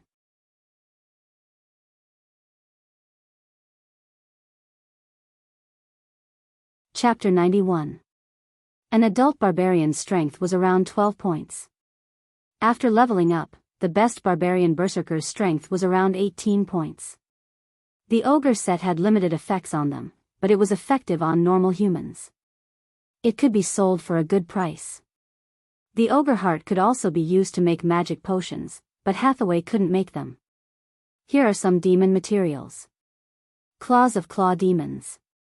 Deal with them as you see fit. Su Len took out various materials from his storage space. Wait, how many materials do you have? Did you rob the Marquis of the North's treasury? There are so many materials. Seeing Su Len taking out materials, Hathaway widened her eyes in shock. Although the materials in front of her weren't particularly precious, they were worth at least 50,000 kinnar.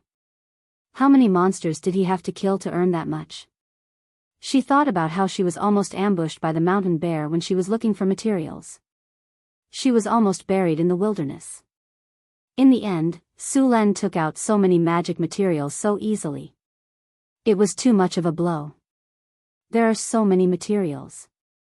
Are you trying to exploit me like I'm your coolie? If you don't want to, I'll take them away, Su Len said with a smile. Don't even think about it. Now that they're here, they're mine. Hathaway snapped her fingers, then controlled the magician's hand to put the items away. Take out everything else, Hathaway said after putting the items away. Oh, right. I have a leaf from the wisdom tree. Su Len took out the wisdom tree leaf that he had obtained last time. What? A leaf from the wisdom tree? After seeing the leaf in Su Len's hand, Hathaway immediately pounced over and hugged Su Len. She reached out to take the leaf. Su Len only felt a ball of soft meat pouncing on him, and a pleasant fragrance wafted to the tip of his nose. Foul. You're crashing into me. Didn't you think I was exploiting you just now? Su Len flipped his palm and put the wisdom tree leaf into his storage space. Where are the leaves of the tree of wisdom? Let me see. Hathaway grabbed Su Len's hand and asked. Is it important to you? Su Len's eyes lit up. Very important, very important. Hathaway nodded like a chick pecking rice. I see. Su Len nodded. When he saw Hathaway hanging on his body, he said decisively, no. You. Hathaway glared at Su Len angrily. Her chest swelled with anger, making her look fierce. What about me? I'm your employer. Hathaway seemed to have thought of something. She gritted her teeth and whispered into Su Len's ear, why don't I marry you and you give me the leaves of the wisdom tree? Get up first. Su Len lifted Hathaway's tie and lifted her off his body. What do you want the leaves of the wisdom tree for? You'll give it to me if I tell you? Hathaway said angrily. Don't talk about conditions. Slap. Su Len slapped Hathaway's perky butt. He had wanted to do it for a long time and finally found the chance. Hathaway looked at Su Len with a wronged expression. She then pouted and said, the leaves of the wisdom tree can be used to make an awakening potion. It can increase my spirit and speed up the recovery of my mana. There are no side effects at all. I see. Then you can make it. Su Len nodded and took out the leaves of the wisdom tree. Seeing the leaves of the wisdom tree, Hathaway immediately took it and stared at it with glowing eyes. How many bottles of awakening potion can be made with this leaf? One leaf can only make one bottle. Also, you can't just use the leaves of the wisdom tree to make the awakening potion. You need other ingredients. Luckily, although the other ingredients are expensive, they are not too rare. I have them all. With this awakening potion, I can become an intermediate wizard. Hathaway said excitedly. Not bad. I'm a man of my word. Hathaway did not want to waste any more time. After she chased Su Len out of the lab, she immediately began to make the awakening potion. After leaving Hathaway's lab, Su Len continued to instruct the slaves to build the aqueduct. After finishing his work for the day, Su Len habitually came to the pub for a drink. As soon as he sat in front of the bar counter, Manager Wright whispered to Su Len, Monsignor, a strange person came to the pub today. Really? How so? Sullen's heart skipped a beat and asked. I don't know, but I have a feeling that this person is not simple, Wright said in a troubled tone. Sulen took a sip of wine and asked, where is he? The corner by the window on the left, Wright said. Go get me another glass of wine. Sulen looked in that direction and saw a man in his 30s sitting in the corner. He then turned his head and said to Wright. Monsignor, please wait for a second. Wright quickly brought over a glass of wine. A familiar prompt sounded in Su Luan's ears, congratulations, host. A wandering hero has appeared in your tavern. You can try to recruit him. Pub, currently one wandering hero. Taking the glass handed over by Leiter, Su Luan picked up the glass and walked towards that person. New here? Sulen put the glass in front of the man and sat across him. Yes. The man turned his head and glanced at Sulen.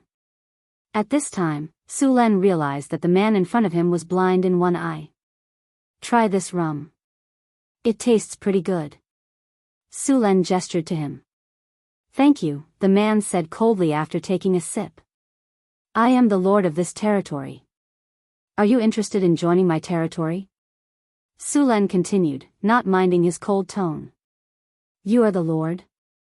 Hearing Sulen's words, the man looked at Sulen seriously. Yes, why is there someone else pretending to be me? I heard that the lord of this territory is very powerful.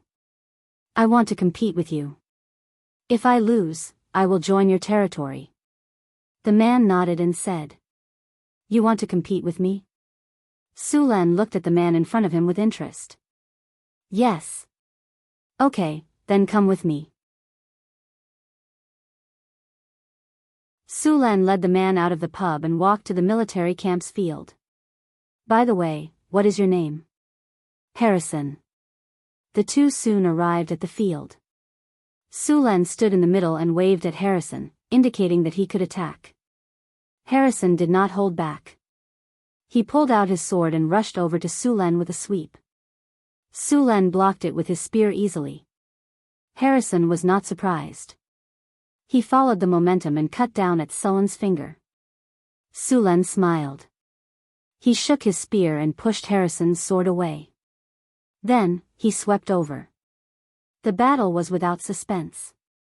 Harrison was no match for Sulen at all. P.S. Thank you to Longxian, WZ11114, and NetDreamer for the 100 starting point coins. Floating Dream thanks you.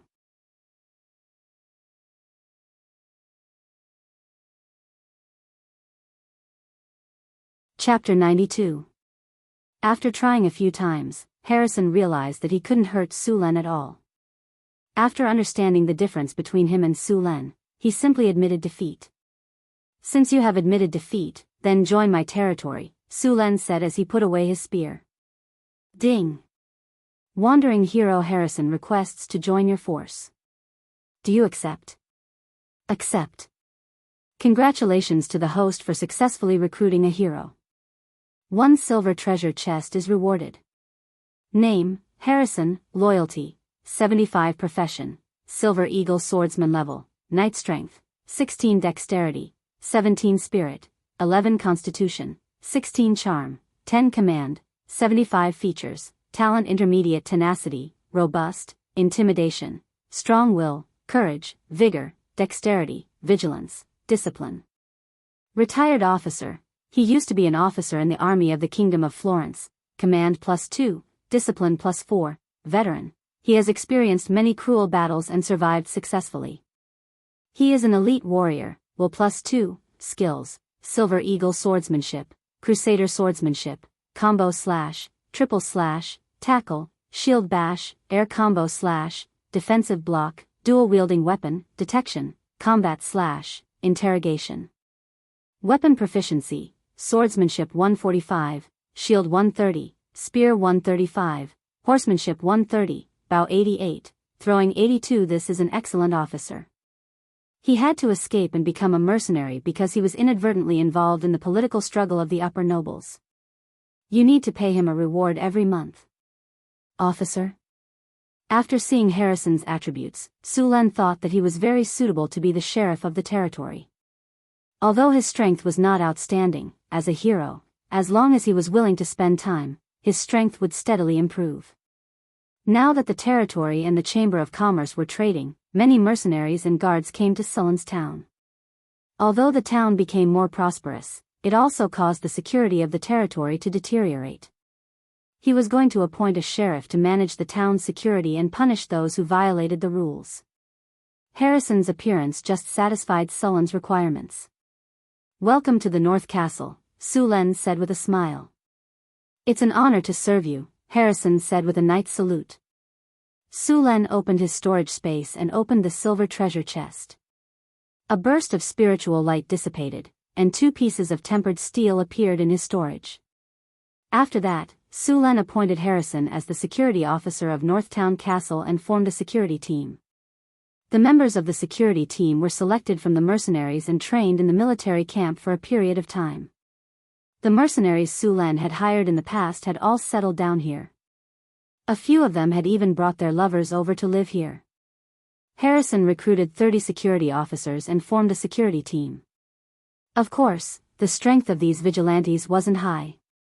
Even after undergoing military training, their strength was only at the level of night squires. Only a few of them had reached the level of novice knight. Their professions changed from mercenaries to soldiers. North Fortress Recruits, North Fortress Guards, North Fortress Elite Guards, North Fortress Elite Guards, North Fortress Iron Eagle Guards. Compared to a powerful race like the barbarians, human soldiers were much weaker. The elite guards were only at the level of knights. Moreover, the cost of training a soldier wasn't small. In addition, they had to pay extra. The North Fortress guards were paid 2 kinnar, while the elite guards were paid 5 kinnar. Similarly, Sulan's barbarian guards also had to be paid. When the territory was first developed, Su Len promised that as long as the territory was developed successfully, he would give them the status of free people. Therefore, Su Len didn't have to pay those barbarians for a period of time. However, once the territory was on the right track, he had to pay them. According to the system's standards, the barbarian warriors weren't cheap. Of course, compared to their strength, it was still worth it. After all, they couldn't be hired in the human world with hundreds of kinnar. The security team was set up and trained by Harrison. Su Len marked out an area in the town as the official residence of the security department. At the same time, he also asked the blacksmith to make special weapons for them. The security department's jurisdiction was within the territory, and the security team were all humans. They didn't have the strong bodies of the barbarians. Most of the people they faced were thieves or mercenaries who violated the rules of the territory. They didn't need the heavy armor and giant axes of the barbarians. The security team was equipped with light armor and chain mail. Their weapons were also long swords. Although these weren't the best, they were enough to deal with the guards and mercenaries of the caravans. Security Department, a simple security official's residence. This is the headquarters to protect the safety of the territory and fight crime. Security +5, popular +3, law +3. With the establishment of the Security Department, the prison was also built. Unlike the Security Department, the prison had to be rebuilt. After all, a prison was different from a normal house. The good thing was that the prison didn't need to be too big. Those who committed the most heinous crimes would be sentenced to death. Only those who committed less serious crimes would be locked up there. Under Sulan's mud-to-stone spell, the construction was completed very quickly. Prison, you should be glad that you're only locked up. You still have a chance to change. Reformation +10, Life of Repentance +10, Indestructible +10, Psychological Deterrence +10, Prosperity -1, Security +5, Criminality -2, Law +2. After the prison was completed, it was recognized by the system. Su Len specially brought a few humans in to inspect it. As soon as they entered the prison, they felt that the atmosphere was oppressive. It didn't feel good, as if there were invisible things staring at them all the time. At the same time, it reminded them of the things that they regretted in the past. It definitely wouldn't feel good to stay in there for a long time. However, it was the best place to lock up criminals. This place was used to lock up criminals, not for them to go on vacation. After touring the prison, the faces of the few humans behind them were a little pale. When they came out, they looked at the prison with fear in their eyes. Obviously, the prison had left a very shocking impression on them. These two guys would probably involuntarily think of the prison whenever they wanted to commit a crime in the future. Most likely, they would be honest. With the expansion of the town, the number of residents and officials in the town would increase in the future. With that, all kinds of crimes would definitely increase, especially the corruption of officials. In Sullen's plan, this place was to encourage business. When the time came, there would definitely be officials who couldn't help but take advantage of the situation. This was the real world, not a game. Those officials weren't NPCs and wouldn't make mistakes. Su Len was considering whether to let the residents and officials experience the prison every once in a while. Judging from the behavior of the few humans just now, this prison was still very intimidating to criminals. Of course, in addition to the prison, Su Len would also make strict laws and supervision departments.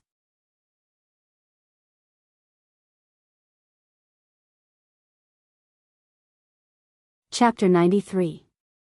After the police department was established, they caught a few drunken mercenaries causing trouble on the streets on the first day. They were then thrown into jail by the police. After they sobered up, they were handcuffed and sent to clean the streets or to do manual labor. With the existence of the Public Security Bureau, the security of the territory suddenly became a lot better. During this time, Su Len had purposely spread the news to the other provinces in the north. Many civilians who wanted to own a piece of land knew about the Northgard fortress. However, due to the distance, they could not cross the wilderness even if they wanted to, unless they were escorted along the way. In order to attract more people, Su Len made an agreement with the merchants that came here to trade. He asked the merchants to bring along civilians who were willing to come here every time they came here. Of course, in order to make the merchants do their best, he specifically asked that only civilians who brought along more than 50 people were qualified to participate in the sugar trade. Of course, this would make the merchants unhappy, so Su Len compensated them by giving them a kinner reward for every person they brought along. It did not cost them much to bring the civilians along. Other than being responsible for some security issues, they were responsible for their own food and lodging. They could also use their spears to defend against monsters when they encountered them. After some consideration, the merchants agreed. From the second month onwards, the population of the territory began to slowly increase. The local lords did not care much about the loss of the civilians. After all, the people who left were all homeless. If they stayed, the city could not provide enough jobs for them. These people could only steal to survive. Or they could become mercenaries. To be honest, mercenaries did not have a good reputation. Many mercenaries were part-time robbers in the wilderness. Some mercenaries would even attack their clients directly. After they did it, they would move to another place. Therefore, most merchants would have their own guards and mercenaries. Therefore, the lords would not stop the refugees from leaving. Instead, they would clap their hands and welcome them. When the refugees came to Sullen's territory, they were as poor as a church mouse. Su Len would not be kind enough to directly distribute land to them. There was a saying in his previous life that went like this: a small amount of kindness was a small amount of hatred. If Su Len directly distributed land, houses, and food to them, these people would probably think that these things were what they deserved.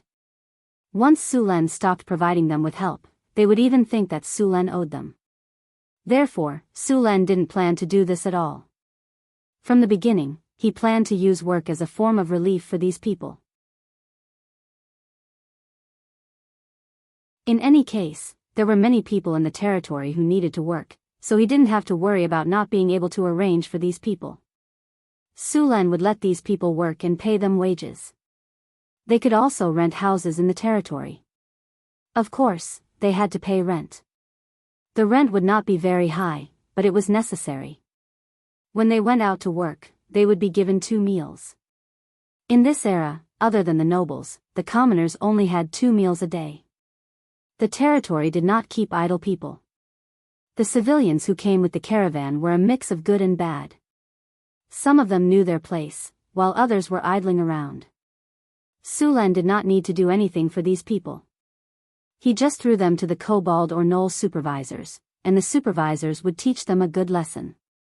These people would work in the territory for 3 months, and then they would be qualified to buy houses and land, or the right to reclaim wastelands. Reclaiming wastelands here needed to be reported in advance. As long as one paid a kinnar, they could get the right to reclaim 10 acres of wastelands. These 10 acres of land would be tax-exempt for 3 years. After 3 years, the tax would return to normal. Houses could be rented, and if one had the money, they could also buy them. Therefore, in Sulan's territory, as long as one worked hard, they would live and get better and better. These people who lived at the bottom of the food chain worked hard more often than not, but they could not even afford to eat and wear. With the addition of population, the territory became more and more lively. In addition to white sugar, the rum in Sulan's territory also began to be sold. This kind of refreshing and sweet rum became very popular as soon as it appeared. Therefore, several chambers of commerce were fighting for a share of the rum sales. Because rum was brewed from waste honey, the cost of production was not high. In order to sell it at a high price, Sulan made a new packaging for the high-quality rum. Because of the growth of the territory's population, Sulan built a glass factory by the Red Sand River. He used the river sand to calcine the glass. At first, he was worried that the quality of the calcined glass would not be good. He did not expect Hathaway to be so good at making glass. Thinking about it, as an intermediate alchemist, making glass was too easy for them. With Hathaway's guidance, Sulan's glass factory successfully produced qualified glass. After the packaging, the price of rum naturally increased. However, rum was not irreplaceable like white sugar. Therefore, Sulan wanted to let the chambers of commerce help to sell it, but he still had to pay a lot of price. However, these efforts were rewarded. Soon, the rum would become another important source of income for the territory. The glass factory was handed over to Chris to manage. Sulan found something interesting. Chris was actually a management genius.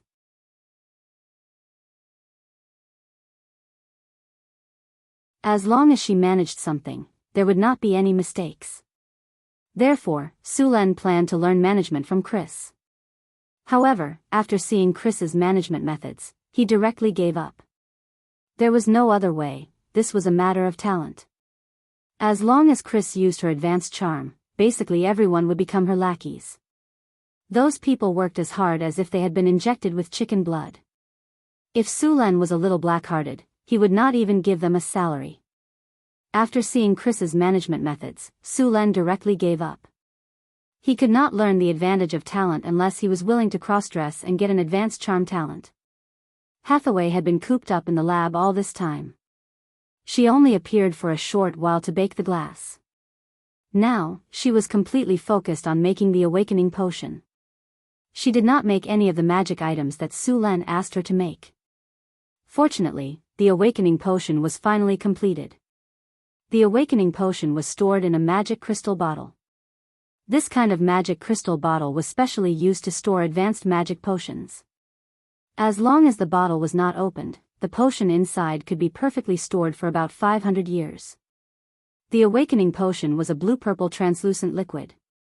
The inside of the liquid was like a starry night sky, constantly flashing with spiritual light. It looked very beautiful, and the attributes of the potion were very powerful. Awakening potion, using the leaves of the wisdom tree as the main ingredient, meticulously made into a magical potion. After use, will +4, elemental affinity +2, mana recovery effect permanently increased by 30%. Side effects, none. This potion was completely for wizards. It could even change the physique of a normal person, allowing them to learn magic.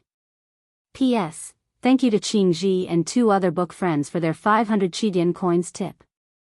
Thank you to Chang E's Ho E, Mature and Steady, Jessa 1111, and book friend 1612200050555989 for their 100 Qidian coins tip.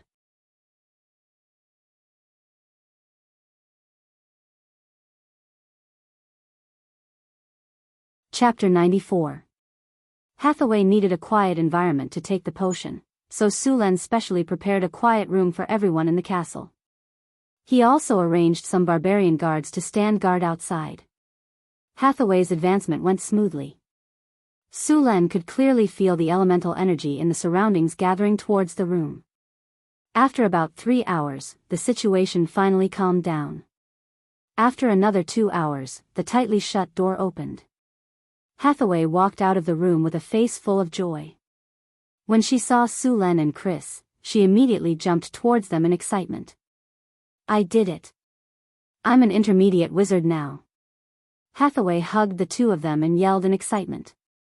It took a while for her to calm down. Sulen also opened Hathaway's status window to check.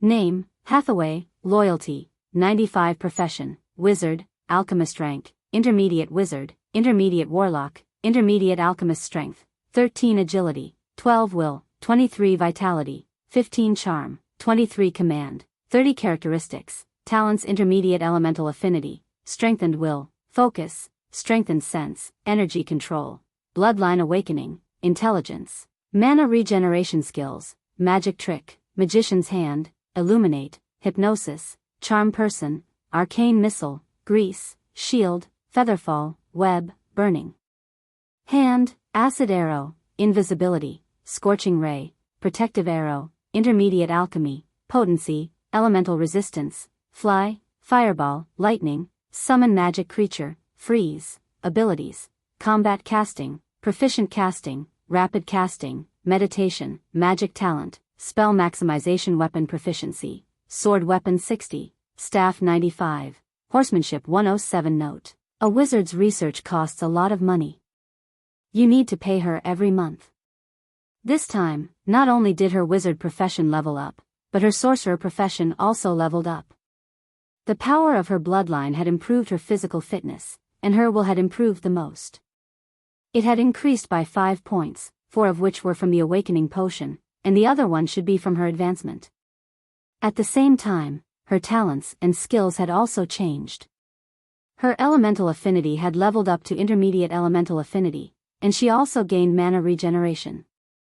Mana regeneration was the effect of the awakening potion. Some of those spells were not learned before because of her strength, and some were obtained through the further awakening of her warlock bloodline. Sulen rubbed Hathaway's head and messed up her wine-red hair. "All right, the advancement is complete. Hurry up and make those magic items." Well, in the past, it was at most. But now it has become people. He had completed the leap from C to D. Hathaway escaped from Sullen's clutches and hid behind Chris. "Sister Chris, look at this greedy face of the nobles. I just advanced and they can't wait to exploit me."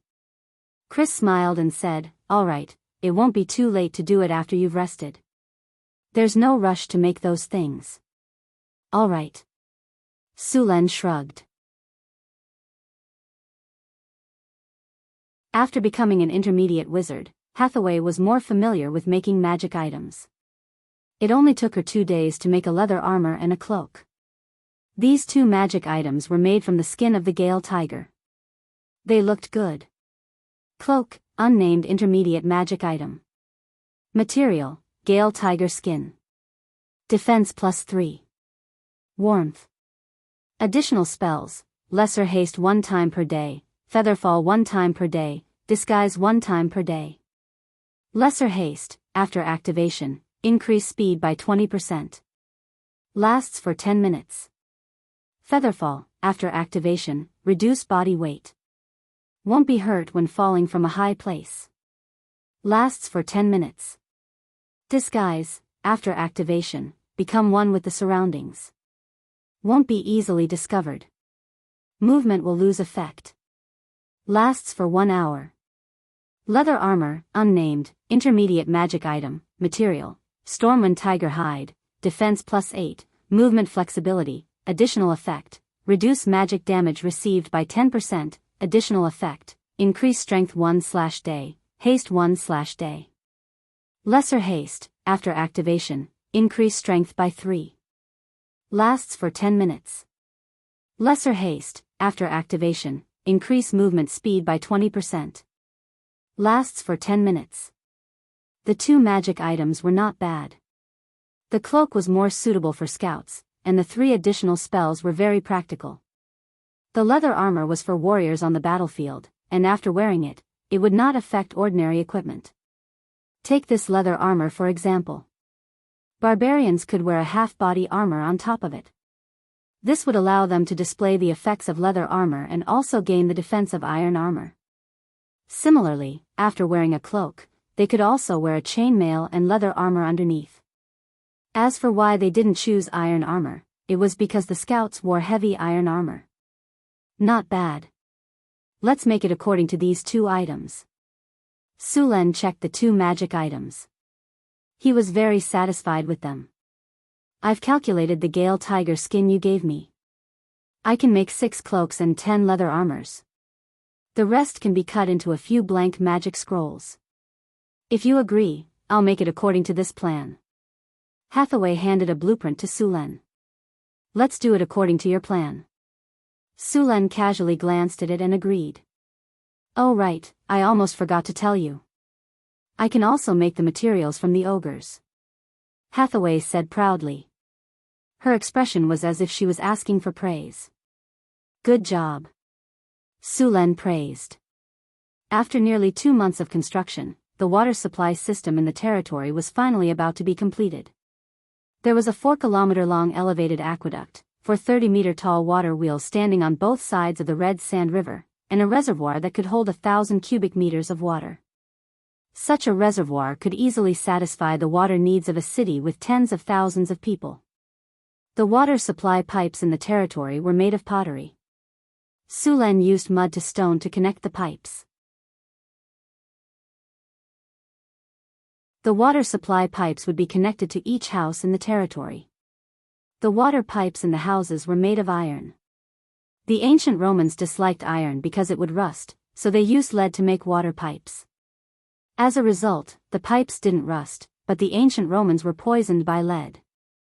Although this wasn't the direct cause of the fall of the ancient Roman Empire, drinking water with excessive lead for a long time would cause the people's health and fertility to decline. Ding! The city water supply system is complete. City water supply system. A water wheel is used to lift water, an elevated aqueduct is connected, a large reservoir is filtered, precipitated, and disinfected. Ceramic and iron pipes are used for water supply. Water supply plus 15, cleanliness plus 15, durability plus 20, city beauty plus 10, people sentiment plus 2, public security plus 1, prosperity plus 5. A good water supply will make the people living here feel more at home. A clean and convenient water supply will make the city more prosperous.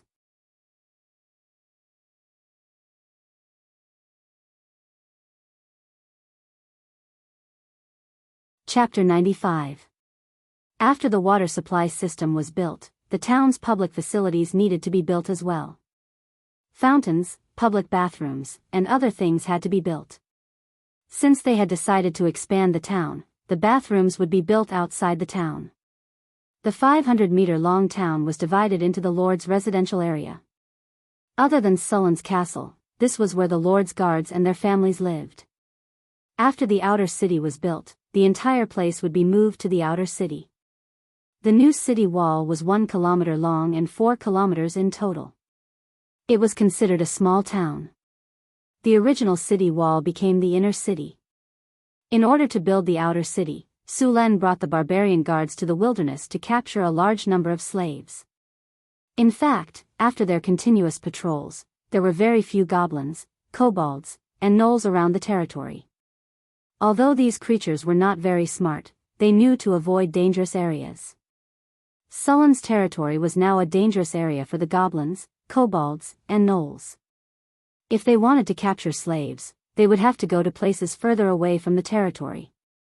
After wiping out a few goblin and kobold tribes, the number of slaves in the territory broke through to 2,000.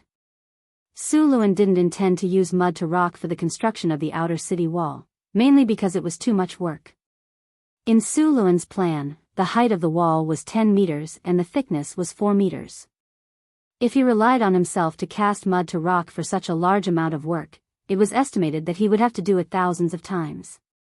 Therefore, Suluan was going to build with bricks and stones. For a long time, the territory would be in a period of development and construction, so there would be a lot of bricks and stones needed. Suluan was going to build a brick kiln factory in the territory to make bricks and stones for the territory. With the sugar trade, the territory would have a stable source of income. Sulen once again sent Xian to the northern cities to buy slaves to increase the population of the territory. Now, there were more than 1,000 human slaves in the territory, and there were more than 300 refugees who came with the caravans. The population of Sulen's territory had reached more than 1,700 people. It was not difficult to transfer some people to build a brick kiln. Sulen was in a good mood during this time. With money, the construction of the territory sped up a lot. After fooling around with Chris last night, he was full of energy when he woke up in the morning. However, his good mood didn't last long. A soldier from the security team rushed over on horseback. The bad news made his face turn gloomy. Last night, 3 fishermen were killed at the harbor. Upon hearing the news, Sulen's good mood immediately dissipated. He walked towards the port with a gloomy face. The dead were slaves bought by Sulen. These slaves' job was to fish. Because the territory had been cleaned up so many times, the area around the town had become very safe. In addition, there were 2 rivers at the port. Goblins and kobolds couldn't pass through, and gnolls hated water, so the slaves would stay near the port at night for the convenience of their work. At night, they would rest on the fishing boats. Every 3 to 5 days, they would return to the shore to rest and replenish their daily necessities. In fact, these fishermen were ranked at the top in terms of points. The various types of fish caught in the harbor were the main source of meat for the territory. Because the bison needed to be farmed, they were no longer slaughtered. The spotted antelope had also begun to try to domesticate and breed them. Before they succeeded, they would no longer slaughter them. The source of meat in the territory had decreased by a lot. Now that 3 fishermen had died suddenly, the other fishermen would definitely worry about their own safety. When Sulen arrived, there were already many people gathered around. Seeing the Lord coming, the people around all moved aside. Sheriff Harrison came up to greet him. Looking at the crowd, Sulen frowned. Sheriff Harrison quickly yelled at the crowd, "Other than the fishermen, everyone else return to their posts immediately. Violators will clean the public toilets for 3 days." Hearing the sheriff's yell, the crowd scattered immediately. Sulen followed Harrison to the harbor.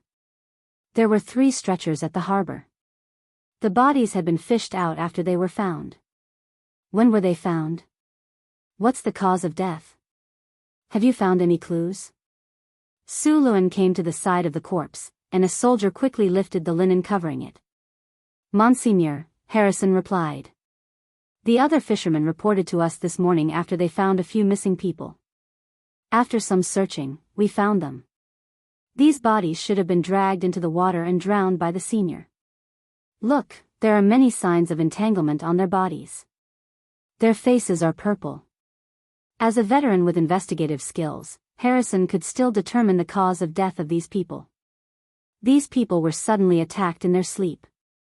The enemy they met was very strong. The 3 of them could not fight back at all. After they died, the murderer even dug out their hearts. Preliminary judgment is that the murderer is not human. It should be a kind of monster in the water. The 3 victims were all adults. Because there was enough food and the bodies of these slaves were not weak, they were killed before they could even fight back. Clearly, the murderer who attacked them was very strong. Ding. Triggered mission. Host, please resolve the danger in the river as soon as possible. Did you find anything on the fishing boats? Sulen asked after checking the 3 bodies. The 3 fishing boats are slightly damaged.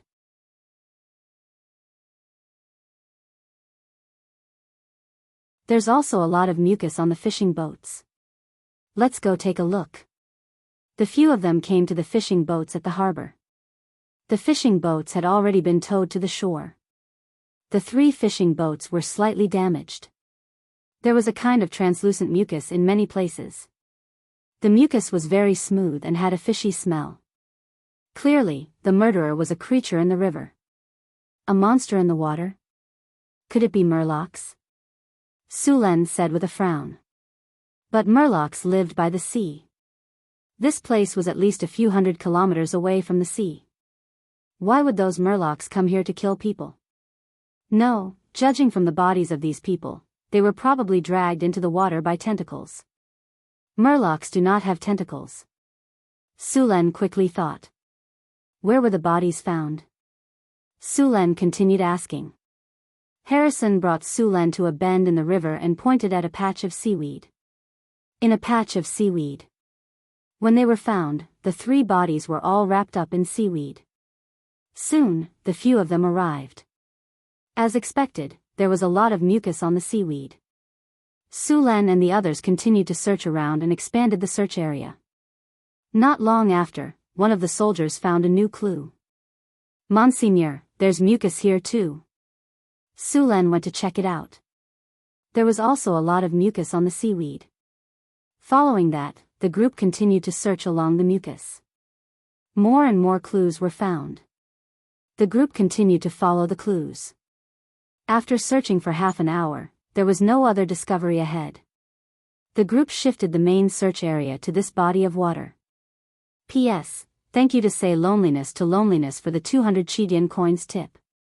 Thank you to Jining for the 500 Qidian coins tip.